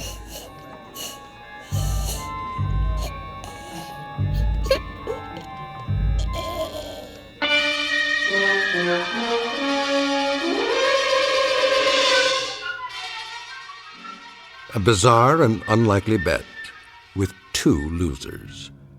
Mr. Jamie Tennyson, who will go through life as a silent shell, the price to be paid for his weakness. And Colonel Archibald Taylor, who will spend the rest of his days in naked humiliation. The cost to him for all of this is the most precious possession he owned, his pride. And the point of it all? Simply that two men discovered, somewhat belatedly, that gambling can be a most unproductive pursuit. For somewhere beyond these two, a wheel was turned, and both their numbers came up. The number was Black 13. If you don't believe it, ask the croupier, the very special one who handles high-stakes roulette in the Twilight Zone. More from the Twilight Zone after this. Hello, I'm Stacy Keach. I hope you're enjoying this edition of the Twilight Zone radio dramas. To learn more about this series, be sure to log on to our official website at twilightzoneradio.com. You'll find special discounts on our Twilight Zone audio collections, listings of our radio stations, links to other websites, and a photo gallery of our recording studio and some of our stars in action. Plus ways to contact us with questions or comments about the show. And for a limited time, when you log on to twilightzoneradio.com, you can send in for a free CD of the show. So be sure to visit us at twilightzoneradio.com.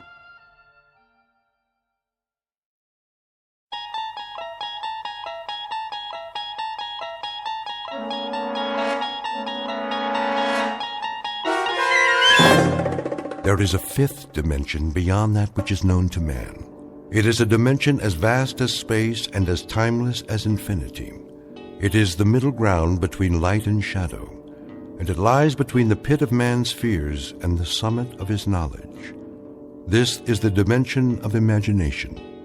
It is an area which we call the Twilight Zone.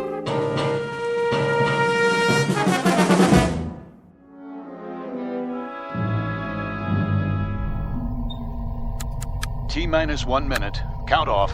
Pearson? Here, sir. Corey? Corey here, sir. Hudak? All strapped in, ready to go. Foster? Ready as I'll ever be, Captain. Nolan? Let's light the fuse and go. I second that motion, Captain. Take it easy, Pearson. This isn't a bottle rocket. We're gonna fly higher than anybody's ever flown before. Everyone clear on that? Clear, Captain. Loud and clear. Fire it up. Come on, I got a hot date. Let's get this show on the road. Something tells me we're gonna go on a long, long trip. Just do it. The suspense is killing me. Arrow 1. Come in, Arrow 1. This is Arrow 1. That you, Brandt? Affirmative, Captain Donlin. We read you loud and clear. Well, do we have a go? Weather's holding. Time for a system check. We already did that. Give it to us one more time. On your mark. Fuel supply. Fuel check. Computer presets. Computer check. Air supply and life support. Life support check. Flight plan trajectory. Flight plan check. Autopilot. Autopilot check. System coordinates.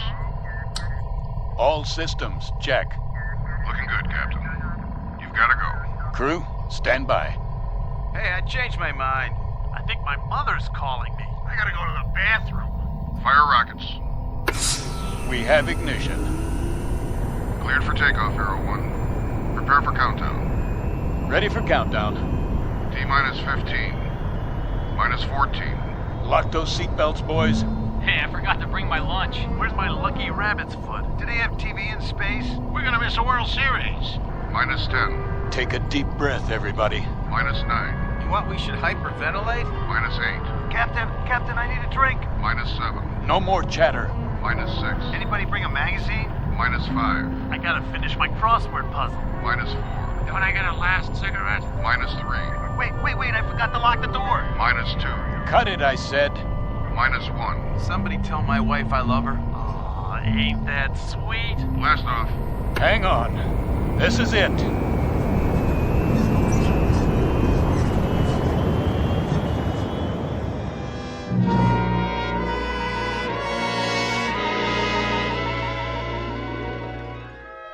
Her name is the Arrow 1. She represents 4.5 years of planning, preparation, and training, and 1,000 years of mathematics and the projected dreams and hopes of not only a nation, but a world. You might say that all of human history has led to this point, with man poised to take one giant step off terra firma and into the void, the unknown that lies beyond the safety of the nest. Because she is the first manned craft aimed into deep space, beyond the moon to other worlds that until now have been the exclusive province of science fiction writers and those given to imagination without bounds. For her hand-picked crew, this has been the ultimate countdown, the last few seconds before humanity takes its best shot and fires a tall silver arrow into the air. But you know the saying about the best-laid plans of mice and men. In just a moment, this ship will veer off course and into a region not on any star map for an unscheduled landing in the Twilight Zone. And now, The Twilight Zone and our story, I Shot an Arrow into the Air, starring Chelsea Ross, with Stacy Keach as your narrator.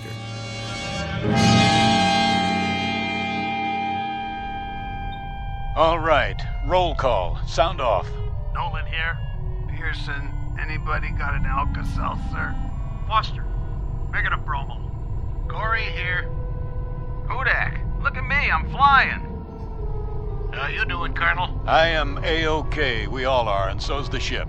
Are we there yet? We're leaving the Earth's gravitational field. Instruments all in the safety zone. Pearson, give me a visual scan. Yes, sir. Everything's on the money, Captain, as far as I can see. Cabin pressure? 1.19, sir. Disengage restraints. You can remove your helmets now. We're free to move around. Got it. I feel more like I do now than I did when I got here. Nolan, switch on the view screen. There she is, Captain. Wow. Will you look at that? Is that talcum powder or stars? Never saw so many in my life. Quite a sight, huh?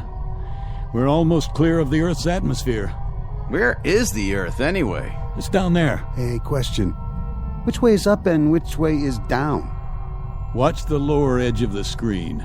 It should come up any time now as our trajectory shifts. It'll be the blue one with clouds, about the size of a quarter from this far out, but we'll be able to see it. What are those blips? Where? The ones moving toward us. We've entered the asteroid belt. But don't worry, they're miles apart. The odds of hitting one are infinitesimal. Mission Control to Arrow 1. Come in, Arrow 1. Roger, Mission Control. It's a big high five, Captain. We've got you on the monitor, center screen, right on course. Just like a Sunday ride in the country. Any snafus down there? That's a negative, Arrow 1. Hold on, Captain. Someone wants to talk to you. Standing by. I just want to say how proud we are of you, Donlin. You and the entire crew. That you, General Langford? That's right, Bob. How does it feel to make history? I couldn't say, sir. We're only doing our job. Sure you are. You make it sound so simple. The President will be sending you a live message at 1400 hours. Till then, keep your eyes on the prize. I can't express how proud I am of all of you. Thank you, sir. First, keep space. Every American... What's that, sir? You're breaking up. I say, in the world. First broke... General, we're losing you. What's going on? Some kind of interference. Look, Captain. What? The stars are moving.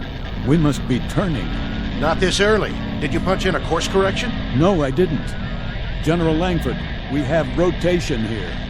Till then, signing off. Wait, the ship is yawing. That's not part of the flight plan. Have it to your course. Up the screen, get deep. Get back in your seats. We're turning faster. Now! Captain, what's happening? I said strap in. What about you? I'll try for a manual override. Captain, we're spinning. Lock your belts. I can't get in the chair. We're going into a dive. 0 G's. Hold on and pray.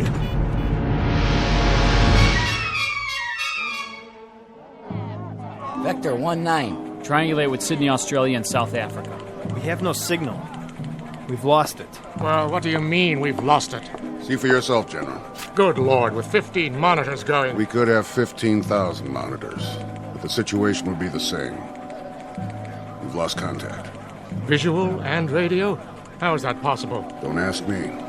She's off her vector path, clean off the radar screen. Just gone. Completely gone. When did you first lose contact? A few minutes ago. There was a short period of heavy interference. What kind of interference? Probably solar. Some kind of sunspot activity. We haven't been able to identify it yet. In any case, when it was over, the contact was broken. Couldn't a change in their course account for that? The course was preset. The captain wouldn't change it without notifying us. Bob Donlin's a solid officer. And even if he did change course, the automatic tracking system would have been activated. It would show up here on the board. So a ship with an 8-man crew just disappears like a puff of smoke. 1 minute she's there, the next minute she's gone. That's not the worst part. What do you mean? Until we regain contact, if we do, there's not a thing anybody can do for them. I shot an arrow into the air. It landed I know not where. What say, General? A nursery rhyme for the age of space. Gentlemen, wherever you are, may God help you. Contact the observatory. There's no readings. It's flat. She's gone.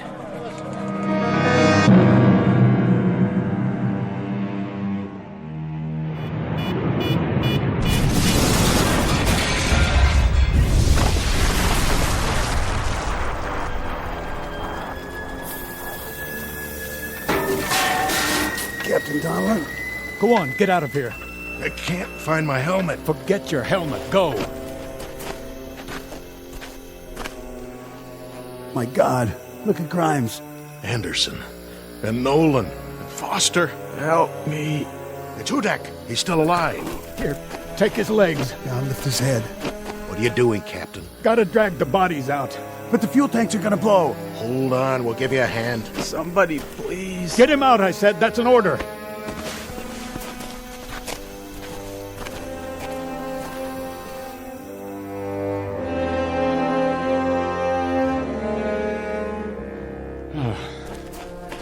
I think that's all of them. That's all of them, Captain. All right. Now, check the forward hold. The fire's spreading. We have to try and get the supplies out. Yes, sir.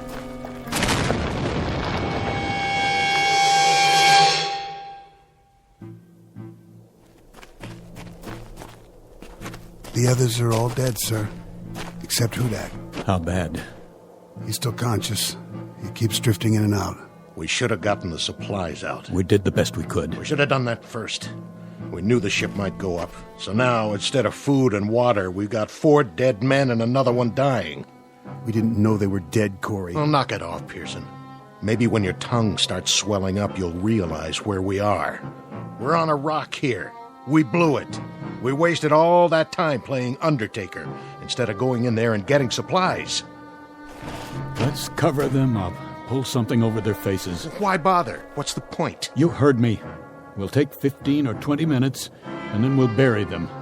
Yes, sir.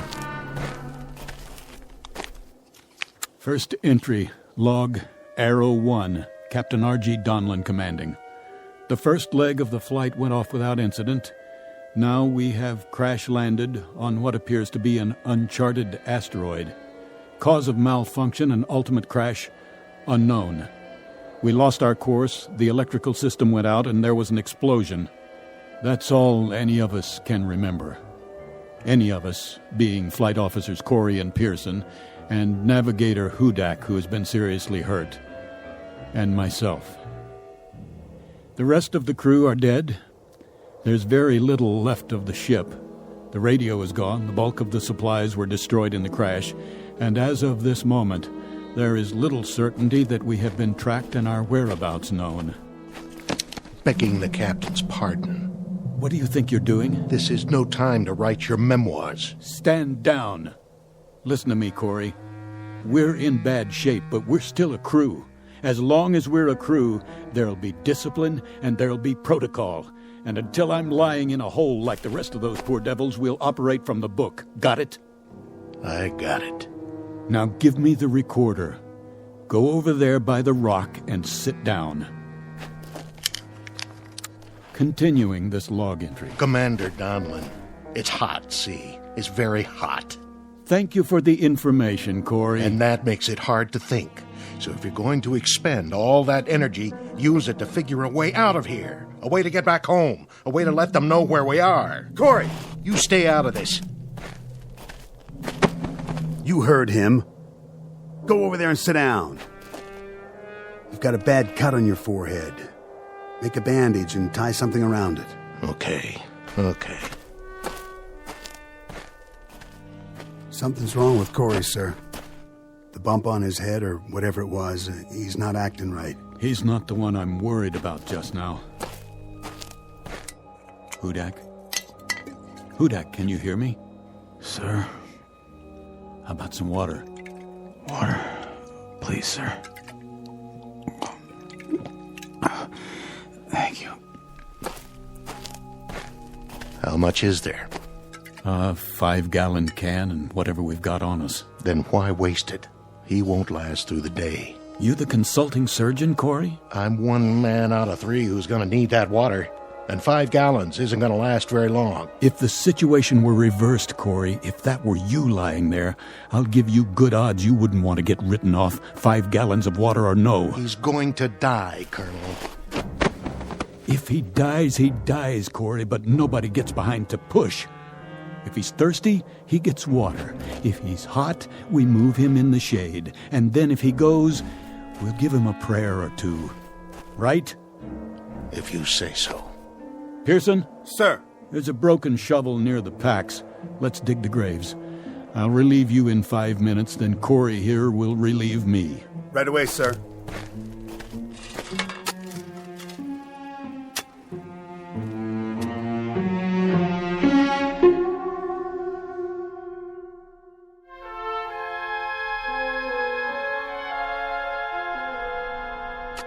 Captain? Yes, Pearson? That's odd. What is? The sun. Don't you think that's odd? The size of it, I mean? What, the size of the sun? It's hardly any different than we knew it on Earth. Same kind of star and almost exactly the same distance. Which means that whatever asteroid we've landed on is close to the Earth. How close? Pick a number. That's how it is, huh? 100,000 miles, 200,000, maybe more. A lot more. Who knows? Hard to say after we've blacked out. But wherever we are, it's a cinch it isn't heaven. We can count on that. Yeah, I guess we can. Unless it's the other place. We can count on this, too. We've got maybe 6-7 gallons of water and food concentrates for about 4 days. And that's it. So we'd better make our plans with that in mind. What kind of plans? We have to get our bearings and see what's here. Any water, plant life. We'll use this as a base and spread out in 2-man patrols, 1 man to stay behind and watch Hudak. You think we'll find anything but rocks out there? At least we'll see what's on the other side of the rise. Look at it this way. We've got several things in our favor. The air is breathable, so we don't need suits and helmets. The gravity's close to Earth's, so moving around's no problem. No signs of animal life, friendly or unfriendly. And there's no radiation to speak of. You checked? The Geiger counter still works. I have to hand it to you, Colonel. That's what I call positive thinking. We don't have much of a choice. No, sir, I guess we don't. It took 4.5 years to build that ship. There wasn't any prototype. Just the one, the only ship of its kind. So, if they know where we are and want to come get us, they've got to build another one, and that'll take another 4.5 years. So I suggest we dig in and get comfortable, because any way you look at it, we've got a devil of a long wait ahead of us. Pearson, your turn.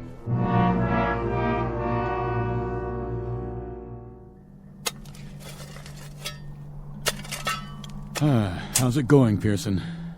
That's the last grave, sir. 4 of them. Good job. How is he? The same as when you left. Breathing pretty shallow, though. Maybe the air here, well maybe it doesn't have as much oxygen in it. It has enough. We're doing all right. You two see anything out there? Nothing we can't see from here. Yeah, we saw something. Sand and more sand. Rocks. And those scrubby hills over there. But not a single drop of water. This isn't an asteroid, it's an 8-ball. And hot, Pearson. Hot like nothing you've ever felt before. It'll be cooler at night, sir. I'll head south towards the mountains and take a look in that direction. If there is a night here. There has to be. The sun's moved down to the horizon. That you, Captain? Right here. What are you doing? Giving him his ration of water. Oh, no, not this time. Corey, take your hand off my canteen. That's an order. Not this time, Colonel. What are you talking about? I want an even shake. I want a chance. You're alive, aren't you? That's a better shake than the men in those graves got. For now. But I want to stay alive. So don't give him any of my water. Your water? That's right. It's ours now. Stand down, Corey. You heard him. How are you doing, Hudak? Hot. So hot. Yeah. Here, take a sip of this. Let go of that. Get off me. I said leave it. Don't you ever raise your hand to me. I'm still the commanding officer here. Do you understand? Captain Donlan? What is it, Pearson? See for yourself, sir. I think he's stopped breathing.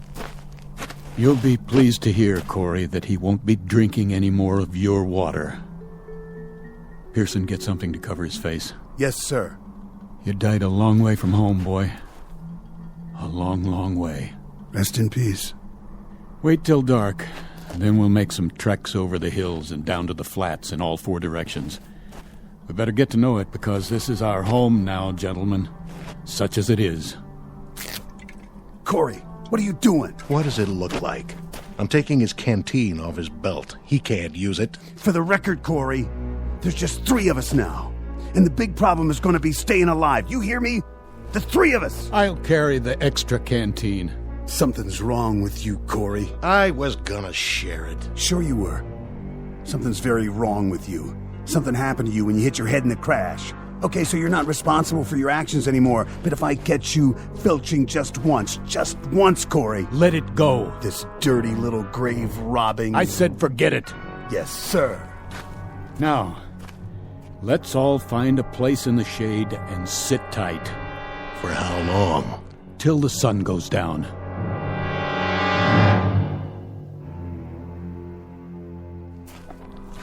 Watch your step.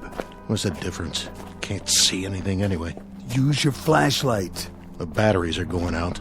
Turn it on and off in bursts. That way they'll last longer. You know, this is nuts. We're killing ourselves. For what? You got a better idea? Sure. Pack it in right now and head back to camp. We're on recon, Corey. Captain's orders. Well, I gotta stop for a minute. Hey.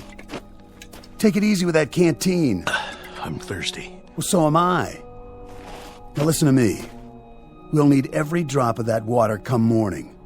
Right now we've got 2 choices. Either curl up and die out here, or keep moving. What's the point? We can't see where we're going. The mountains are getting closer. They don't even look real. There should be stars, lots of them, and a moon. Doesn't this place have a moon? It's the atmosphere. Some sort of cloud cover after the sun goes down. Where are you going? I'll peel off and head for the mountains. We'll rendezvous at base camp in 2 hours. Yeah, what am I supposed to do? Check out the flatlands straight ahead. Think you can do that? Yeah, but if we split up... What? Well, we might not find our way back. Are you telling me you can't walk a straight line, Corey? There's the rise directly behind us. If you get turned around, look for a light, okay? The captain will keep the fire going. Yeah, right. Listen, soldier. For all I care, you can lie down and fry like a piece of bacon when the sun comes up. As far as I'm concerned, you're on your own. All right. If that's the way it is... Keep your sidearm loaded. What for? In case we're not alone on this rock, after all.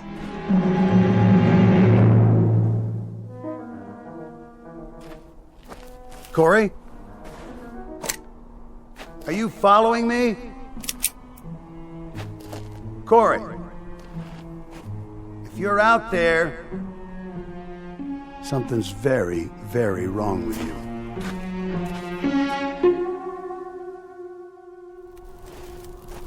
Pearson! Corey? Who's there? Identify yourself. What the...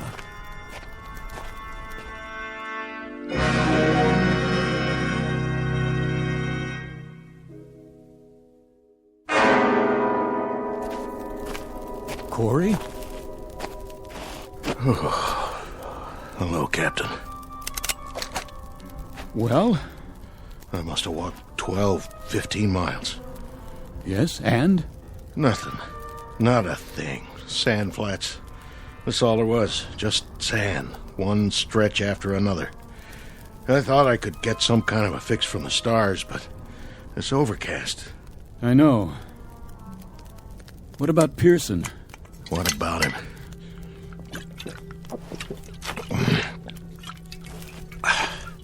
You haven't seen him? Not for hours. You didn't pass him coming back? He went south to the mountains, and I went west toward nothing. What time is it? Oh, 3 o'clock in the morning, or it would be on Earth. You kept the fire going. This is what's left of the flight chairs. There are some plastic panels scattered around. When that's gone, the only thing left to burn will be our suits. Fine with me. Not like we're going anywhere. He's been gone 6 hours. He should have been back by now.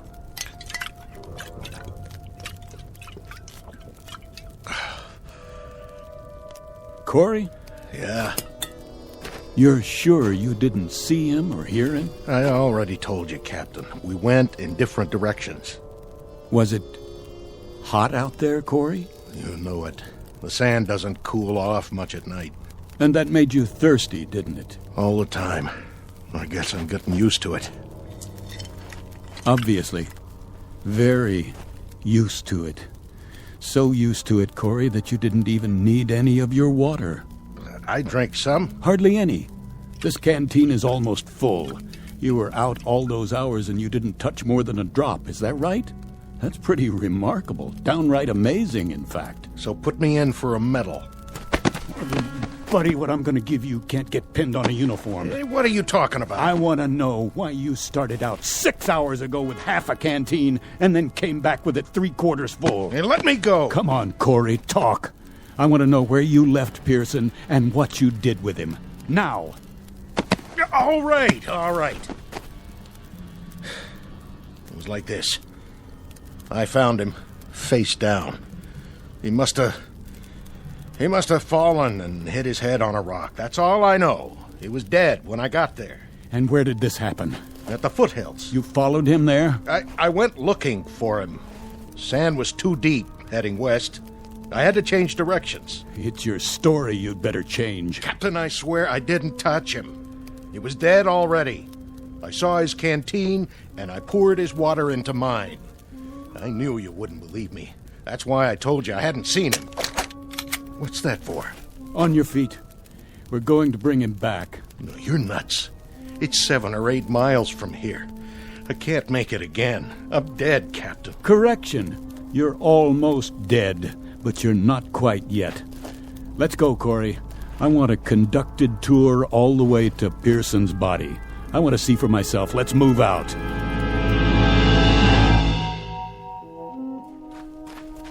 I don't see him. No, neither do I. But I'm sure this is the place. I'm sure this is where he was. But he's not here now, is he? Just these marks in the sand. Captain, look. He must have crawled away. I thought you said he was dead. I was wrong. I must have been wrong. But you were so sure he was dead. You were so positive, Corey. I was. Did you do anything for him? Anything at all? Did you check his pulse, his respiration? Did you do anything to help him? I checked, I swear. Or did you just steal his water and then make a beeline back as fast as you could? You must have been hit hard in the head, pal, real hard. It knocked more out than your senses. It turned you into an animal. Captain, please. I thought he was dead. I really did. And I was so thirsty. My tongue was swelling up. I swear on everything holy, my tongue was swelling up and I... Pearson! Pearson! It's Captain Donlan. Pearson, answer me! You can still see the tracks. It looks like he went that way. Pearson, I'm here. You're going to be all right, Pearson. I'm coming. Don't worry, Captain. I'm coming too.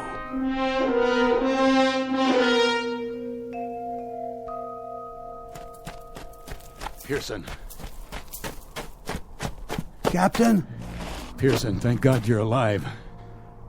Water. I lost my canteen. Yeah, here. Take some of mine. Can't sit up. I'll lift you. Thanks, Captain. And not too fast. You're all right, boy. We'll take you back now. I don't know if I can walk. I'll carry you myself if I have to, but you're gonna be all right. Captain.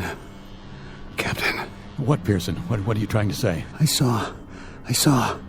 What? What did you see? Where? Up there. Over the hill. Did you climb the hill? Is that it? I went. And what, Pearson? What did you see? Captain, I saw. What? Are you drawing a picture? You should have seen. You wouldn't believe it. What? No, Pearson. Sorry, Captain. Pearson. Come on, Pearson. Pearson, don't die on me. Don't. Is he gone? Yeah. It drew this in the sand first. It's some kind of sign or symbol. What is it?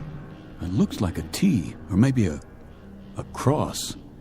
He was trying to tell me something. Well, it doesn't matter now. It might. What do you suppose he... Captain? Corey? Put the gun down. Captain, 2 men can live maybe 5 more days. 1 man can live 10. You forgive me, Captain, but... You killed Pearson, didn't you? In cold blood. Maybe I did. What of it? Are you gonna court-martial me? Corey, you're demented. You're a madman. You already killed once. Don't make this any...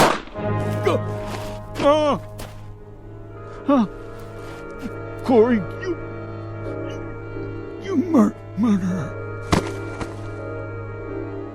Sorry, Captain. Real sorry. But in a situation like this, there's no choice. No alternatives. It's not your fault. It just had to be. You can see that, can't you?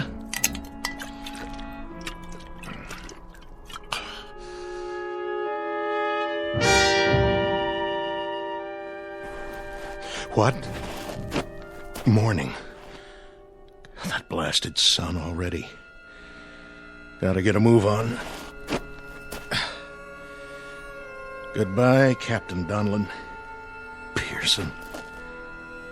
Now, what were you trying to say, Pearson? Lines in the sand. Something over the hill. Is that it? Well, I guess you got me thinking. Just have to check that one out one time.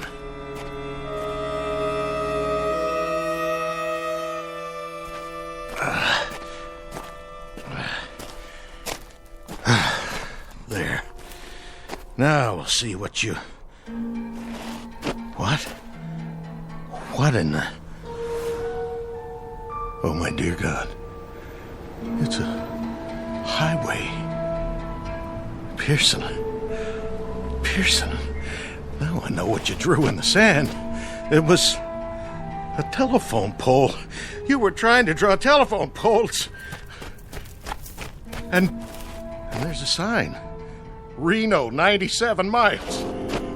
Captain Donlin, Pearson, all of them dead. Now I know what happened. I understand. We never left. That's why we went off the radar, why nobody tracked us. We never left the Earth at all. We just crashed back into it. Donlin, Pearson, I'm sorry. Oh, please forgive me. I'm sorry.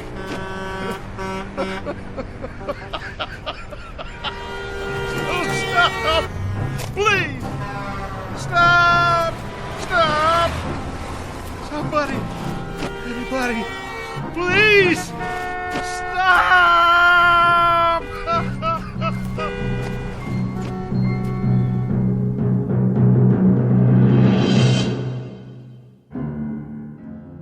Practical joke perpetrated by Mother Nature and a combination of improbable events.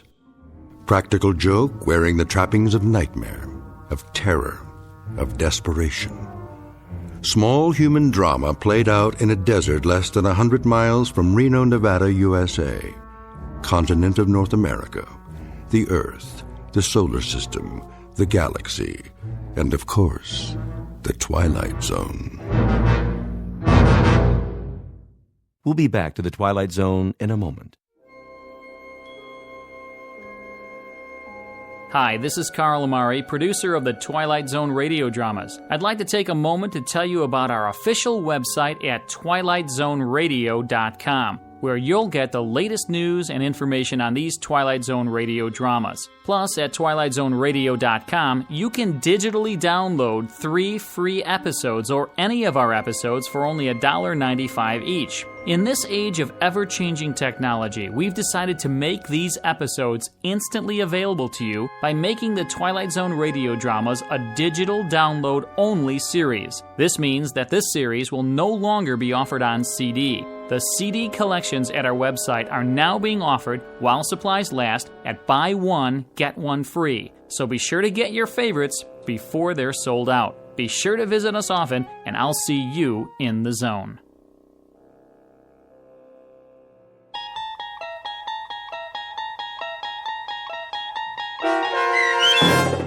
I Shot an Arrow into the Air, starring Chelsea Ross, with Stacy Keach as your narrator, was adapted for radio by Dennis Etchison and based on a script by Rod Serling. Heard in the cast were Norm Woodell, Roderick Peoples, Jeff Lupetin, David Darlow, Rich Komanek, Turk Muller, Lawrence Nepodal, Carl Amari, Roger Wolski, and Vince Amari. To learn more about the Twilight Zone radio dramas and to obtain audio cassettes and CDs of these programs, visit our website at twilightzoneradio.com. The producers of The Twilight Zone wish to thank CBS Enterprises, Carol Serling, Dennis Etchison, Dick Brescia Associates, Claire Simon Casting, Terry Jennings, XM Satellite Radio, Sirius Satellite Radio, our sponsors, and our radio affiliates for helping make this series possible. This copyrighted radio series is produced and directed by Carl Amari and Roger Wolski for Falcon Picture Group. Doug James speaking.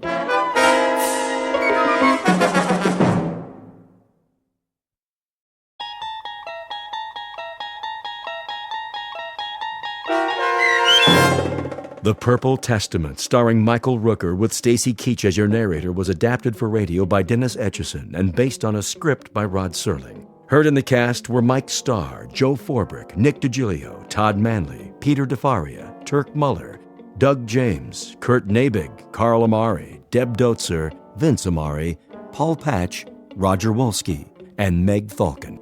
To learn more about the Twilight Zone radio dramas and to obtain audio cassettes and CDs of these programs, visit our website at twilightzoneradio.com.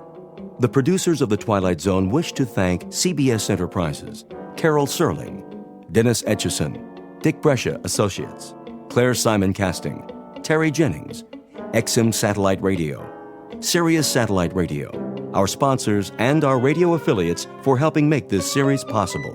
This copyrighted radio series is produced and directed by Carl Amari and Jason Mallow for Falcon Picture Group. Doug James speaking.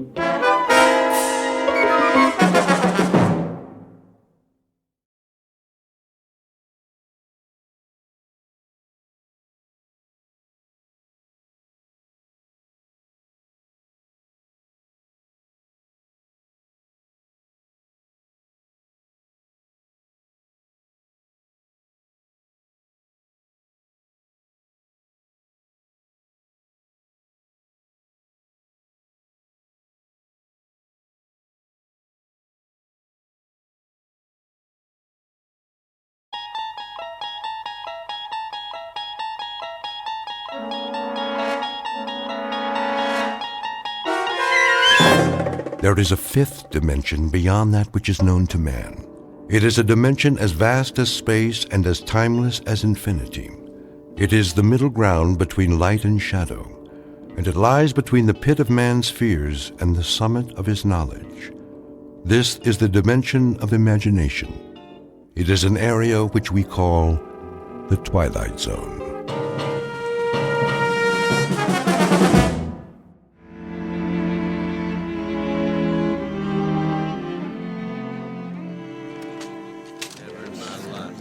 All right, men, listen up. Get your gear together. We're moving out. Moving where, Lieutenant? Yeah, what's the word? We going home? Not today, Morgan. Good, because I got me a date with a certain little nurse tonight. Gonna teach me the mambo. Is that what they call it? Now, don't you go talking about my fiancée. Can it, fellas? The trucks will be here in a few minutes. Oh, I get it. We're going to Manila for some R&R. Ain't that right, Lieutenant? Man, those nightclubs. Hey, they still got nightclubs in Manila? I hear they do. But first, we're gonna have to secure the road. Enemies dug in pretty good. Ain't that something? Just like they own the place. Weapons check. Extra clips, grenades. If you need more, tell the sergeant. You heard the man. Right here. I want to see full belts on everybody. This is the one that counts. Sir? Yeah, Horton? You gonna make it back tonight? What? By lights out. Oh, listen to him. Scared of the dark. Watch out, Horton. The cooties will get you. I just mean, well, that nurse. She's sort of expecting me. You should see her, sir. Brown hair, blue eyes. Yeah, don't worry about it. We'll be back in time for chow. Every last one of us. All right, fall in.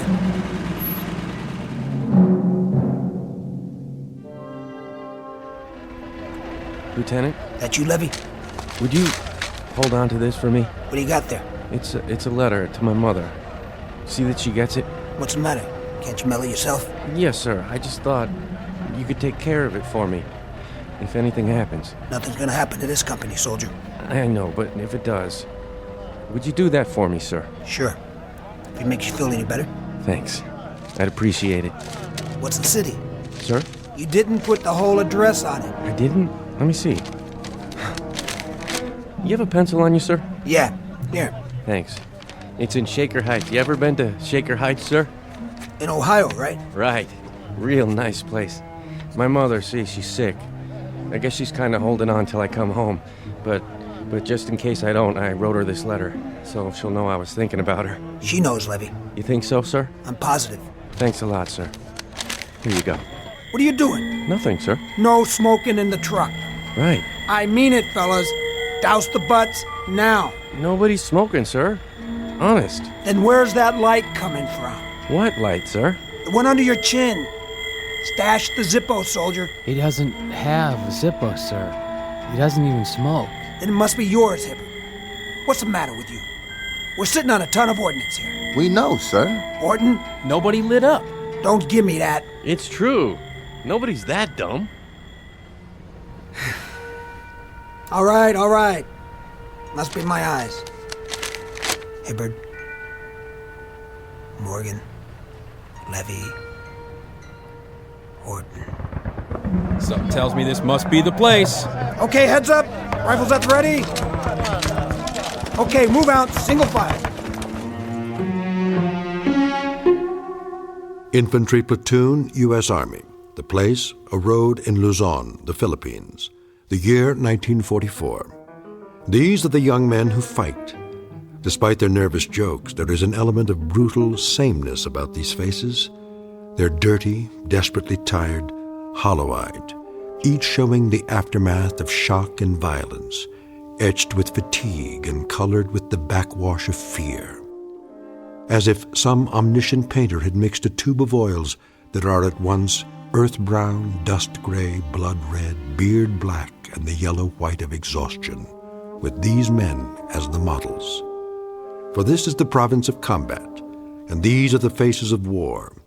But even here in this time and place, expect the unexpected, because this particular platoon has just crossed enemy lines to fight for their lives in the Twilight Zone.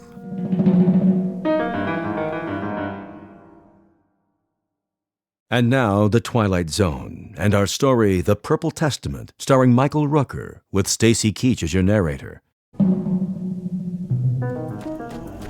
Captain. What is it, Private? Here they come, sir. How many trucks? Looks like all four. One of them's been shot up pretty bad. Tell the medics to stand by. Let's go, one at a time. Give me a hand, will you, Sarge? Oh, my leg! Easy, son. I got you. Rough out there, Sergeant? Yeah. Ain't it a crummy night? Smoke? Why not? How's the road? Open all the way now. The bridge? We got the bridge. Whatever they wanted it for. They got naval guns stuck in the ground and they're zeroed in on the town. But that bridge, it gets it every 3 minutes. If the general wants to know where the enemy fleet is, tell him it's dug in on the road to Manila. Excuse me, sir, I gotta see to the wounded. Sergeant? Yes, sir? How many did we lose? Lots of wounded. Maybe 10, 12. 4 dead. Who? Hibbard, Orton, Morgan, and Levy. Sergeant, bed the men down. Right, sir. And check with the mess sergeant. Make sure there's hot coffee and a meal for everybody. If they're not hungry, make them eat anyway. Hey, company. First platoon. Inside. Fitz. Sir. I got a bottle of Philippine tuber in my tent. It ain't Johnny Walker, but you'd be surprised what it does for a man's outlook. Come on. Pull up an orange crate. Okay. Take the cup. I'll drink out of the bottle. Thanks. Cheers. Cheers. Bum day, huh, Fitz? Yeah. 4 dead in 2.5 hours. 12 wounded. And the 4. Anything special about the 4? Special? How do you mean? Just that, well, we've lost that many before, and we've lost 8 and 10. I know. But you're taking it hard this time. It's always hard. Harder than usual. I thought there might be something special about them. There were 4 kids, all under 22. Does it have to be any more special than that? No, it doesn't. This time it really got to you. More than I've ever seen. I'd like to know why. You're a perceptive man. It's the mark of a good officer, isn't it? Warding off trouble by anticipating it. You gonna give me trouble? I don't think so, Fitz. You're a good officer. You got guts and brains. But something's gotten to you. I told you I'd like to know what it is. Why don't you start with this? What do you have there? Something I wrote down. Read it. Hibbard, Horton, Morgan, and Levy. So? You tell me. Who are they? 4 KIAs. Yeah. That's what they are. Or were. Killed in action. Luzon PI, 13th June, 1944. I still don't get it. You want to know what's gotten into me? Well, I'll tell you, Captain. What's gotten into me is that I... You what? I wrote those names down today. This afternoon. I wrote them down before we left. So? Why'd you write their names down, Fitz? We had a weapons check. Then we got on the trucks. We were on our way to the bridge, and I looked at their faces. Those 4 faces. One at a time. Go ahead. I looked around at 44 faces. When I got to these 4, I looked around at all of them. A light. A light? Shining on their faces. First it was Levy, then the others. One by one. I thought somebody had a cigarette lighter on. Then I realized it wasn't that kind of light. What are you talking about? I can't describe it to you. It doesn't fit anything I'd ever seen. I just looked into their faces and I saw that light. And I knew this was their last day. I knew they'd get it. Oh, come on. I'm telling you, I knew. There wasn't any doubt. None at all. Driving up that highway, I was in their truck. All 4 of them were sitting across from me. Some coincidence, huh? And then the light. The same odd light. It moved across their faces, one by one, completely separate from the others. It didn't touch anybody else. As if somebody had a flashlight or a searchlight or something, and it had picked out those 4 faces. And I knew. I just knew. That's a funny thing, all right. I'll give you that. But for now, maybe you ought to just pack it in. Get some sleep. No, I don't think I can sleep. All I can do is keep wondering. Is this the way it's gonna be from now on? Huh? If every time I stand in front of a platoon, ready to take them up, am I gonna look down the line and tell which ones aren't coming back? No, thanks, but no thanks. Finish your drink. What's in the bottle? I told you. Local brew. Lousy stuff. The kind of stuff that can make you sick. Or drive you out of your ever-loving mind. Take it easy. We're not supposed to know these things. Nobody is. We're not supposed to be able to tell. Isn't that right? So why can I tell? Huh? Why, Captain? Fitz, when did you write these names down? You know when. You sure it was today? Sure it wasn't yesterday?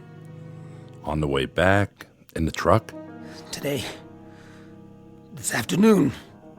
That's when I wrote them down. I swear. That's when I wrote them down. Nurse? Be right there, Private. I can't feel my leg. I'll get your medication. Hurry, will you?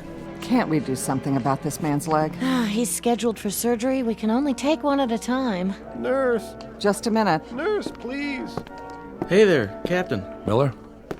How you doing? Oh, pretty good, sir, I guess. He's on the mend, Captain. Good job, Janie. Keep it up. Well, we're doing the best we can, sir, but we need more cots. I'll tell Sergeant Gunther. See if we can requisition some. That would be a godsend.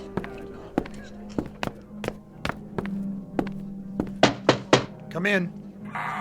You could use some more beds out there. You noticed. Any more coming in?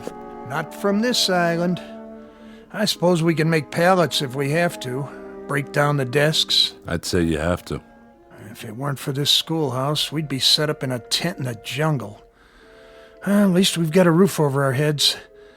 But when it comes to sterile conditions, the proper supplies, you can see what we're dealing with. We haven't come that far from the Civil War. These men are lucky not to get gangrene. One day this war will be over, Sergeant. Till then, you're doing all you can. I know it, and you know it. Look at them out there. So many young men. All we can do is airlift the worst cases, sew up the rest, and send them back to fight again. I'm sworn to do no harm, but how can I promise that? We don't know what to expect, how many casualties we'll get each day.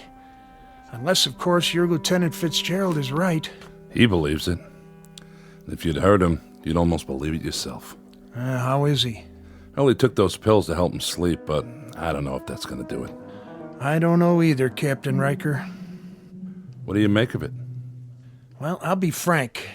The things you've told me are beyond my experience. I'd say he's delusional. But whether it's because of the stress or something more serious, I couldn't say. I'm no head shrinker. Did you look at his records? I've never been wounded. No symptoms of battle fatigue or anything like it till now.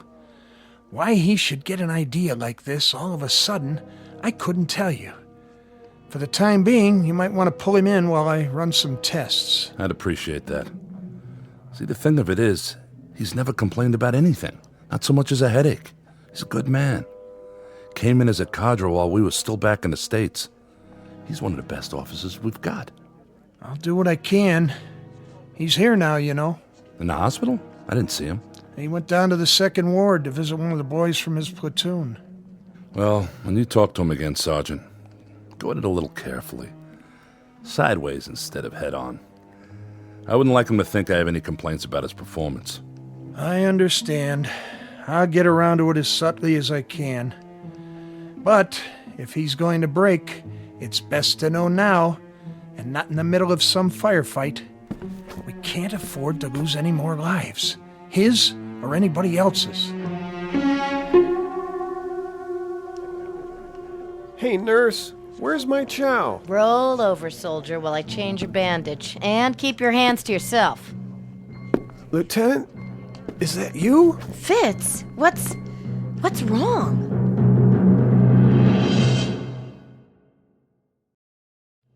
What's wrong, Fitz?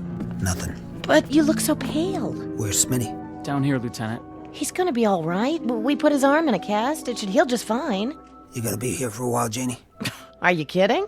I want to talk to you before I leave. Well, just holler like everybody else. I'm not going anywhere. How's the rest of the guys, Lieutenant? A-okay. Oh, that's great. Yeah, well, Porky took a piece of shrapnel in his finger.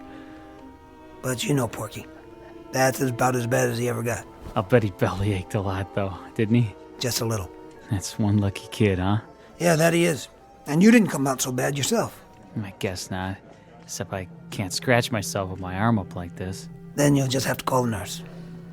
That's not so rough, is it? No, not as long as it's Janie. Yeah, get you all patched up and you'll be as good as new. Ready to head home before you know it. That won't be too hard to take. No, sir, sure won't. Your cigarette went out. Here, let me light it for you. No, thank you, sir. No? Can you just lay it down for me? I won't be needing it for a while. Sure. I'll just put it here in the ashtray for you. Thanks. Look, Smitty, I got a couple things I gotta do. I'll come by later, okay? You take it easy here. Will do, sir. Anything you want? You got enough to read? Yeah, all I need. Okay. Take care now. Thanks for coming, Lieutenant. I'm glad I got to say goodbye. Oh, no, not Smitty. You dropped your lighter. Something the matter? What? No. Nothing. I'll be seeing you. Goodbye, Smitty. You okay, Lieutenant? Yeah, fine. I'm okay. Help me get him to a cot. I said I'm okay. I just got a little dizzy there for a minute. Are you sure? I'm sure. Thank you, Meg. I've got him. What's all the fuss about? You better take it slow, mister. All I need is a little sleep. A little? You look like you haven't slept in I don't know how long. My lighter. Right here. I want you to lie down for a while. I don't have time. You're pale and your pulse isn't that great. You need to rest. What do I have to do? Write you a note for the teacher? I'm fine. Janie. What? I wanted to tell you... I wanted you to know that... Save it. Go back to the barracks if you don't want to stay here. But do me a favor. Get off your feet. Listen. That boy in my platoon. Horton. Please, Fitz. He was a good guy. I know. He was looking forward to seeing you last night. That's all he talked about. He thought you were special. Very special. Soldier? Not now. I just wanted you to know. You are special. You were probably the last thing on his mind. Did he suffer? It was a landmine. Oh, no. He never knew what hit him. He didn't feel any pain, I swear. Soldier, I got your pill. Wake up. Oh, Fitz, that poor sweet kid. Get the doctor. This man does not have a pulse. Smitty. Bring me a shot of adrenaline. It's too late. No, it's not. What do you know about it? I said get me. Forget it, Janie. He's dead. No, it can't be. Oh, not another one. Please, God. They go awful quick sometimes, just like that. Awful quick. Morning, Fitz. Captain. How are you? Something happened? I was down seeing Smitty. I know. I read his tag. Doc says he's gonna be okay now. No, he isn't. What are you talking about?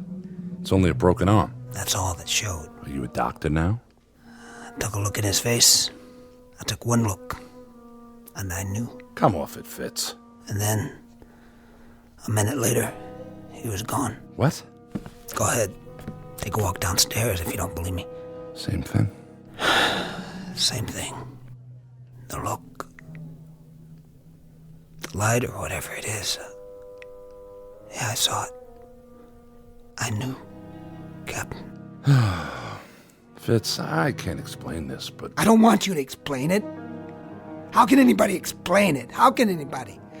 I want you to believe it. Captain, that's all. That's all I want. I want you to believe. I just want you to believe. Yes? Bed 5, Sergeant. What, nurse? He just died. I'll be right down. For what? Fitz. There's nothing to see now. Except the body. He's dead.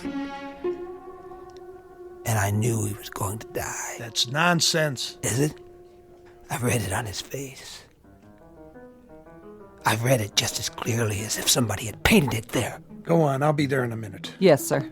You knew, Lieutenant? I told you. He thinks... You bet I knew. Really, Fitz? Tabbed 4 men yesterday. I knew they were going to get it too. But that would be extremely odd. Don't you agree, Lieutenant? Odd? Is that what you call it? Odd is when you go 30 days on the line without losing a man. Odd is when you march 25 miles and you don't get a blister. Now you're talking odd. That's odd. This isn't odd, Gunther. This is more like a nightmare about a dog-face officer who can see death on people's faces. A lousy dog-face line officer who'd just like to give back the power to whoever or whatever gave it to him. Or a dog-faced line officer who's cracking under the strain of having seen too much and done too much and felt too much and finally starts to crack from the weight of it. I'm 5 for 5 now. We deal in facts here. How many coincidences does it take to add up to a fact? How many men do I have to tag as least likely to succeed before somebody starts listening? How many more faces do I have to look into? You're not being rational. No. Then answer me this. What I'd like to know is, what's it take before people realize that somewhere along this line I picked up a talent they don't teach at OCS because I just got promoted? What I am now is a kind of recording clerk for the Grim Reaper.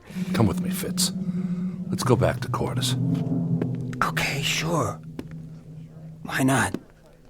But there is one thing you might do for now. While you're waiting and scratching and calling in the psychiatrist, just put some tape over my eyes.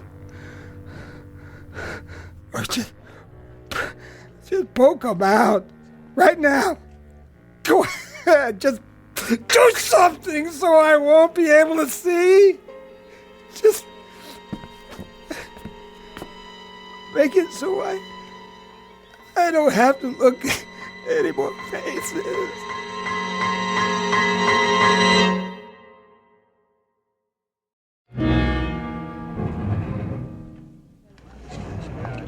Everybody here? Yes, sir. All right, then. Eyes on the map. I'll give it to you just as I got it from Regiment. We spearhead the attack. We go to a point exactly 4 miles north of the bridge. That's right here. That's the Pasig River. At this point on the highway, the bridge is out. But over here, to the east, the Army's sticking across a bailey. Should be done by 0200. Not much time. You can say that again. We could do it.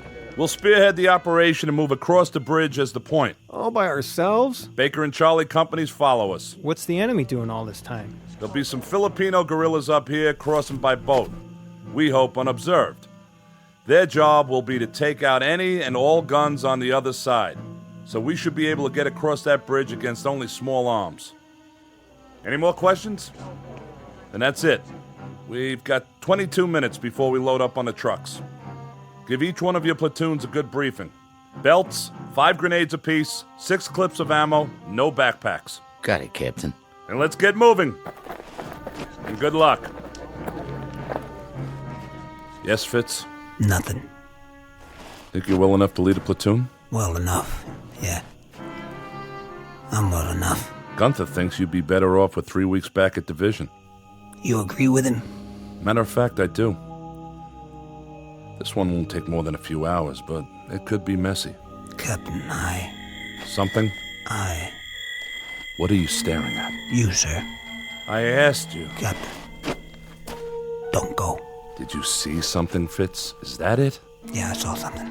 Something like with the others? Yeah, it was on your face. Just for a few seconds, but it was there. Sure it was. If you go... Say it. You won't be coming back. You can't go out there tonight. I have to. You have to stay here. Don't do it for me, okay? Don't even do it to save yourself. Look at the picture on your desk. Put that down. Your wife. And those 2 children. They must be your kids. Do you love them? What? Do you love them? Do it for the gold band on your finger. But don't go out there. Give me that. But, sir... Get your platoon set, Fitz. Sir, please. Now. You've only got a few minutes. But what about... I'll tell you what about it. We'll have a nice long talk about it when we get back. We'll have a drink to it. We'll drink to an illusion, to coincidence. And you know what then? We'll laugh. Both of us. That's it, Fitz. I'll see you outside at the trucks. You won't be drinking to anything. Because you won't be coming back. Damn fool.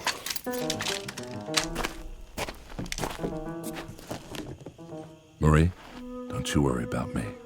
He doesn't know what he's talking about. I promise.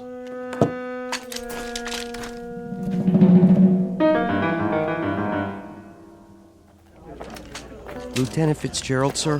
What is it, Freeman? Well, sir, everybody says you can tell. Who says that? All the guys. They say you know who's gonna get it and who isn't. Well, how about it, Lieutenant? Give us a break. Come on, Lieutenant, please. Come on, Lieutenant, please. It ain't fair, you knowing and not telling us. Freeman, knock it off. Forget about it, okay? Somebody started a wild gag. Somebody's gonna get burned for it, but good. Take it from your captain, nobody in this company's a mind reader, including Lieutenant Fitzgerald. Isn't that right? That's right, sir. Okay, boys.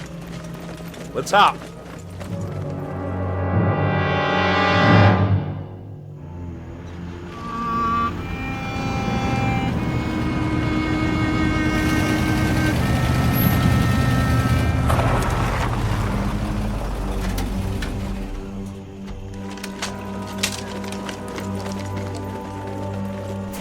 Welcome back, Lieutenant. Not so bad this time, huh? What's eating him? Sir? At ease, Fitz. I just came around to congratulate you boys on a good job. Thank you, sir. Cigar? Not for me. All the odds fell in on our side. Those guerrillas did a right-handy job on the guns. You just walked right across, didn't you? Right across. Well, that's fortunate. You know, there must have been at least 6 or 7 25s that the Air Force picked out. If those guns had been operational, that would have been the longest bridge you've ever been on. Or the shortest. Sniper fire, that's all you had, wasn't it? Yes, sir. Sniper fire. We lost 1 man. I brought his dog tags back. A pity.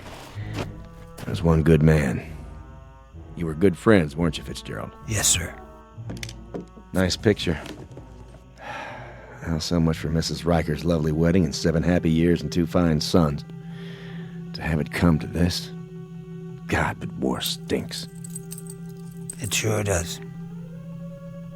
Stinks worse than you know. Much worse. Why, what do you mean? Lieutenant? Yes. Sergeant Gunther? Some orders have come through on you, Lieutenant. You're to go back to division. Back to division? That's correct. They'd like to look you over. It'll be a nice couple weeks' rest. Well, he looks like he could use it. Better pack up your gear. Take it with you. Okay. One question. Yes? Who's going to pack Captain Riker's things? I'll have someone take care of it. Don't forget his wedding ring. Looks like he took it off. Set it down here before he left.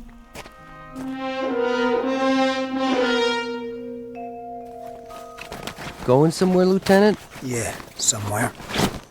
That your mirror on the wall? Oh yeah, almost forgot. You want it, Freeman? Gee, that'd be great. I broke mine, you know? Mighty hard to shave without a mirror. Go ahead. Here. You sure you don't mind? Sir. Listen, if you want to keep it, that's okay. Honest to... Look. Huh? In the mirror. What do you see? Well, I see your face. Yup. That's you, all right. And nothing else. This is important. You don't see a light on my face, do you? Light? No, sir. That's funny. Because I do. Sorry, Freeman. Gosh, what'd you do that for? This one's no good. Take my word for it. Whatever you say, sir. Get yourself a new one that works right.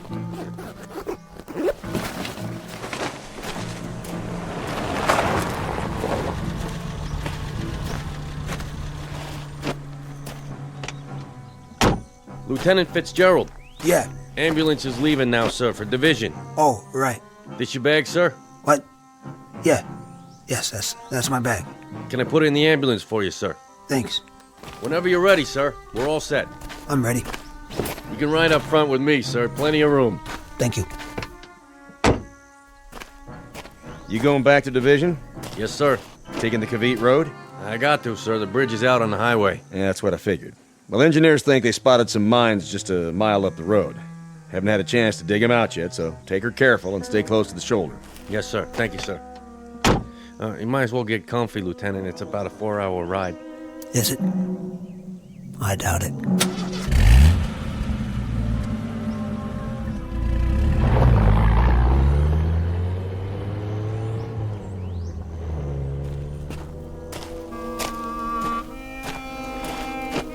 You play that pretty good. Thanks, sir. Thank you very much. You hear that? Thunder? I don't think so. It sounded like an explosion. Maybe. Maybe it was thunder. Yeah, that's what it was. Probably thunder.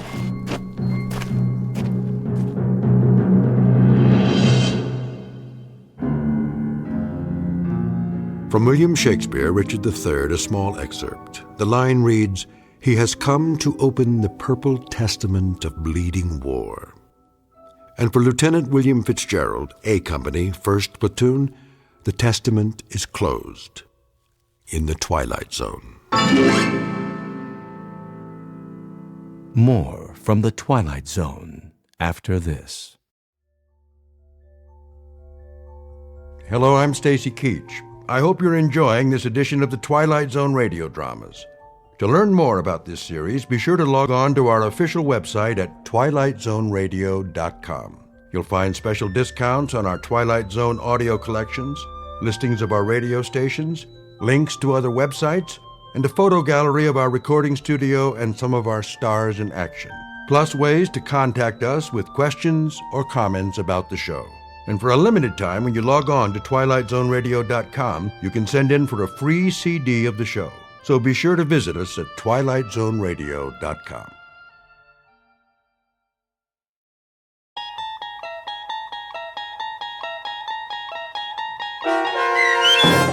From Agnes with Love, starring Ed Begley Jr. with Stacy Keach as your narrator, was adapted for radio by Dennis Etchison and written for The Twilight Zone by Bernard C. Schoenfeld.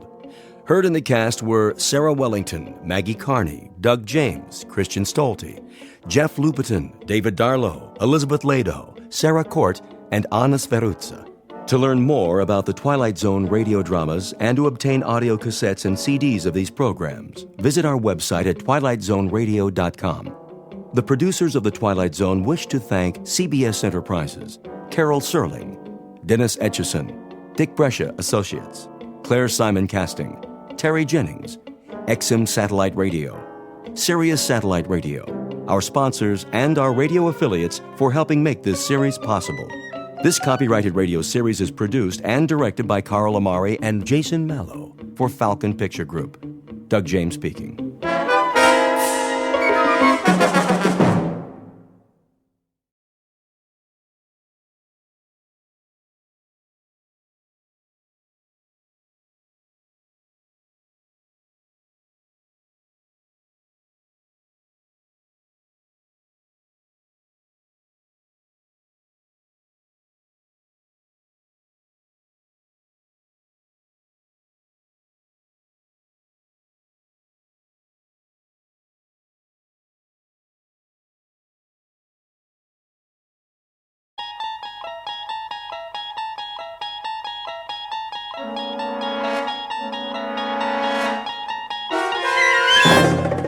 You unlock this door with the key of imagination. Beyond it is another dimension, a dimension of sound, a dimension of sight, a dimension of mind. You're moving into a land of both shadow and substance, of things and ideas. You've just crossed over into the Twilight Zone.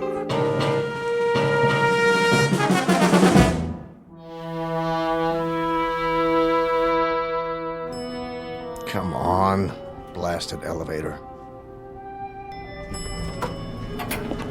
Oh, good morning, Mr. Winslow. Morning, Millie. I have that report you asked for, sir. The Venus mission. Yes, sir. I was just on my way to your office. Good. NASA's breathing down our collective neck.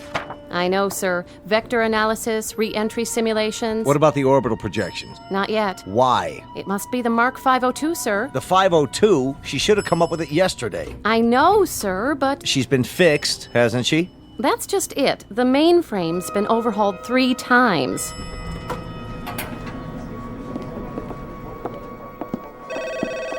Data Inc., how may I direct your call? One moment. Mr. Ballard? Ballard, I need a word with you. Morning, Mr. Winslow. What's wrong with the 502? I wanted to talk to you about that. Millie here says... Oh, hello, Millie. Jack? She says it's still down. Well, there are some glitches. Glitches? The Mark 502 is the heart of our entire operation. Here's the report, sir. All the figures we have as of this morning. Well, we'll just have to stall NASA. I'll get back to my office now. You do that. Ballard, come with me.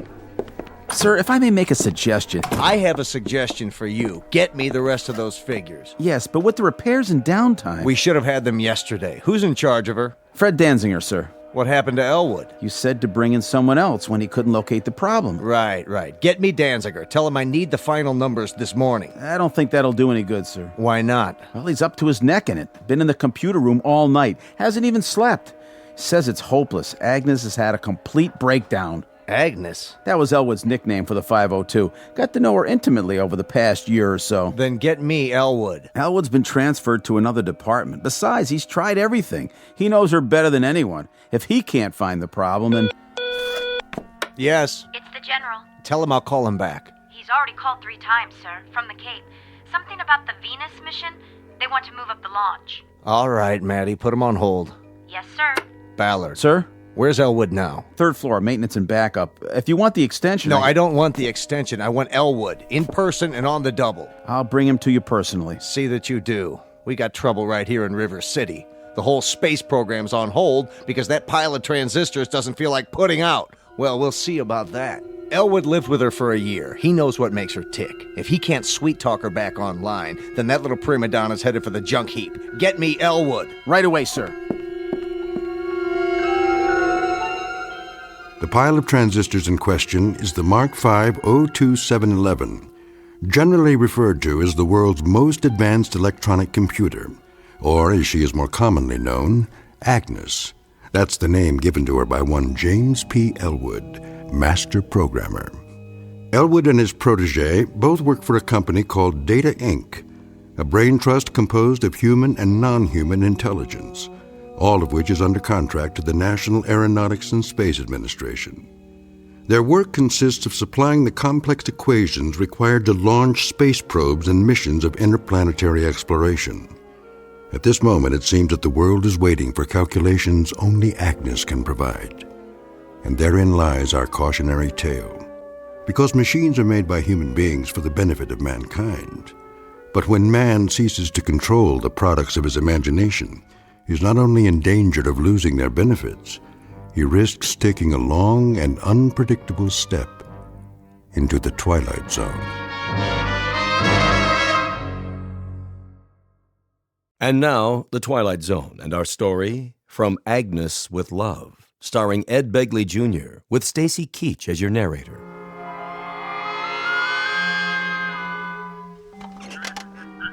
Yes, General. As soon as possible. Yes, sir, I understand. Yes, Maddie. The director of NASA online, too. Tell him I'm sorry, but we're still double-checking the figures. I'll call him back in a couple of hours.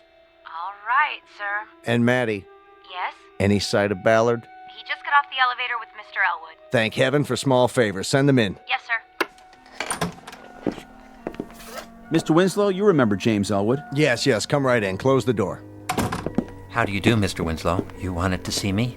I most certainly did. Nice weather we're having, isn't it, sir? When Mr. Ballard showed up at my desk, well, you can imagine my surprise. My first thought was, what have I done now? But then I thought, how bad can it be on a day like this? Do you know the trees are all in flower? Elwood, please. Well, they are. I saw them when I rode my bicycle to work. Elwood! Yes, Mr. Winslow. Something urgent has come up. It has? I'm relying on you. Well, anything I can do will be my... Agnes has broken down. Completely. Again? Let the supervisor explain. We've checked her thoroughly, can't seem to locate the seat of the trouble. Probably her subroutines. Her... They need debugging. That would be my guess. Of course, it's an informed guess. Hear that, sir? That's why you're here. Suppose we have a look. But Fred's with her now. I don't know how he'd feel about my cutting in. The devil with how he feels. Let's get on with it.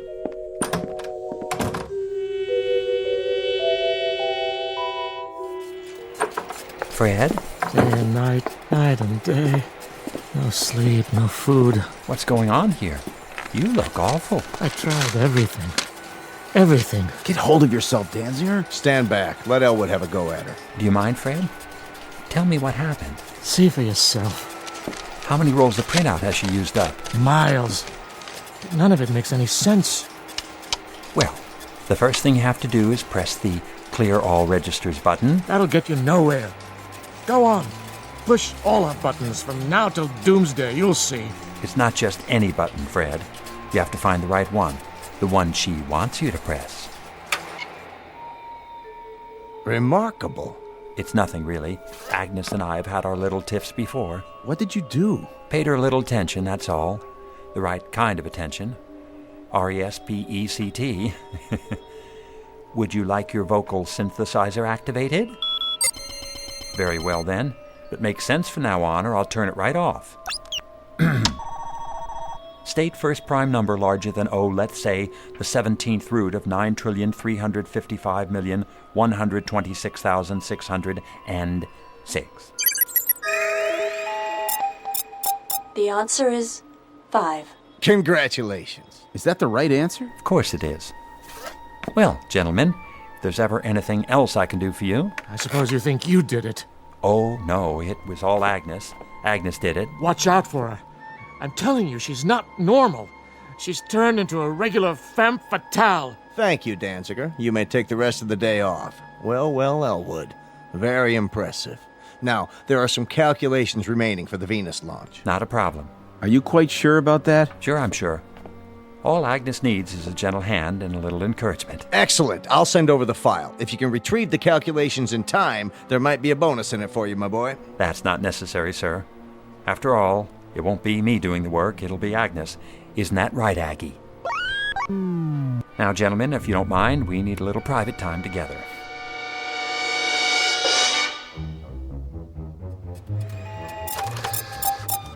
Very good, Agnes. I'm proud of you. Now let's try one more. What's the maximum permitted velocity? Agnes, I'm speaking to you.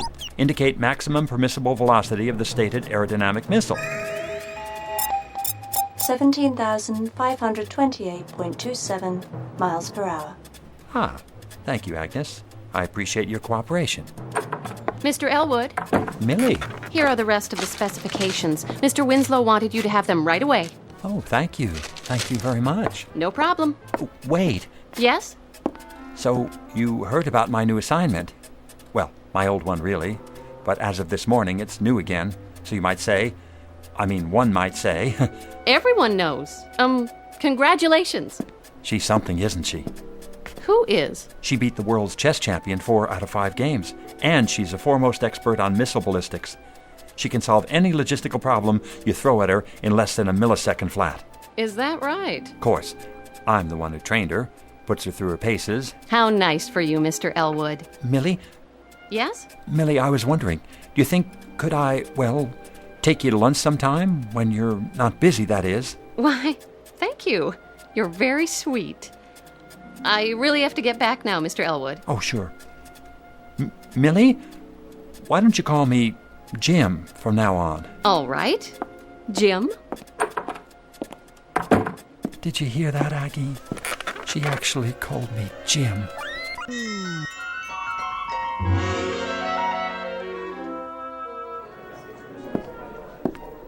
Excuse me. Yes? Do you happen to know which office is Miss Mildred Clark's? Mildred. Oh, you mean Millie. Down the hall, first door to your left. Thank you. Do you have a delivery for her? What? That package under your arm. Oh, this. It's from... I'll give it to her for you. Oh, no. I'd like to be the one to give it to her. I mean, whoever it's intended for, whomever. I'll just be on my way. So you shouldn't have any trouble. No trouble at all. I'm sure I won't. Elwood, is that you? No. Yes, it is, Mr. Winslow, sir. What's that behind your back? Nothing. Just this package from my mother, actually. It's... Elwood, I'd like you to meet Walter Holmes. How's it going? I'm putting Holmes here in charge of the third floor computers. Third floor? Well, he won't have much to do there, will he? Though they're bright enough little machines. Little being the operant word. I sure do envy you, Mr. Elwood. You do? Taking over Agnes. Everyone says you're the top man in the field. Me? Well, I suppose one might say. He is. Keep up the good work, Elwood. Thank you, Mr. Winslow. I'll do my best, sir. Now, as I was saying, Holmes. Uh-huh. Well, what do you know? I'm finally getting noticed. Knock wood. Come in. Here goes nothing. Oh, hello, Elwood. Jim. I got you something. Is that right? Here. What's this? Half chocolate cherries, half truffles. I didn't know which one you like. Oh, how nice of you. So I got both. Go ahead, open it. I can't. Why not? I started my diet today. Not even lunches from now on. Well, what about dinner? What about it? Tonight there's a lecture on thermodynamics. Doesn't that sound like fun? I'm not sure, Jim. I'll let you know. Oh, okay, that'll be fine. Oh, be sure to get a refund on the candy. I'll do that. Well, hello, Mr. Elwood. Hello. Everyone's heard about your promotion. I just wanted to tell you how impressed we all are. You're definitely headed for the top. Can I ask you something? Surely. Are you on a diet? Why, no. You don't think I need one, do you? I try to keep in shape. See? Here. Knock yourself out.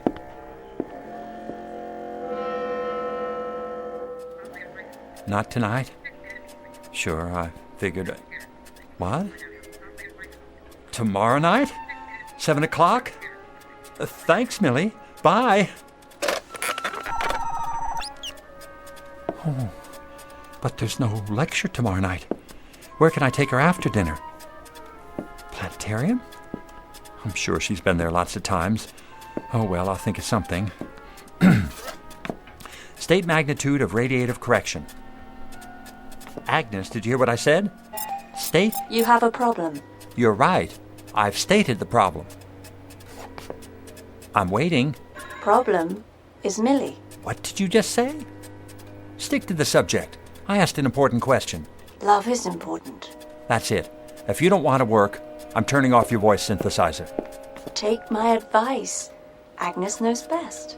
Listen, I know you're an oracle of wisdom when it comes to atoms and rockets and missiles, but I don't need an electronic brain to advise me about... All right, why not? Let's give it a try. Advise me where to take Millie after dinner tomorrow. Your apartment. Oh, no, that's not a wise idea. Reckless romantic approach required. From me?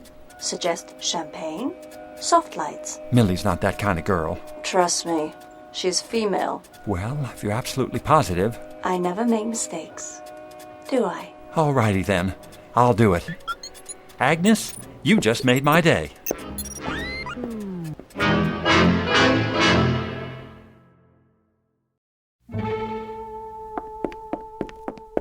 Well, here we are. Yes, it looks like it. Millie, I just wanted to say, Say what, Elwood? thanks for a lovely evening. You're welcome. The dinner was delicious, didn't you think so? Yes, it was. I had a great time. Me too. Well then, good night, Millie. Good night? Au revoir. Auf Wiedersehen. Elwood, I mean Jim. Yes? Aren't you going to... We're going to what? Invite me in. Invite you? This is your place, isn't it? Oh, yes. Sorry. Of course it is. Come in, please. Nice apartment. Thanks. I like it. Not a lot of extra room. Well, I don't need a lot of room. Just me, myself, and I. And my books. It's cozy. Do you think so? Mm-hmm. Have you actually read all these? Sure have. They're arranged alphabetically, according to subject. This shelf's science fiction, this one's nonfiction. Oh, that reminds me. I have something to show you. Oh, you do? Yep. The latest interpretation of Einstein's theory of relativity. Here. You don't have it, do you? I must have missed that one. Oh, well, don't feel bad. You're welcome to look at it while you're here. Thanks. In fact, we can go over it together. Some very interesting points. Feel free to sit here next to me if you like. Now, let's see. You go ahead. What? Read it to me. All right. The interpretation we wish to propose in this volume is simply that Einstein's unified field theory does not postulate the universe as infinite, but rather as a closed system representing a spherical type of... Millie? Here I am, Jim. What are you doing in the kitchen? Looking for the champagne you promised me. I found 2 glasses. Are these all right? Oh, certainly. Here. Set them on the coffee table. Just let me move these scientific Americans. Oh. Something wrong? It's awfully bright in here, don't you think? It is? Why don't I just lean over and... And what? Turn the lamp down. You don't mind, do you? No, but... That's better. But, Millie, I can't very well read this chapter to you without proper lighting, can I? Do you like music? Music? Yes, I do. Very much, but... Couldn't we have some? I guess so, if you like. Do you have a radio? Of course I do. Right over there.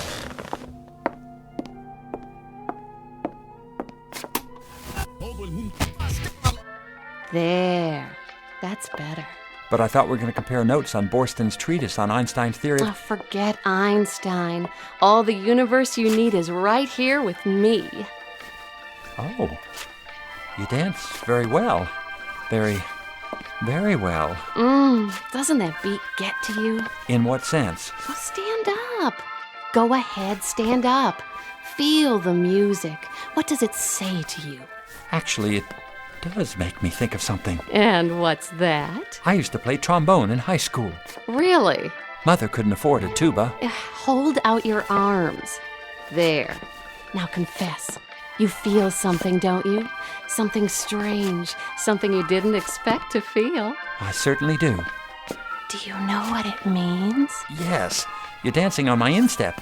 Oh, you're impossible. Oh, please, I'm sorry, Millie. I shouldn't have said that. Have some champagne. Well, all right. If I can get this cork out of... Oh! My dress! Gosh, I'm sorry about that. I'll get a towel. Don't bother. You've done enough. Millie, wait. I'll see you tomorrow. Thank you for the dinner. Good night. Please don't go. Let me explain.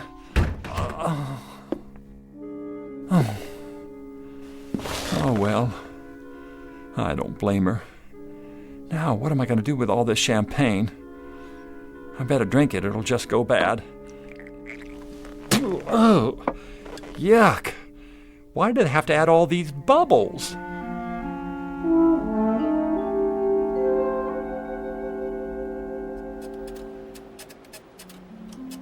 Consider series of real numbers arranged in order of magnitude.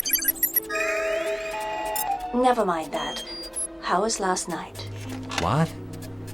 Oh, great, just great. We danced and drank champagne till dawn. and we took a ride through the park and... Is that so? Oh, what's the use? I'm a dud. I can't even dance. I spilled champagne all over Millie. I should have known. I've always been shy around women. Now she'll never speak to me again. Sent her flowers. What for? A tradition. The morning after. Oh? What kind of flowers? Porphyra candalis rosae. Translate, please. Commonly known as roses. Say, thanks, Agnes. You really know how to help a guy out, don't you? Just like a big sister. I'll go get him right now. There's a florist downstairs. Sister? Did he say sister? Open the box. Go on, open it. Oh, thank... Gesundheit. I'm sorry about last night. It won't happen again. I'm glad you like the roses, though. They're long-stemmed. So I see. I picked them up especially for... Gosh, have you caught a cold? It's the roses. I'm allergic to... You are? Oh, Elwood, please go away. Oh, all right, if you say so. And take these with you. Gesundheit.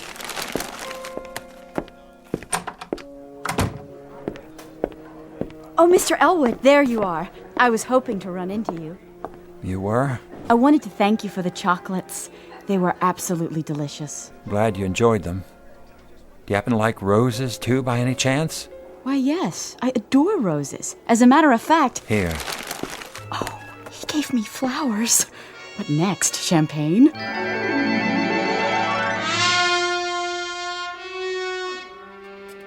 How did it go? I don't get it.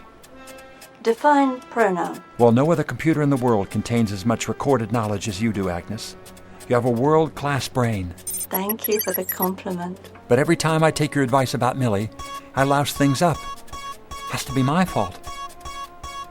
I must not be. Agnes, what's the matter? Stop that. Millie is unworthy of you. It's ridiculous. She's a wonderful girl. Who needs her? I do. I need her more than... There is a better girl for you. Oh, yeah? Where? In this building. Oh, I seriously doubt that. But even if there were, I wouldn't have any better luck with her than... She loves you. She does? Sincere. Intelligent. Exactly your type. Well, where can I find her? Tell me where to look, Agnes. Tell me. No need to look. You have already found her. I have? Can't imagine who you mean. Unless it's that secretary, the one on Millie's floor. I keep running into her. She seems nice enough. Very nice, in fact.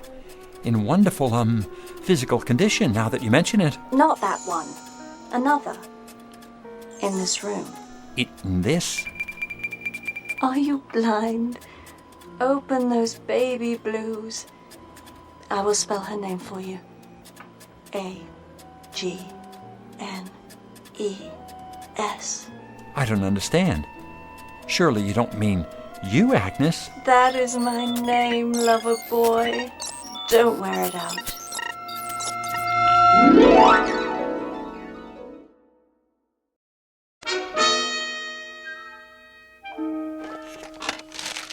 Here you are, Elwood. Yes, sir? 220 pages of data, curves, and graphs, along with the latest meteorological factors involved in the flight. Feed all the pertinent information to Agnes. She has to come up with all the answers in less than a week. Is she up to the task? I guarantee it. Remember, an error of 1 millisecond can cause a 400,000-mile divergence from the trajectory. You understand the problem, Elwood? Can this new spacecraft execute 6 eccentric or elliptical orbits around the planet Venus and return to Earth safely? That's it, in a nutshell. Now, let Agnes get to work. Yes, sir. Oh. Be careful with this part. Better correct the escape velocity to compensate for solar radiation pressure. Got that? I asked you a question, Agnes. Answer, please. Did Millie forgive you? Stop that. Correct the escape velocity and forget about Millie. Are you still seeing her? Yes, we have a date tonight. Not that it's any of your business. Your welfare is my business. The truth is, I'm scared.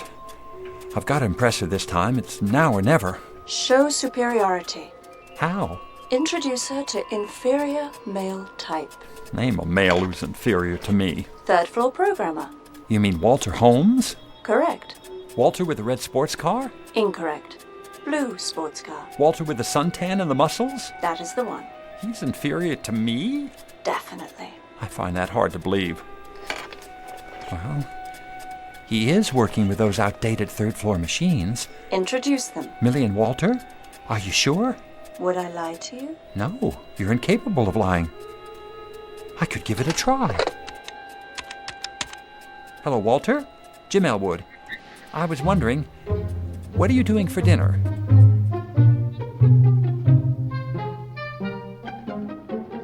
He insisted we drop by before dinner. So you told me. He needs my advice about programming his computers. You know, those little bitty ones on the...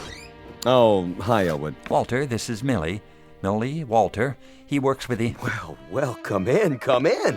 Elwood, you didn't tell me. Tell you? Millie has the most incredible eyes. Oh, why, thank you, Walter. Oh, call me Wally. Please, can I offer you a drink? Well, I suppose. Nectar for a goddess. Looks like an ordinary martini to me. It is nectar. All this time at Data Inc., and we've never met. Well, we'll just have to make up for lost time. I think I'll have a martini, too. Do you like sports car races? I've never actually been to one. I'm driving this weekend. Got a Mustang 500. Sounds dangerous. Well, danger adds spice to life, don't you think? I can do 160. An astronaut can do 17,000 miles per hour. Would you like to slip behind the wheel sometime and see how it feels? Oh, I'd love to. I'll make my own martini. I'll get it. Hello? Oh, hello, CW. Yes, he's here. Oh, hold on. It's the supervisor. He's been looking for you. For me? Elwood here. Sorry to spoil your evening, Elwood, but it's an emergency. Washington insists on advancing the blast-off by 3 days. We need your data. Can you get it to me right away? You mean tonight? Afraid so. See you in an hour. Better brew a big pot of coffee. But, sir... Anything important? I'm sorry, Millie, but I've got to get back to the office. I'll see you home first. And deprive her of dinner? That's not very considerate. Say, maybe I could fill in for you. Oh, that would be nice. I don't know. You don't want to ruin her evening, do you, old man? Just because you got hung up? Well, no, but... Good. It's settled in. Always glad to help a friend. Oh, I hope you don't mind, Jim. No, that's all right. Perfectly understandable. Well, good night, all. Hey, Jimbo, listen, you and Mill, you don't have anything going on, do you? Mill? Millie. Not exactly, but I'd hoped... Fine, good. I mean, I don't like to move in on somebody else's territory. Thanks for the all clear. Night, buddy. Oh, and good luck with Agnes.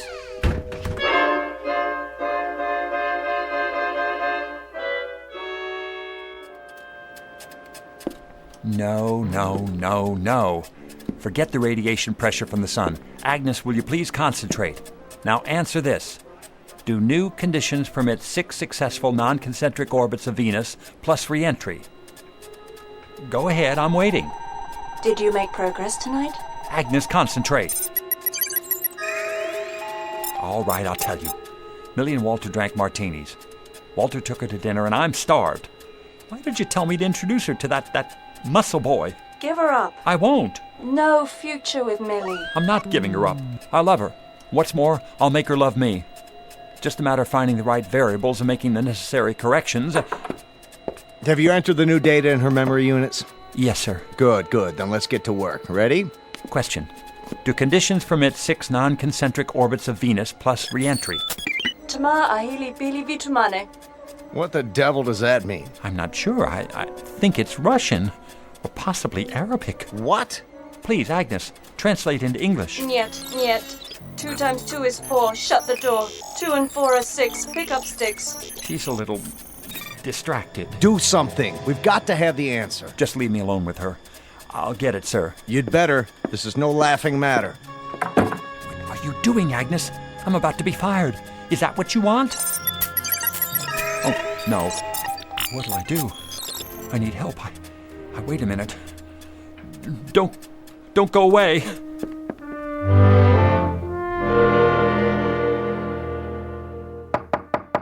Excuse me. Hurry back.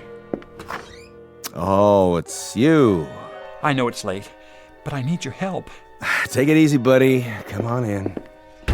Hello, Jimmy boy. Millie, are you intoxicated? It's okay, Jimbo. I'll drive her home. Later. Oh, you're no fun. Bottoms up. Walter, you're a senior programmer. Well, I'm not on your level. Listen, Agnes is fouled up. I need all the help I can get. Sure, old boy. First thing in the morning. That's too late. It has to be now. And leave this lovely girl all alone? Don't worry, Jimmy. Wally will take care of me. Sure, I get the picture. Good night, Millie. Sorry I interrupted you.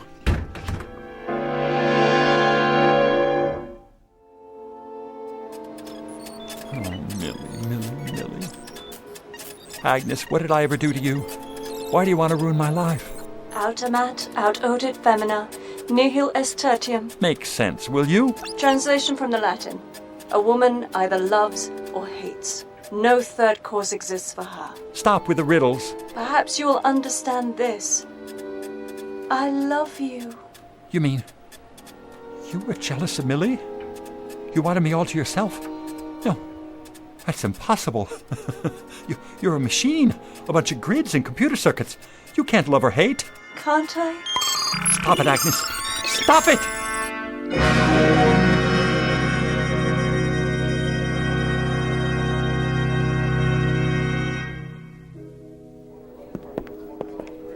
But that's incredible, sir. Jim Elwood's one of the finest computer programmers in the country. So was Fred Danziger, and he couldn't handle her either. I'll give it a try. That's all I can do. Elwood, how are you feeling? Look at all those printouts. Must be miles of it. 2 times 2 are 4. Shut the door. 2 and 4 are 6. Pick up sticks. On your feet. It's gonna be all right, Elwood. You've been working very hard, and we appreciate it. Now, how about a nice long leave of absence, eh?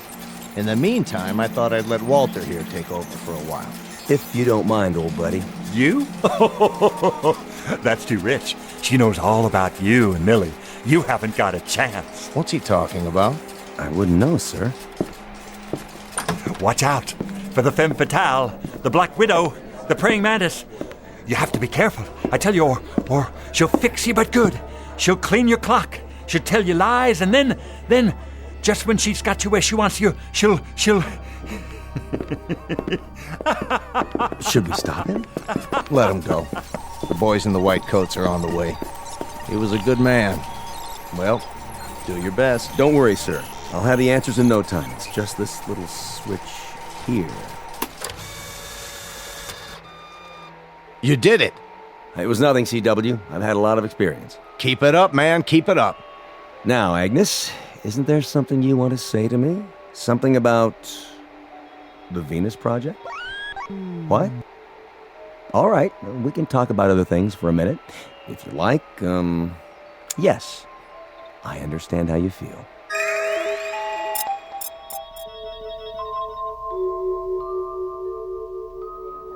Mr. Elwood, what happened to you? Got a screwdriver on you? What are you doing? Taking this sign off the door. Mark 502711. James P. Elwood, programmer. Oh well, it was nice while it lasted. I should take it with me. But I won't be needing it where I'm going. Want it? But Mr. Elwood... Here, it's all yours. Something to remember me by.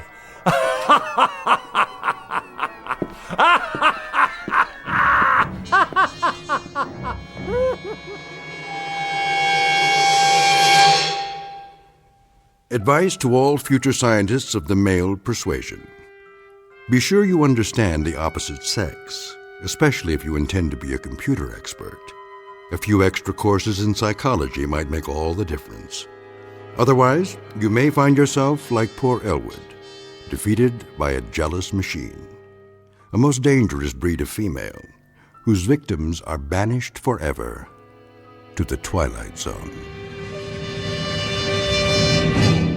More from the Twilight Zone after this. Hello, I'm Stacy Keach. I hope you're enjoying this edition of the Twilight Zone radio dramas. To learn more about this series, be sure to log on to our official website at twilightzoneradio.com. You'll find special discounts on our Twilight Zone audio collections, listings of our radio stations, links to other websites, and a photo gallery of our recording studio and some of our stars in action. Plus ways to contact us with questions or comments about the show. And for a limited time, when you log on to twilightzoneradio.com, you can send in for a free CD of the show. So be sure to visit us at twilightzoneradio.com.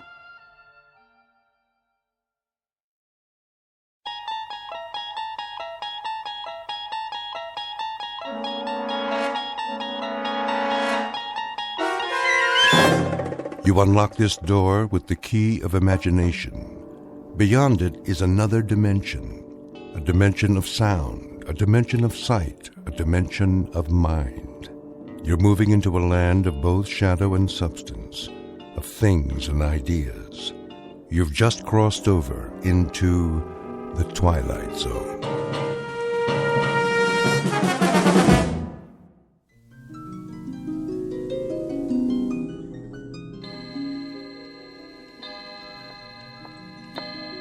Uncle Simon? Uncle Simon? Do you want your hot chocolate upstairs? Uncle Simon, I have your tray.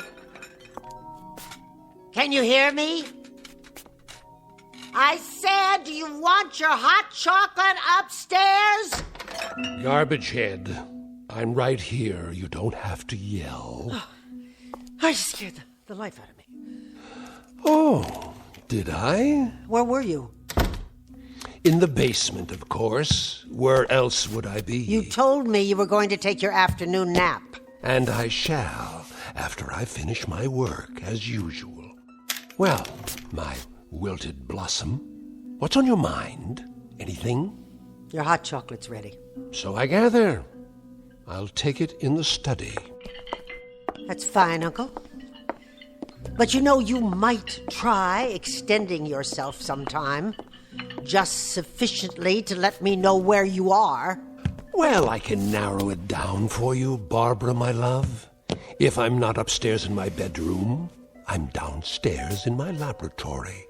In either case, you simply bring the hot chocolate to one place or the other. Clear? Utterly. And if I'm in neither place, that means I drop dead en route. And you can just bring me a bottle of formaldehyde and a rose. You have such a sense of humor, Uncle. You should have tried stand-up comedy. No, wait. They didn't have comedy clubs in your day, did they? Burlesque, then. You could have gone into burlesque. A regular George Burns. That's an idea. I dare say I should have been a bit more comfortable than you in such a setting. Do you even know how to dance, Barbara? Uncle Simon. Not necessarily as a headliner like, say, Gypsy Rose Lee. In the chorus, perhaps. That might be more your style. Ever let yourself loose? Oh, for a fast Charleston? Uncle Simon, I am very busy. No, I didn't think so. Most unlikely. You're the only woman I know who looks as if underneath her clothes she wears more clothes. You have all the grace and femininity of a high-button shoe. And you, Uncle Simon. What about... Yes? Never mind. Go on, my dear. Speak it out. Let's see if you can compensate for the fact that you're a passionless vegetable by at least speaking your mind. If I'm a passionateless vegetable, it's because my gardener is an ancient relic made out of dry skin and ice water. Not bad. Not bad at all. If I prod you enough, you can scrabble up to the occasion, at least part way. What else is new with you, my angular turnip? You say you've made hot chocolate? That's a start, I suppose. To what other soul-stirring projects have you applied your talents today?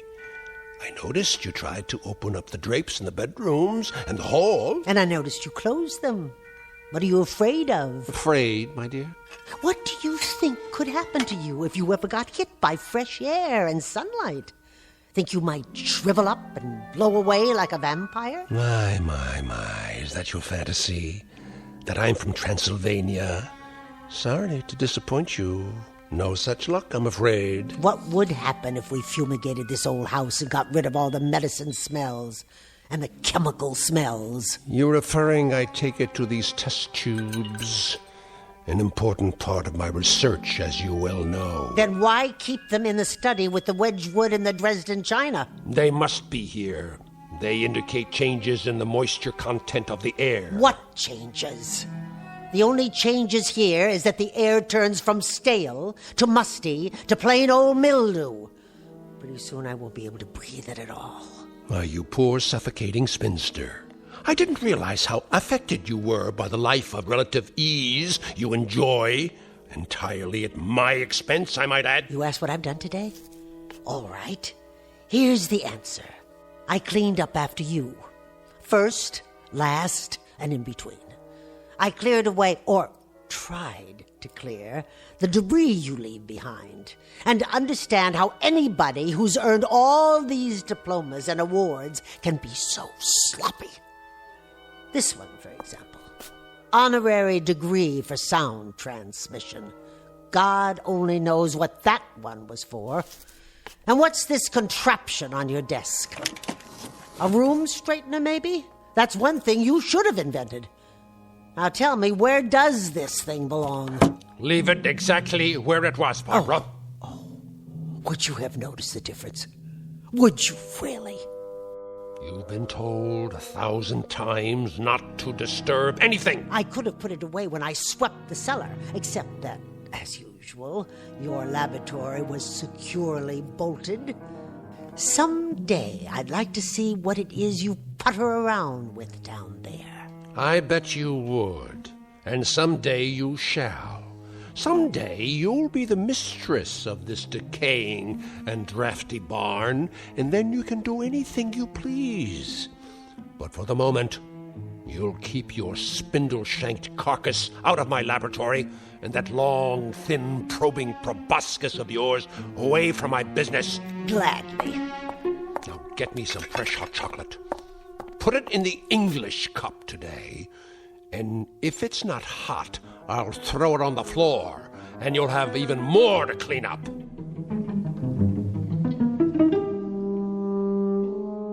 Dramatis personae, Mr. Simon Polk, a gentleman who has lived out his life in gleeful rage, and the young lady who just now beat a hasty retreat is Mr. Polk's niece, Barbara. She lives each hour of her life as if perpetually late for a dentist's appointment. And there is yet a third member of the company, soon to be seen. He now resides downstairs in the laboratory, and he is, well, the kind of character you'd expect to find only in the Twilight Zone.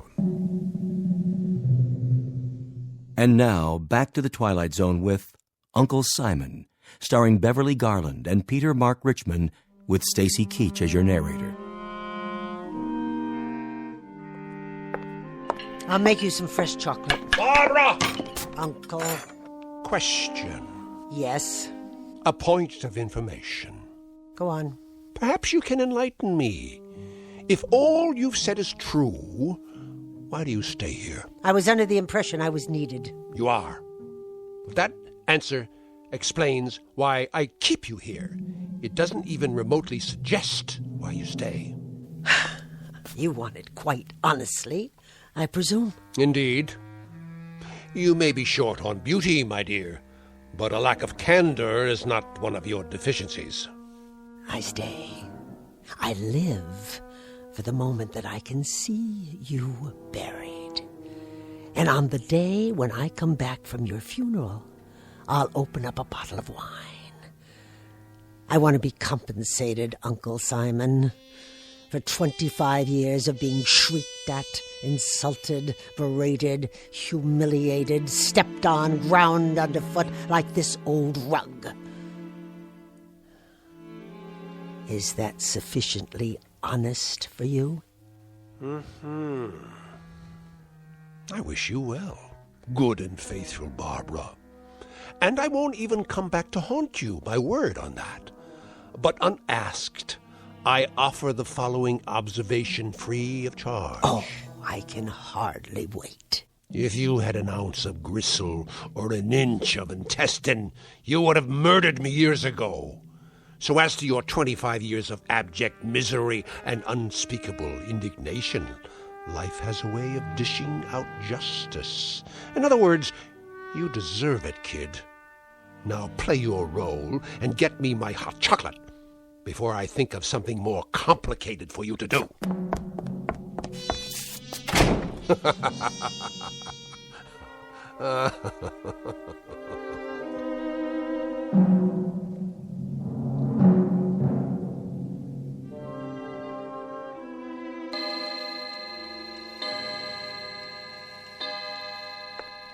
Dear Uncle Simon, and where are you now, you old...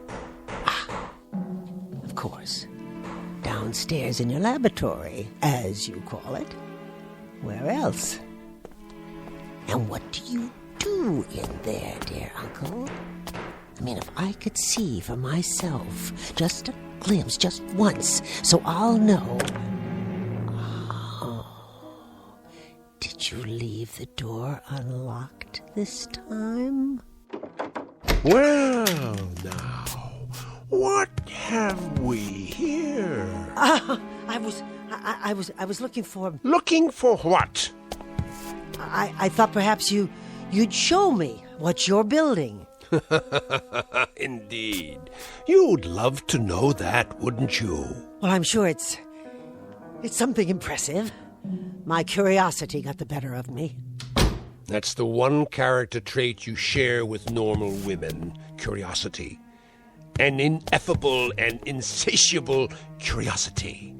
Well, remember what it did for the proverbial cat.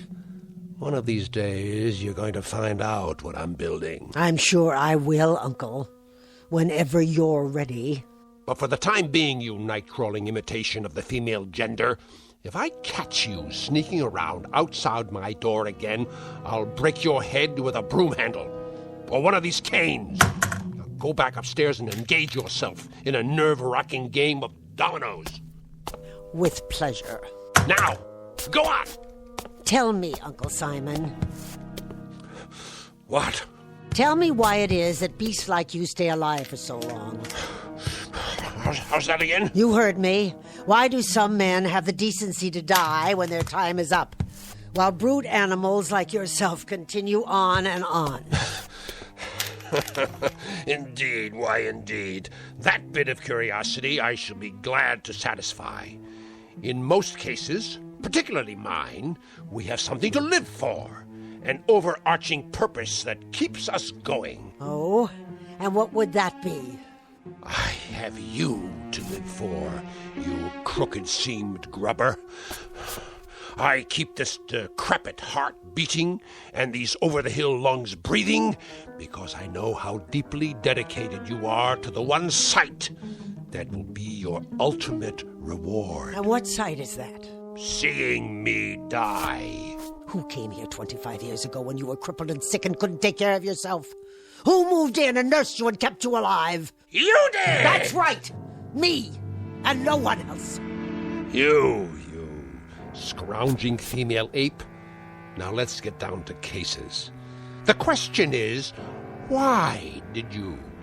Why would you? Out of familial love, was it, Barbara? Out of a palpitating compassion? Out of a flagpole stiff loyalty? Tell you why you came, why you nursed, why you stayed, you covetous crank. Go ahead, enlighten me. There's no mystery at all. You came because you knew that when I depart, I'll leave everything behind to you. By default, my only living relative. Everything. You stayed on day after day and year after year because every prayer that came out of your tight little mouth was a supplication that I'd be dead the next morning. A brilliant deduction. So don't go mouthing sweetness at me, you thin-lipped, toothpick-legged Conover. I wouldn't think of it. Anything you did for me, you did out of greed. Naked and unadorned. Don't tell me different. Stay away from me. Greed, Miss Barbara, greed. So big, so thick, so heavy. It blotted out even that delicious hate you've been carrying around inside. I said stay back. Well, let me tell you something, you money-sick crone. You'll get paid off in due time. Before that, you'll pay through every one of your pores for what I leave you. Don't you raise your cane to me. You'll pay, you ugly harpy. As God is my witness, How dare you? What are you doing? Give me that cane! Barbara! Don't! Barbara!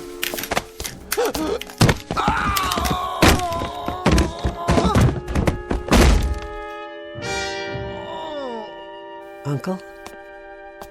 Barbara! What?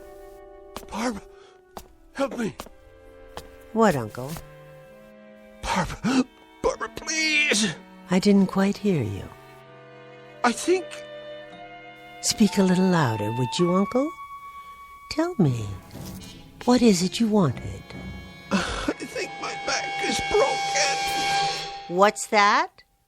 You want some hot chocolate? Would you like it in the Dresden cup or the Wedgwood? What is your pleasure this evening, Uncle? Barbara! You say you want me to close the drapes and shut the windows? Barbara. Barbara? You want Barbara? She's right here, love. She's standing right above you. Can't you see her? Please. Can't you hear her? You ancient albatross with the dirty, dirty mouth? Oh, but you're so pale. Let me pinch some color back into your cheeks. No. There now. That's better. How does that feel? Uncle Simon. Oh, Uncle Simon, don't die quite yet. If you can hold out, try. Try just for a second. I want to tell you something. I want to make an announcement. As of this second, I have quit suffering for you. I'm no longer sewing, Uncle Simon. As of right now, I'm going to reap.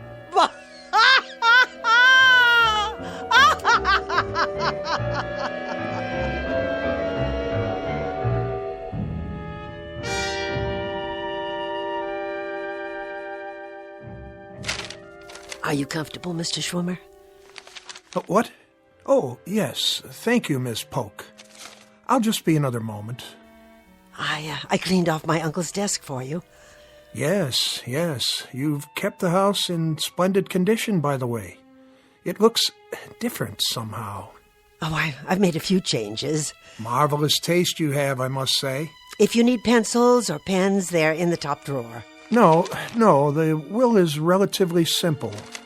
I only want to make sure I brought the latest amendments, signed and notarized. But I thought he drew it up years ago. It's been in the safe deposit box for as long as I can remember. The original copy, yes. Your uncle had me drafted shortly after you came to stay with him. He added a codicil or two later on, hence this revised copy. Oh, really? I wasn't aware of that. Assets, real property. Everything seems to be in order. No, there's no need to read it aloud, Mr. Schwimmer. If you can just give me the sense of it so I'll know how to dispose of his things. That, my dear, won't be necessary. I beg your pardon? That is the sense of it. What do you mean? The will very explicitly requires that you throw away nothing, that you keep everything as it was, intact. I see. The house, the furnishings, everything. It all goes to you in perpetuity. With the proviso, of course, that you remain here in perpetuity, as it were. Do you have any objection to that? Why, I have no other place to go, Mr. Schwimmer. This has become my home. Of course. So, the document is quite clear in its intent. Everything will remain in your name as long as you are on the premises. The same thing applies to the various securities in the cash account, which is quite sizable. It has been set up as a trust in your name. You're to draw all the interest accruing so long as you remain in the house. Where could anyone ever find a man with a heart as big as his? Quite so. Is there more?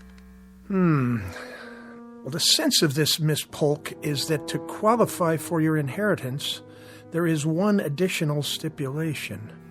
What kind of stipulation? That you're to care for your uncle's latest experiment. Care for? That's odd. I don't understand it, Mr. Schwimmer. Which experiment? I have no idea. But it reads as follows. My beloved niece Barbara will be responsible for the well-being of my latest experiment. She will care for it, look after it, and see to its wants and needs. What wants and needs? A member of the law firm of Schwimmer, King, Bartlett, Kaplan, and Schwimmer will visit the domicile once each week to see that this stipulation is adhered to. In the event my beloved niece Barbara fails to comply with the provisions herein, I hereby give and bequeath all my property, both real and personal, to the State University. Now, the sense of that, Miss Polk... Tell me, Mr. Schwimmer, what is the sense of that? I gather it depends very much on the nature of your uncle's experiment, which he refers to only as it. I take it you have no idea what it might be? None at all, except that whatever it is, it's in the basement. Where are you going? Where do you think? To the laboratory. Oh, wait, you'll need the keys.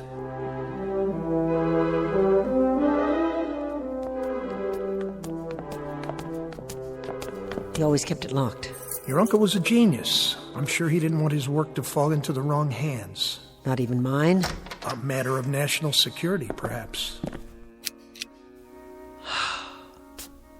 At last. His inner sanctum. Not particularly foreboding. I must say it looks like any research lab at the university, with a few pieces of gear I haven't seen before. He was always ordering new parts, all the latest test equipment. And you don't know what he was testing? He chose not to share that bit of information with me. To protect you, I'm sure. But we'll know soon enough. What's behind that other door? Where? Against the wall, at the back of the room. I don't know. Do you have the other key? It must be the large one. How this relates to his will, though, I'm not at all sure. Now, this piece, this is interesting. Looks like a metal glove. I wonder what it does. I wouldn't touch it if I were you. Why, it's part of a mechanical hand with an arm attached. I said don't touch it. Sorry. Good Lord. There's something attached to the arm. It appears to be a complete metal figure of some sort in the shape of a man. It must be 8 feet tall. I think we better go now. How do you do? What? What are you? In your lexicon, I am a robot. I was created by the great scientist Simon Polk. You have activated my selecting and operating relays. You stay away from me. I mean you no harm. Please be patient with me. My program requires several days to function at maximum capacity. I bid you greetings. Hello, Barbara. Barbara. Now what? Barbara. Is that you, Barbara? Yes, it's me. Who else would it be? Are you going out, Barbara? It happens that I am. Why are you sitting here in the study with all the lights off? I do not like the light. This is a more restful mode while I program my circuits. Where are you going? To a concert. A concert? Do you know how long it's been since I went to a concert? No, I do not have that information. But I estimate the answer to be several years. Several? Try 20. What is a concert? It's a beautiful musical experience. Inspiring. But you wouldn't know anything about that. What is music? It's when people, real human beings, use instruments handmade out of metal or wood to create sounds that are pleasing to the ear. The human ear. They should use only metal parts. Wood decays. It does not have the durability of metal alloy. It is an inferior building material. Well, here's a flash for you, young Frankenstein. They use horsehair, too. Dead organic material for the string section. And you know something? It sounds absolutely heavenly. Not like some tin can that got left out in the rain. I see. Do you? I doubt it. I'm going now. If you need anything, like a shot of oil on the rocks, you can get it yourself. You mustn't leave. Are you telling me what to do? Mr. Schwimmer is coming tonight. A week has gone by. Isn't that correct? Yes, Mr. Schwimmer is coming. He'll be here at 8 o'clock after I'm gone. So you just sit tight. Good. Good? Good for what? He will check my condition. He will see that I am functioning properly. That's right. Maybe he'll give you a lube and an oil change while he's at it. You see, Barbara, I am like an infant. I mature gradually. Soon I will have all my faculties. I will be able to perform all my faculties and functions. I will be a whole being. Oh, how nice. How perfectly grand for you. You'll be a whole being. And then what? Or can you think that far? I will take on human attributes, those that your Uncle Simon saw fit to give me. Oh, that'll be an improvement, because he certainly didn't see fit to give you any human attributes so far. You look like something out of an old science fiction movie, or the Tin Man in The Wizard of Oz. You're a joke. Joke? Ah, I understand your meaning. Simon Polk was known for his sense of humor. He could have been a comedian. Uncle Simon? Oh, yeah. Hysterical. The crown prince of comedy. Bye now, Tin Man. Wait. This is interesting. This is very interesting. It is coming through now. What is? A craving. A new craving. A craving? As in hunger? For a machine that doesn't eat? Hot chocolate. A beverage made from dried cocoa beans and sugar. I would love a cup of hot chocolate.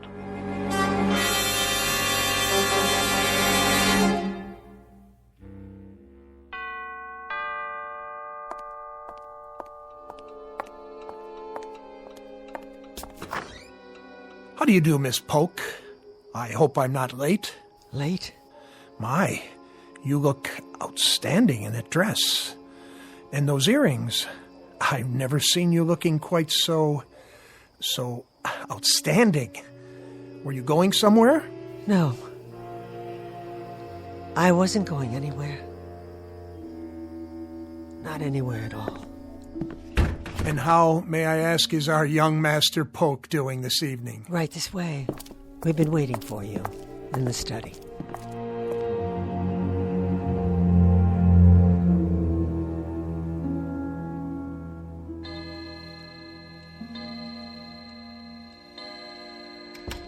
Frankenstein? Where are you? Huh.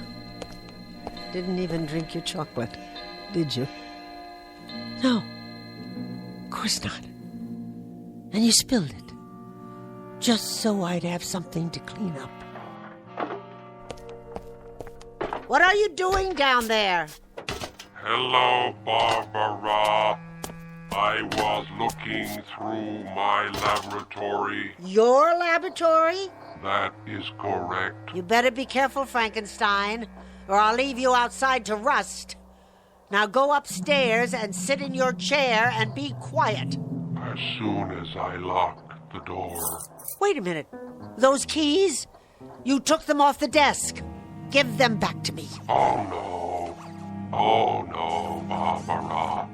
I must keep the laboratory locked, and you mustn't come down. It's my room. It belongs to me.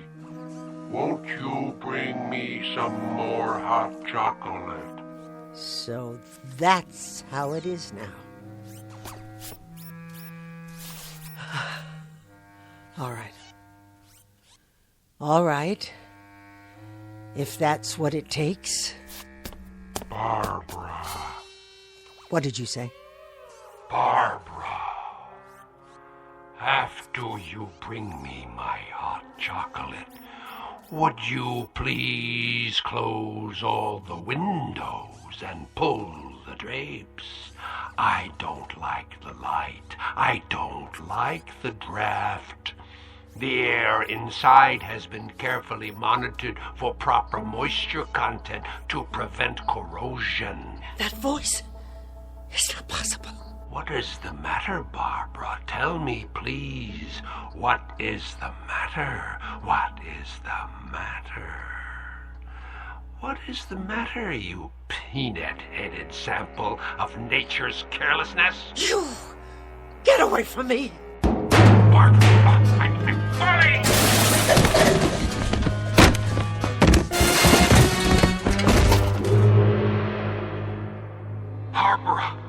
Barbara, my legs, they're bent. I can't get up. Barbara, help me.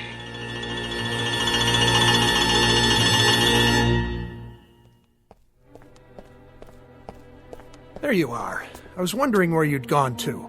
I brought you some tea. Oh, thank you. That's lovely. But I'm afraid I can't stay. No? Another engagement, alas.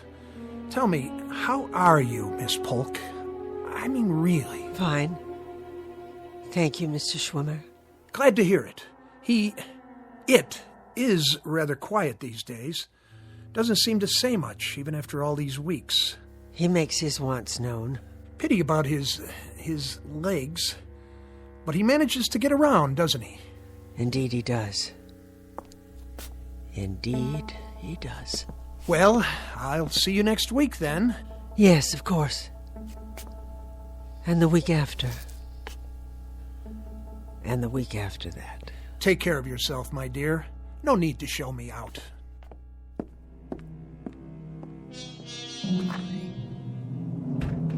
Barbara! Here! In the study! Barbara, my dear, if you can prevail upon that Raggedy Ann carcass of yours to exert yourself, I'd like a cup of hot chocolate. I would like it in a Wedgwood cup. And if it's not sufficiently hot, I'll pour it on the floor at your feet. Clear? All right. I'll make some. Speak up, you lint-headed clod. I didn't hear you. I'll make some hot chocolate. Do that, you torpid lotus eater. And be sure that it's hot. Did you hear me? Make sure it's hot. What does it take to make you move, you arthritic crab? I'll fix it for you now. You'll fix it for me now. What? I'll fix it for you now, Uncle. That's better. I'll be at my desk, working on my notes. Yes, Uncle.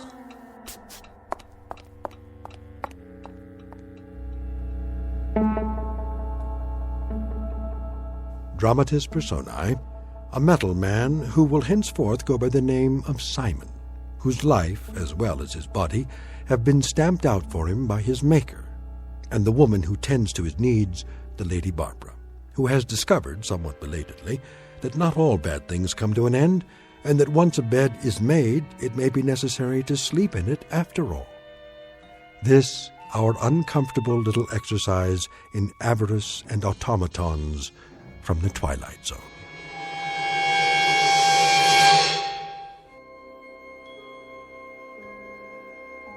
Hi, this is Carl Amari, producer of the Twilight Zone radio dramas. I'd like to take a moment to tell you about our official website at twilightzoneradio.com, where you'll get the latest news and information on these Twilight Zone radio dramas. Plus, at twilightzoneradio.com, you can digitally download 3 free episodes or any of our episodes for only $1.95 each. In this age of ever-changing technology, we've decided to make these episodes instantly available to you by making the Twilight Zone radio dramas a digital download-only series. This means that this series will no longer be offered on CD. The CD collections at our website are now being offered, while supplies last, at buy one, get one free. So be sure to get your favorites before they're sold out. Be sure to visit us often, and I'll see you in the zone.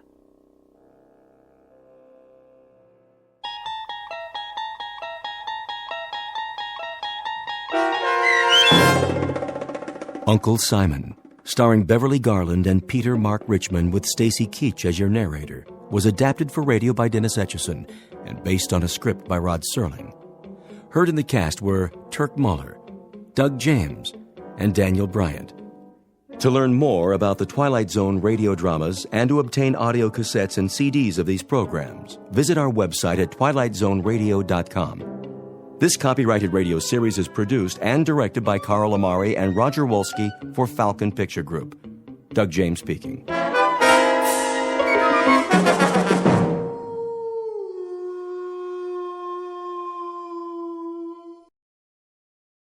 Tune in to nostalgia. Tune in to now. Golden Radio Hour.